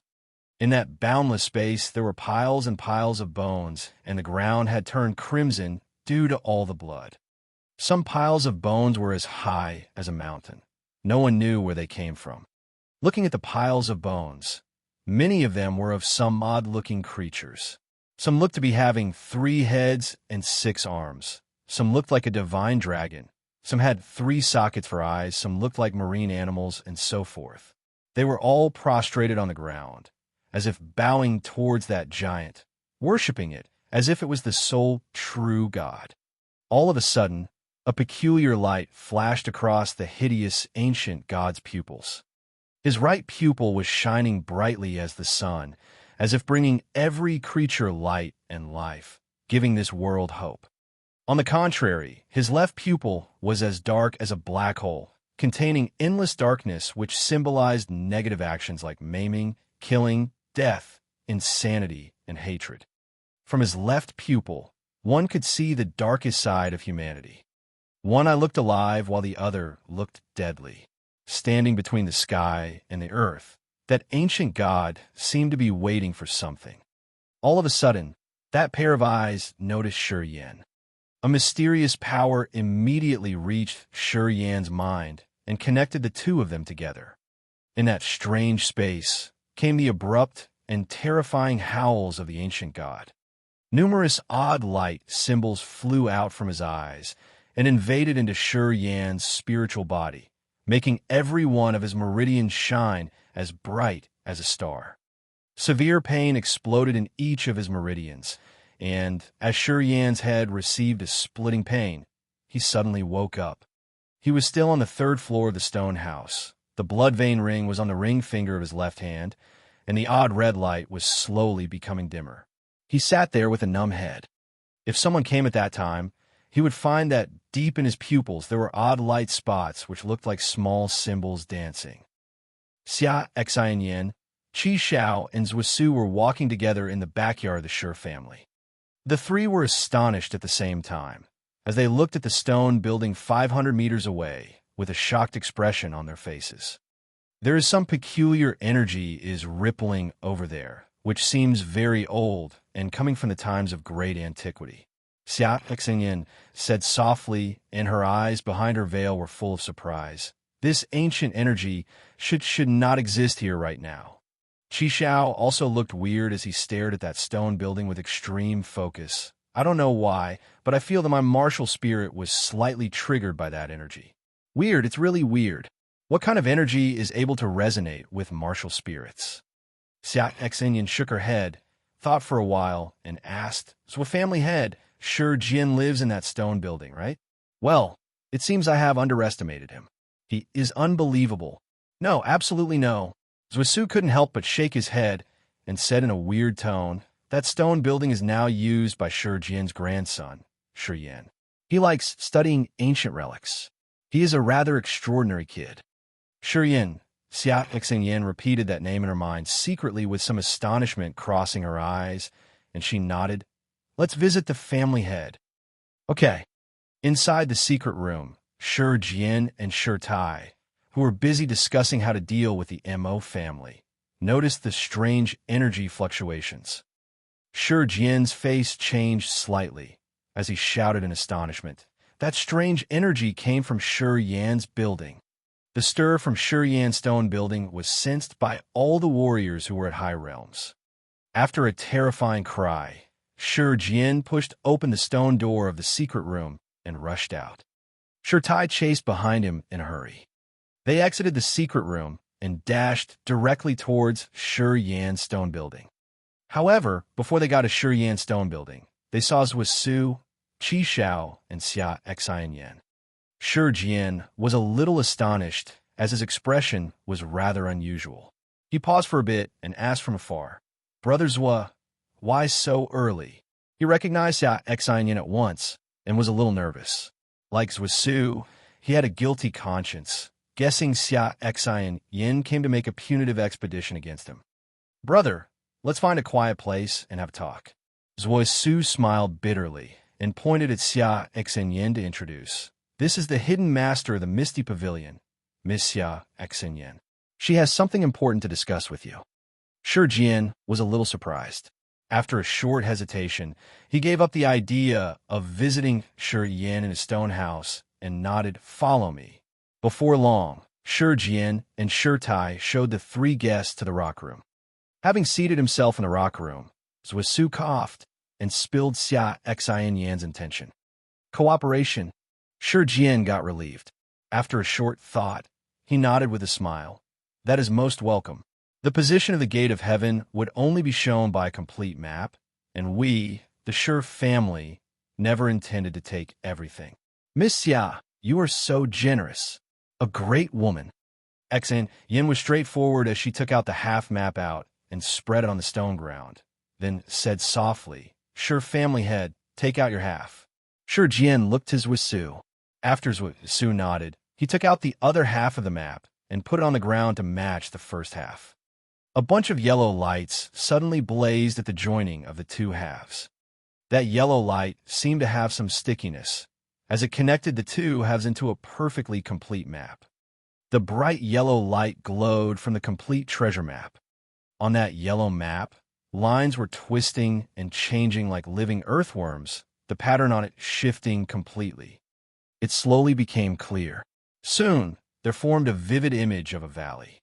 Strange inchi covered that valley, out of which there were numerous green swamps. Even the bubbles in them could be seen clearly. Shi Jian, Shi Tai, Zhuosu, and Qi Xiao were all taken by surprise. Only Xia Xinyan looked calm as she said naturally, "Friends, I'm not familiar with this area.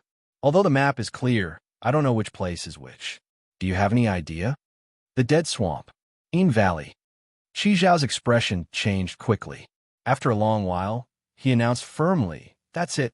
It is absolutely Yin Valley, which is the most mysterious part of the Dead Swamp, where the Yin Qi is most dense and many Yin treasures are produced." "Good, if you're sure about it." Xia Xinyan nodded. "If it's certain, we can begin to prepare to travel to Yin Valley. It should not be delayed. I will arrange it back in the Misty Pavilion and set off soon." "Isn't the Yin Valley home to Nine-Headed Sky Snake?" Zhuosu took a deep breath and asked Qi Xiao beside him. Shi Jian's expression changed. Qi Xiao nodded slowly. "Yes. The Nine-Headed Sky Snake lives in the Yin Valley. It seems that this journey won't go peacefully." "Nine-Headed Sky Snake?" Xia Xinyan was quite calm. "By the sounds of it, is it a high realm demon beast?" "A level 7 demon beast," Qi Xiao said. Xia Xinyan furrowed her brows and nodded. "Well, it might be tough. But anyway, a level 7 demon beast equals a sky realm warrior. We can beat it together." The Nine-Headed Sky Snake is a level 7 demon beast, but it is the most powerful one among all level 7 demon beasts. It has 9 heads which can all think separately, and it is very aggressive. I'd rather fight with 3 normal level 7 demon beasts than him. I'll go back to the Cloudy Mountain first and get some weapons in case something unusual happens." Qi Xiao sighed. "Keep the treasure map with you. Let's meet at the entrance of the Dead Swamp in a month." Xia Xinyan was quite decisive as she stood up and said calmly, "I hope you'll be on time. I don't have so much time to waste." Then Xia Xinyan walked out with light steps. "Brother, what to do now?" Zhuosu smiled bitterly. Tianyin City is now in total chaos. Plus the Shi and Mo families are going through a crucial phase. Will you still take some time to handle this? Hardly. Shi Jian shook his head and thought for a while. Since Qi Xiao is going there, my presence is not that important. I will send some other guy. Shi Yin likes goofing around. Would you like him to go with you? Shi Jian stared at Qi Xiao. Qi Xiao nodded softly. I can't leave Tianyin City right now, or Bai Mingshan would suspect me. I will send Shi Yin with you and 2 other warriors. We have to keep it a secret. Don't let too many people get involved. Zhuosu deliberated for a while and agreed with Shi Jian. Shi family head, I need to go back to Cloudy Mountain first. I will get to the Dead Swamp in a month's time. Your people don't need to go with me for now. Let them go with Shi Yin to the Dead Swamp. I can go there faster alone. Qi Xiao said. Okay, I will send Han Feng to follow that bastard Shi Yin and Zhuo Shi when they leave Tianyan City secretly. 1 month, that'll be fine. Shi Jian nodded and handed that treasure map to Qi Xiao and said earnestly, Qi Xiao, please do me a favor to take care of Shi Yin. I want him to be safe. No worries. Qi Xiao didn't refuse and put that treasure map away naturally. On the third floor of that stone building, the blood vein ring on his ring finger had returned to normal, but Shi Yin was still sitting in a trance. A sudden glimmer flashed through his eyes. A long time later, Shi Yin gradually came back to himself, and his eyes sparkled. He lowered his head and mumbled, Inheritance of the war, devil. The martial skill that operates my mysterious martial spirit. Too magical. Chapter 79. The Seal of Life and Death. Chapter 79. The Seal of Life and Death. In the stone tower. Shi Yin's expression was full of surprise. His mind clicked, and he continued to violently pour all of his profound qi into the blood vein ring. However, a short time later he encountered a new barrier in the ring. He was out of sorts for a second, and finally came to the conclusion that the blood vein ring was definitely a strange treasure. Inside were layers and layers of barriers, and behind every single barrier was new things to be found. The first time he pounded at the blood vein ring, he obtained the cultivation method for. This time he got the blood vein ring was like a patient mentor who will set a barrier at every special stage, and you could only peek into its secrets if you can break that barrier. The complex ancient was clearly imprinted deep in his mind.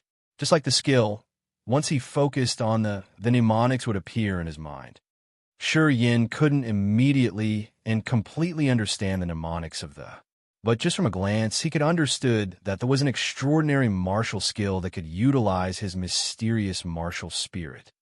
Using the circulation method of he was able to stir the negative energy in all of his meridians. Those negative energies would flow towards his left arm in a special pattern, forming a with extremely negative characteristics. They also had secret methods to stir the profound qi in the whole body, making it flow into the right arm, and form another extraordinary thing called the left hand is and the right hand is When using this skill in battle, the two seals can be merged into one, forming the true. The power of the depended on the density of the negative energies in the body and the amount of profound qi. Its strongest power would be released when forming a total of 49 seals. 7 seals would be marked as the first sky. As the realm and martial skill of a warrior progressed, the number of seals forming would increase when using. Every time one broke through to another sky, the number and size of the seals formed would multiply. According to the mnemonics of once you reaching the 7th sky, 49 seals would instantly form and release an earth-crushing power. And if these 49 seals were fused together, it would emit an invincible strength, easily able to crush the highest mountains. However, the mnemonics on them were quite hard to understand and would take a while to completely digest. Before he could completely figure out the deep meanings of the ancient texts, Shi Yin didn't dare to rashly cultivate He knew from learning that any secret martial skills coming from the blood vein ring weren't to be underestimated. After thinking for a while, Shi Yin decided to spend his time trying to understand the mnemonics about the seal.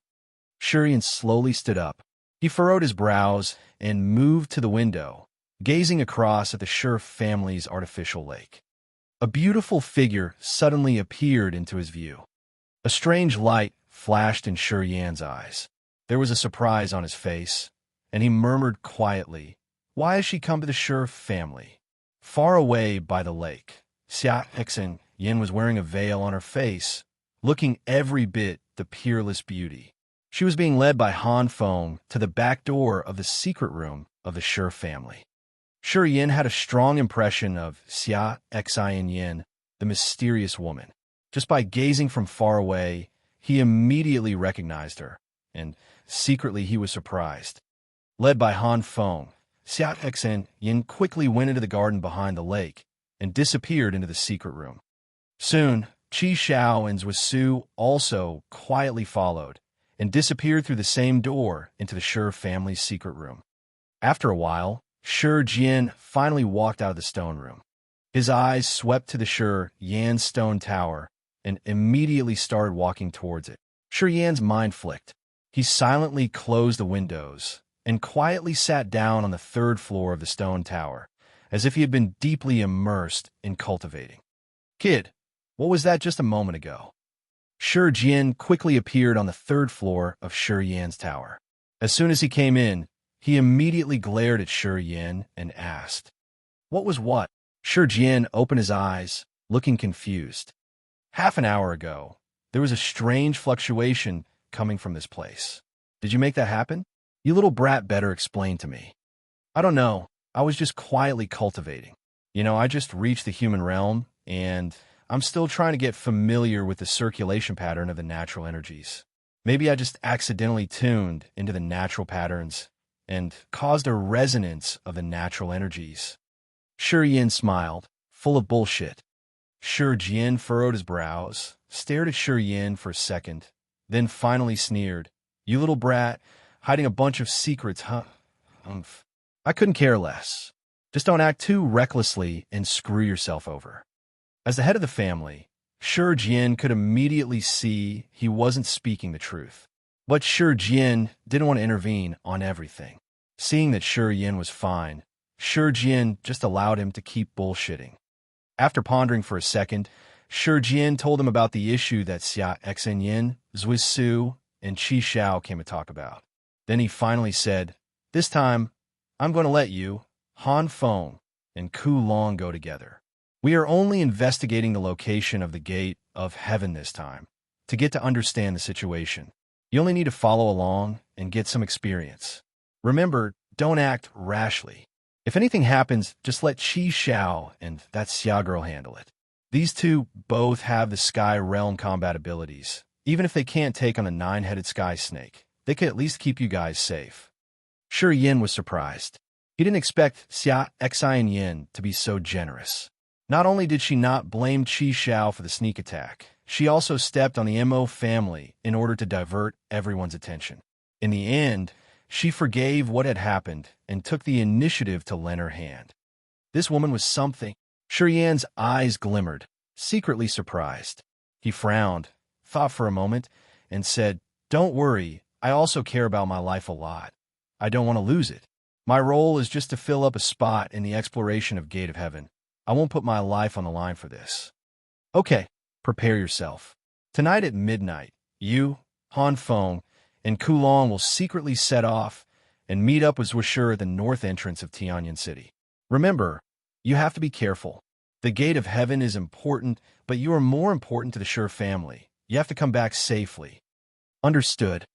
The Baiming family. Baiming Shang sat at the 7th level of the ice pavilion, his body overflowing with freezing energy. There was even a layer of frost covering his body. Just looking at him, Baiming Shang looked like an ice sculpture, appearing very strange.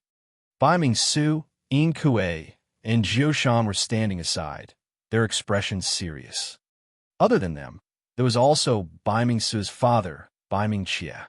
Baiming Xie was at Earth Realm, 3rd Sky. He always took care of affairs outside of Tianyan City, but after hearing about the chaos happening in Tianyan City, he rushed here from Beiluo City overnight. After Baiming Shang fought with Xia Xinyin, he immediately entered the ice pavilion and hadn't come out since. The masters in the Baiming family were worried about Baiming Shang. They strictly guarded the ice pavilion and had been on the lookout from day to night, afraid that mishaps might happen in this crucial moment.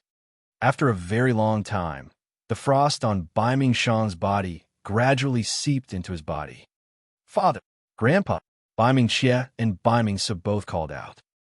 Baiming Shang slowly opened his eyes and breathed out a cloud of white frost.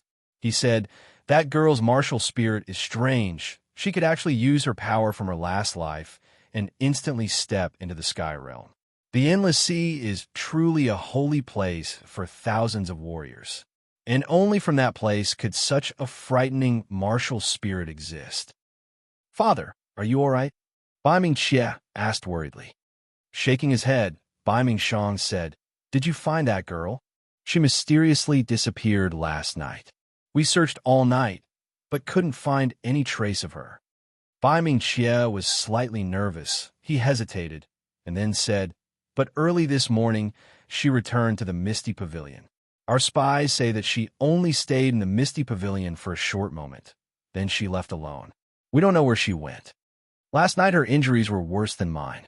We couldn't find her last night, and now we have missed the best chance." Bai Ming-Shang sighed, then said, "She dared to appear this morning. That means her injuries have almost recovered. We don't have a chance to take her anymore. Pass on my orders. Don't move on the Misty Pavilion." Understood. Bai Ming-Chia nodded, but he also felt a little regretful. Tianyin City is full of our spies. I wonder where the hell she hid last night. If we could have found her, then we could have killed her. We missed our chance, so we can't do anything about it. Not everything's going to go our way. Bai Ming-Shang got over the matter. He pondered, and then said, "Keep an eye on all 4 city gates. Release all the Cloud Eagles in the family. If any major figures of the other 4 families are getting in or out of the city, inform me immediately." "Father, you're saying? Ding Yin is definitely dead. Someone must have gotten that half of the fragmented map. Or else there's no reason why someone cannot wait to seize that other half of the fragmented map from the Misty Pavilion." Bai Ming-Shang sneered and said, "The MO family lost miserably this time. If they had a Sky Realm Master to back them up, with MO20's temperament, he wouldn't have just let this slide. We only need to wait 2 days. If the MO family doesn't make any major actions in 2 days, we can eliminate them from the possibilities." Who could it be? Whichever family couldn't hold it in anymore and leaves the city first. Bai Ming-Shang scowled and said, "That girl left the Misty Pavilion early in the morning. She definitely must have figured out something. Maybe the 2 map pieces have already been put together by now. Keep an eye on the Misty Pavilion too. We can ignore the fight between the MO and Sure families for now. Spread out all our spies. In 3 days, if any direct descendants of the 3 families leave the city, I need to receive the news immediately." Understood. Chapter 80, Shadowing. Chapter 80, Shadowing. That night, at the north gate of Tianyin City, Shi Yin, Han Feng, and Kulong secretly left the city from the gate. A 4-horses carriage was waiting in the deserted tombs outside the north gate. An old man was standing beside the carriage and staring at the starry sky in a daze. Whisperings could be heard from the carriage. The carriage was surrounded by many high and low tombs, and the green wildfire beside them was giving out a very gloomy atmosphere in the dark night. "It's the Zhua families." Kulong got to one unmarked burial mounds and remarked after taking a glimpse from afar. Shi Yin nodded and said indifferently, "It seems we are late anyway." The old man overheard their talk, and as he withdrew his eyes and looked in their direction, he raised the whip in his hand. Receiving his signal, the 3, including Shi Yin, walked over. "Miss, people from the Shi family have arrived." The old man reported to that carriage at a cautious, low voice. "About time they got here." Zhuoshir's voice came from the carriage. An elegant and graceful woman came out of the carriage quietly, glanced at Shi Yin, and said to Zhuoshir with a big smile, "That kid is here." "Aunt Lien," Zhuoshir cried with a sweet, girlish, and angry voice.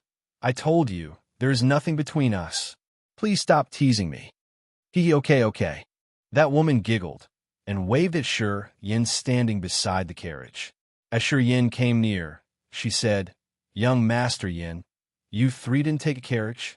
It will be arranged for us when we get to the Shualai city in the north." Shi Yin looked indifferent. He took a glimpse at the woman and complimented her secretly, then walked to the carriage at a leisurely pace and put a huge package into it. "Xiao Shi, this is your dragon turtle armor. My grandpa asked me to return it to you." "Okay," Zhuoshir replied and whispered, "You ungrateful guy. You wasted our goodwill." Shi Yin withdrew his smile. "You had told me that whoever uses the dragon turtle armor is a turtle. I don't want to be a turtle." "Huh."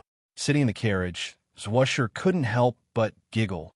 "You guys have really good memory, huh? I had said that to infuriate my grandpa, so that you could take the armor. You helped me unlock the shell and get me the treasure. Of course you deserve the dragon turtle armor. The martial spirit of Sure family is more than enough for defending. I don't need that armor. Sure Yin shook his head. Miss, shall we go now? The warrior from the Zhua family got on the carriage, waved his whip, and asked softly. Yes, let's go. Wait, please let me introduce first. This is Chu Ping, first sky of the Nirvana realm. I'm Wu Yunlian. That graceful woman elegantly smiled and said to Han Feng, I know Brother Han. And this is? She looked to Kulong. Kulong, first sky of the Nirvana realm. Kulong introduced himself in a friendly manner as he scratched his head. I've been staying out of the town and just came back for the martial competition. Huh, we haven't had a chance to meet. So you are Brother Kulong. Wu Yunlian beamed and nodded. It's an honor for me to work with Brother Han and Brother Kulong. Hope we can get to know each other well. You are too modest, Han Feng and Kulong said together. This woman looked dignified and was at the first sky of the Nirvana realm.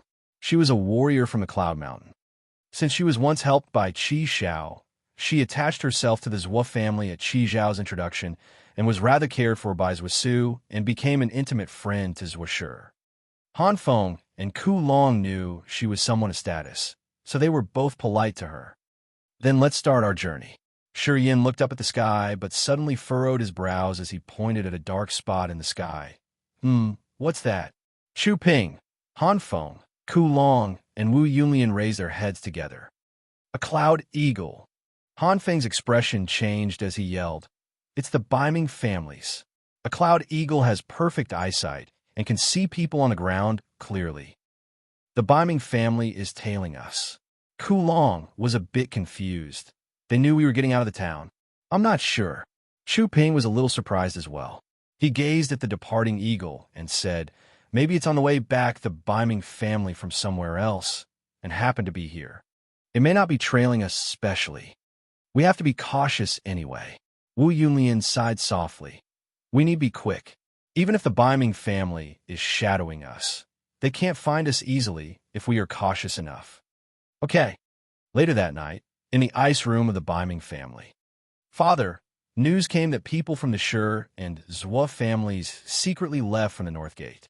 The Shi family have sent Han Feng, Kulong, and Shi Yin, and the Zhua family have sent Chu Ping, Wu Yunlian, and one other in a carriage.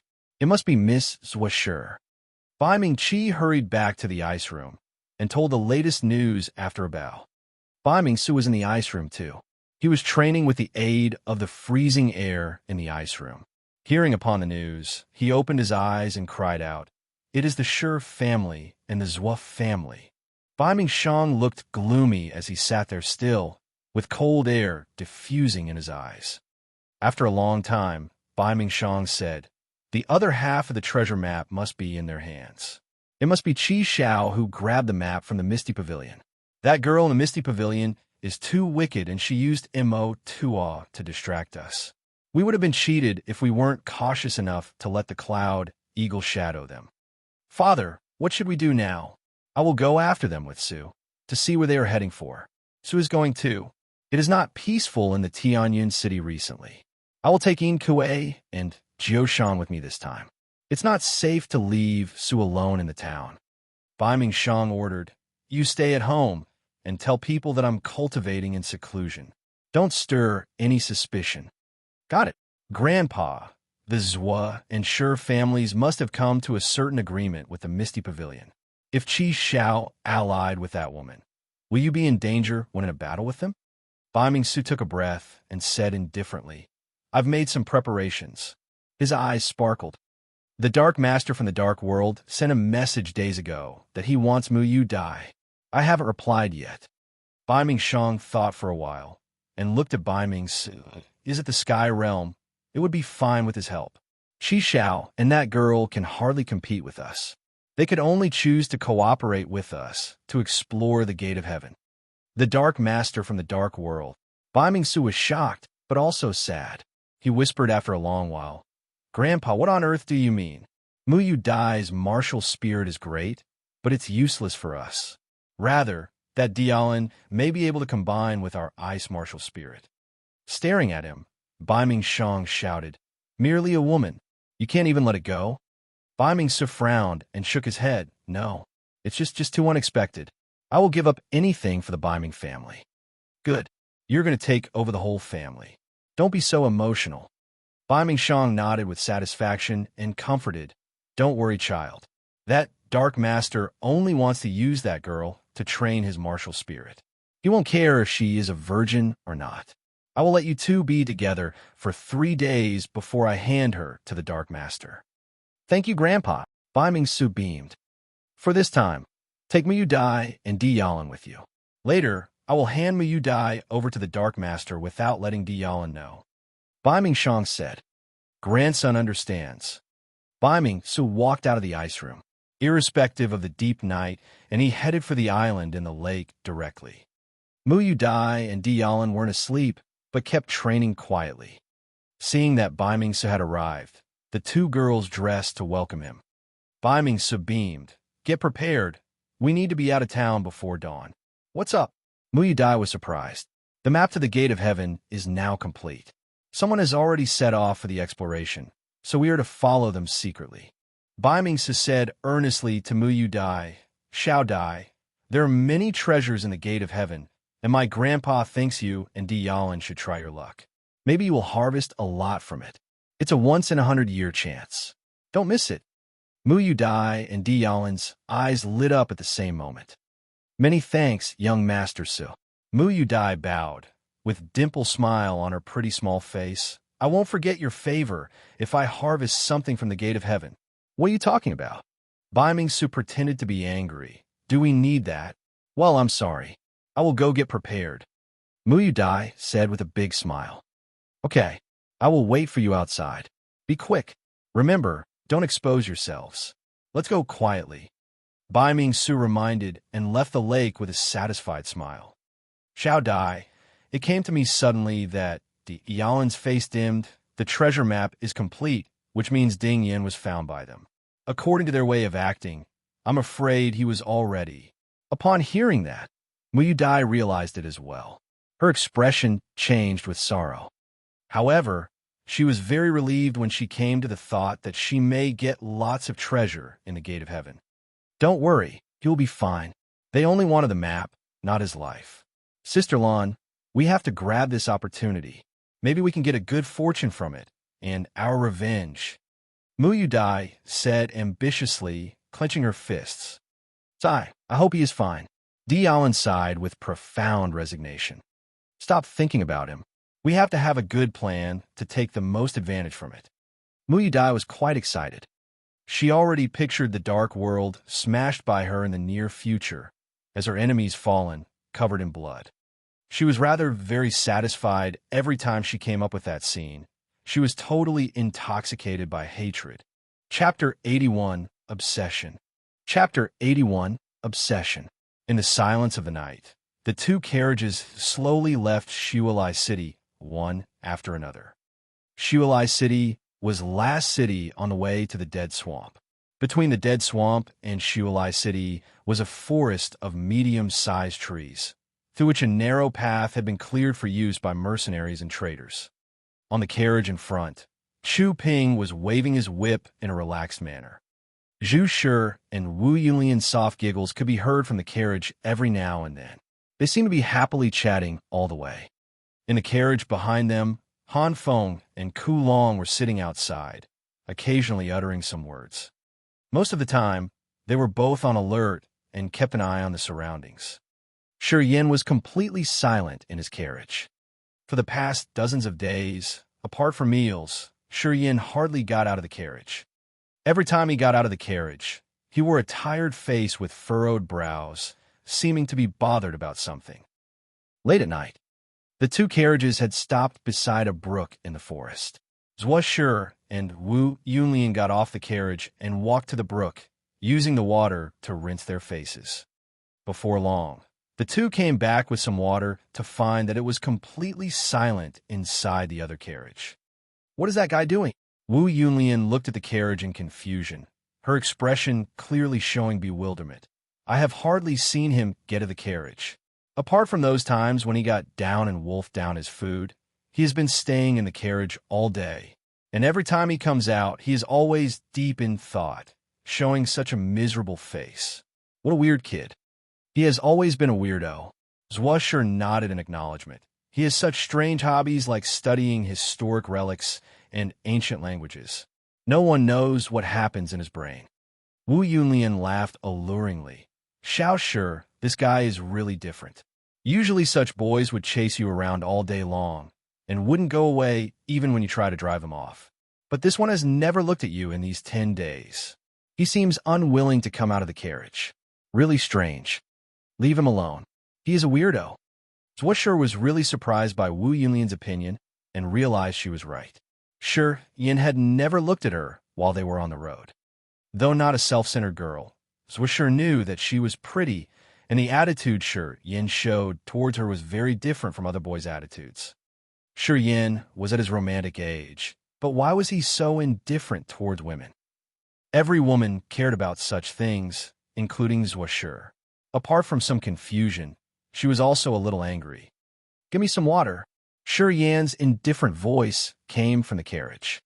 Kulong was stunned as he looked at Han Feng and replied, Feng, do you still have some water? Han Feng shook his head and pointed at Wu Yunlian and Zwasher, who were slowly approaching them. They get the water these days. Kulong stuck out his head and looked at Wu Yunlian with a big smile. Sister, please give me some water. My young master is thirsty. Tell him to come get it by himself. Zwasher pouted and grunted, staying in the carriage all day. He must stink. Weirdo. Kulong smiled in embarrassment and leaned to the carriage. Young Master Yin, Miss Zua requests you to come out for water. Sure, Yin replied briefly, drew the curtain, and walked out with a withered face. He looked dumb, his eyes puzzled, seemingly baffled by a certain problem. Without too much thought, he walked towards Zua slowly, grabbed the water bag from her hand, and then drank up. After that, he casually handed the bag back to Zua, who was rather angry, and turned back for his own carriage while mumbling, that water was fragrant, so strange. Yen, Zua blushed in anger. That water bag is mine, not your family's. Yen was shocked by her scream, and finally woke up from his deep thought on the. He asked, so what? Xiao Shi just now drank from this water bag. Hee. Of course it would be fragrant. Wu Yunlian smiled and joked, haha, maybe there's still some of Xiao Shi's saliva in it. Aunt Lien, Zua blushed and stamped on the ground. What the hell are you talking about?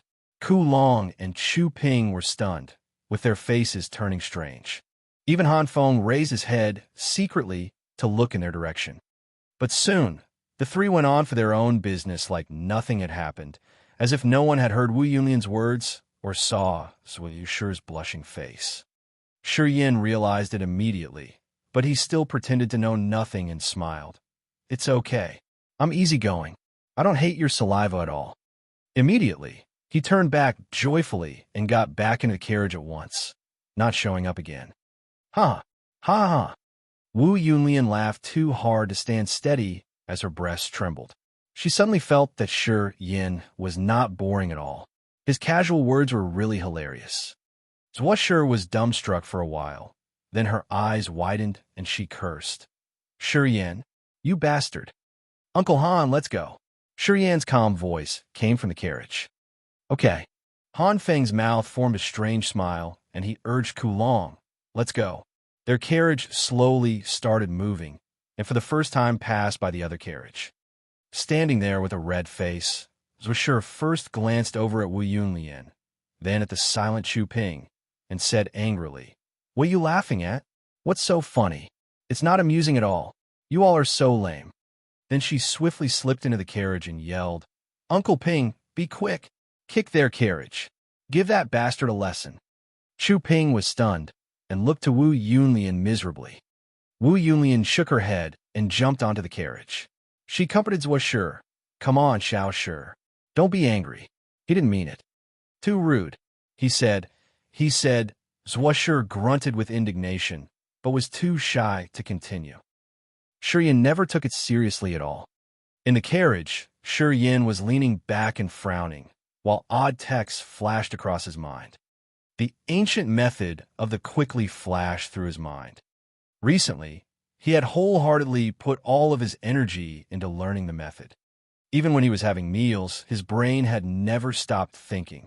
He was trying so hard to understand the practice process of the seal that he was nearly going insane. He was that type of person. Once he was determined to do something, he would focus on it and use everything to realize it, never changing his mind. After so many years of practicing extreme sports, he came to the conclusion that only with obsession could one do things perfectly. At that time, there was only one thought in his mind: to understand the process of the as soon as possible. It was best if he could master the seal before he went into the dead swamp. Only by mastering the seal could he be able to protect himself in the dead swamp and have more opportunities to gain beneficial things. Closing his eyes, Shi Yin tried to relax and began to sort out his recent understandings of the method. After a long while, he willed his profound qi to slowly move from his belly to his right arm. The profound qi didn't move fast, but it was concentrated and was refined within his right arm. As the profound qi gathered in his right arm, the latter became transparent, and even the bone and veins in his hand could be seen clearly. Shi Yin didn't realize the strange changes in his arm. Eyes closed, he tried to execute the ideas that he came up with recently and refine the profound qi in his arm many times. As his arm began to expand, Shi Yin made up his mind and pushed his profound qi toward his palm. Qi, qi, qi. Wisps of crystal, profound qi flew out from his fingers like lightning. Those 5 streams of profound qi looked alive as they lingered around his fingers but never flew out far. Still not correct. Shi Yin opened his eyes and gazed at the profound qi on his fingertips. His face showed disappointment as he frowned and mumbled to himself. There must be something wrong. It's not a sign of success. What on earth should I do? His mumbles became softer as he withdrew the profound qi from his fingers little by little. Shi Yin sank deep into his thoughts again, obsessively trying to find the truth of the seal. Chapter 82, A Step Further. Chapter 82, A Step Further. In the following days, Shi Yin continued to remain in the carriage, and no one knew what he was doing. Altogether, the 2 carriages traveled in the forest for 9 days. In these 9 days, both Zhuo Shi and Wu Yunlian would come out time and time again to groom themselves on the riverside and collect water for everyone. Every time Shi Yin came out, he would bury himself in his food, and when he was done, he would hurry back into the carriage without acknowledging the others. It was night again. The 2 carriages were parked under the dense foliage of the trees. The horses were released from their reins to graze nearby. After taking bath, both Zhuo Shi and Wu Yunlian were leisurely lying in their carriage, teasing each other in whispers. Chu Ping, Han Feng, and Ku Long were guarding the carriages and horses, exchanging their cultivation experiences at the same time. In the carriage of the Shi family, Shi Yan's face was full of seriousness, his expression never being so dignified. After 9 days of relentless study, he was finally able to gain some insights. High right arm was gleaming in light, and one could see some strange little white spots flowing through the veins in his arm. Strands of pure, concentrated profound qi were repeatedly refined in his meridians. He kept using a special method to temper it. After the 7th time, Shi Yan's right arm, which was continuously expanding, soon grew a whole lot thicker. His muscles looked ferocious with veins popping out of them, looking very frightening. "Huh!" Shi Yin lightly shouted, his eyes grim. He kept his gaze on his right arm, and a thought suddenly struck his mind. His right arm abruptly let out a strange popping sound. After the profound qi was refined 7 times, it actually separated into 7 different flows. The 7 flows of power were dispersed into his meridians, with a clear distinction between them. When he put his concentration into his profound qi, the 7 flows of profound qi suddenly converged onto his wrist. In an instant, those 7 flows turned into one, and a lively aura suddenly gushed out from his right palm. Shi Yan's eyes suddenly became as bright as the galaxy. He immediately tried to stimulate that light formed by the 7 flows of profound qi. Boom! The 7 flows of profound qi fiercely rushed into his palm. The center of Shi Yan's palm suddenly burst in a bright rays. The mass of strange, profound qi coagulation all of a sudden exploded in his palm. Countless light specks of profound qi instantly filled his palm. They flowed into the lines on his palm, making his hand shine with a strange light. Suddenly, the countless light specks fiercely shot out from the lines on his palm. The light specks were gleaming and unbelievably formed into a strange handprint. A glistening handprint took off and flew out. Shi Yan's palm continuously exploded 6 more times, and 6 identical handprints formed into shape. The 7 handprints were like unleashed horses and randomly struck the carriage that Shi Yan was in. Boom, boom, boom, boom, boom, boom, boom. The carriage broke into pieces. The solid wood planks became like sawdust and flew into the air. Shi Yan just sat there on the ground with a serious expression. He looked at the smashed carriage and the flying sawdust around him in surprise. He could clearly feel that 1/3 of his profound qi had been consumed from this single move. 7 burst out, and all the profound qi that had been gathered in his right arm was instantly sucked dry. When those 7 shot out, his right arm returned to normal, leaving only a slight tingly feeling. Zhuo Shi and Wu Yunlian jumped out of the Zhuo family's carriage in alarm. They gazed at this scene in shock. On the grass, Chu Ping, Han Feng, and Ku Long were also astonished, their faces full of confusion. They had no idea what happened. Shi Yan sat on the ground in a daze. He looked for a second, then coughed and said heartlessly, "Uncle Han, I think we have to ride the horses now." Han Feng's expression was very strange. He slightly nodded and looked towards him perplexed. "Young Master Yan, what the hell are you doing?" Wu Yunlian's flirty little face was full of bewilderment. She stepped up along with Zhuo Shi and looked at Shi Yan weirdly. "Why did you suddenly destroy the carriage? Can you give us an explanation?" "I got carried away while practicing." Shi Yan shrugged and said casually, "This is normal. Don't worry about it. The carriage is gone, but the horses are still here. It won't slow you guys down. All this time you were in the carriage and refused to come out was just for practice?" Zhuo Shi's pretty face was full of surprise. Silly." Zhuo Shi shook her head and said in disdain, "Training is the most boring thing. Your grandpa isn't forcing you or anything. Why do you have to put in so much effort? Hobby. PSH, I don't believe you." "Young Master Yan, what is the skill that you're practicing?" Wu Yunlian hesitated for a second. Then her expression also slowly turned normal again. The power that was unleashed back in that moment was extremely violent and fierce. That instant explosive force shouldn't be something that an ordinary human realm warrior should have, Wu Yunlian said thoughtfully. "It's nothing." Shi Yan smiled. He didn't want to explain further. He stretched and said to Han Feng, "Uncle Han, my stomach is hungry. Give me something to eat." "Okay." Seeing that Shi Yan didn't want to say anything more, Wu Yunlian didn't ask for more details. She smiled and took Zhuo Shi away with her. After gorging down a bunch of food, Shi Yan said to Han Feng, "Uncle Han, I'm going to go wash myself. I'll come back in a bit. You don't need to come along." "Young Master," Han Feng hesitated. "It's all right." Waving his hand, Shi Yan reassured him, "I won't walk very far. If there's anything, I'll holler. Don't worry. Be careful, young master." Shi Yan quickly arrived at the riverbank. He jumped into the river and joyfully took a bath and changed into a fresh set of clothes. After coming ashore, instead of rushing to return to the gathering point where Han Feng and the rest were, he moved further away from them. Under an old tree, Shi Yan's expression was solemn. He suddenly invoked the negative energies in his body. In the meridians all over his body, there hid the different negative energies of bloodlust, fear, slaughter, and desperation. They all emerged, and under his will, the negative powers all flowed towards his left arm. The shriveled left arm was covered with white mist. The mist shifted unpredictably, like the faint shadows of ghosts. His mind flicked. Following to the circulation method of the right arm, Yin started invoking the negative energies in his left arm.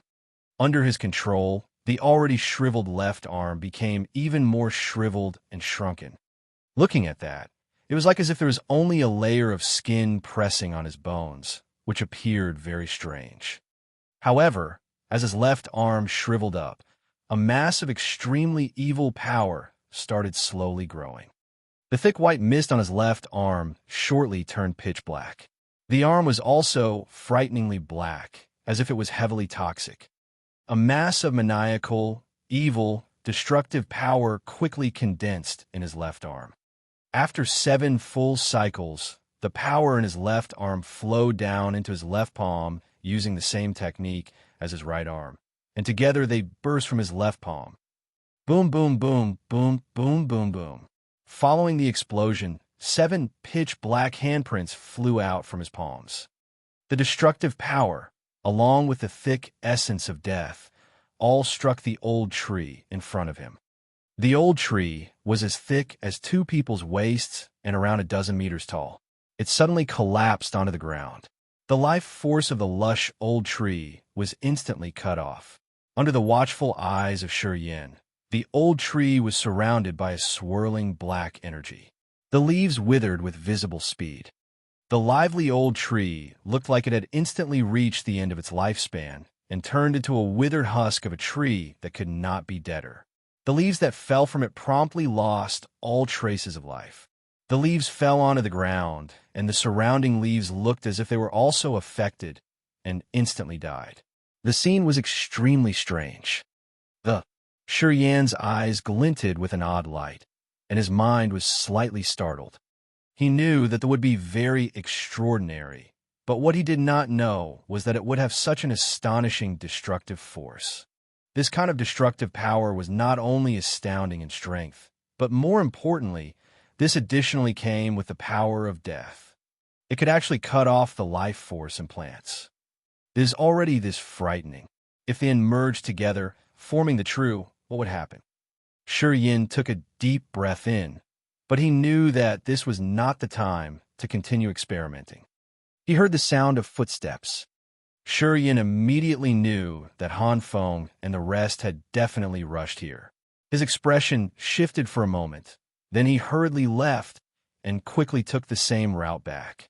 As expected, Han Feng and Ku Long hastily arrived. They exclaimed from afar, "Young master, are you all right?" Wu Yunlian and Zhuo also poked their heads out from behind Han Feng. They looked at him surprisingly, like they came to figure out what happened. They all clearly heard that violent thundering sound back there, and in that sound, there seemed to be a mass of evil power.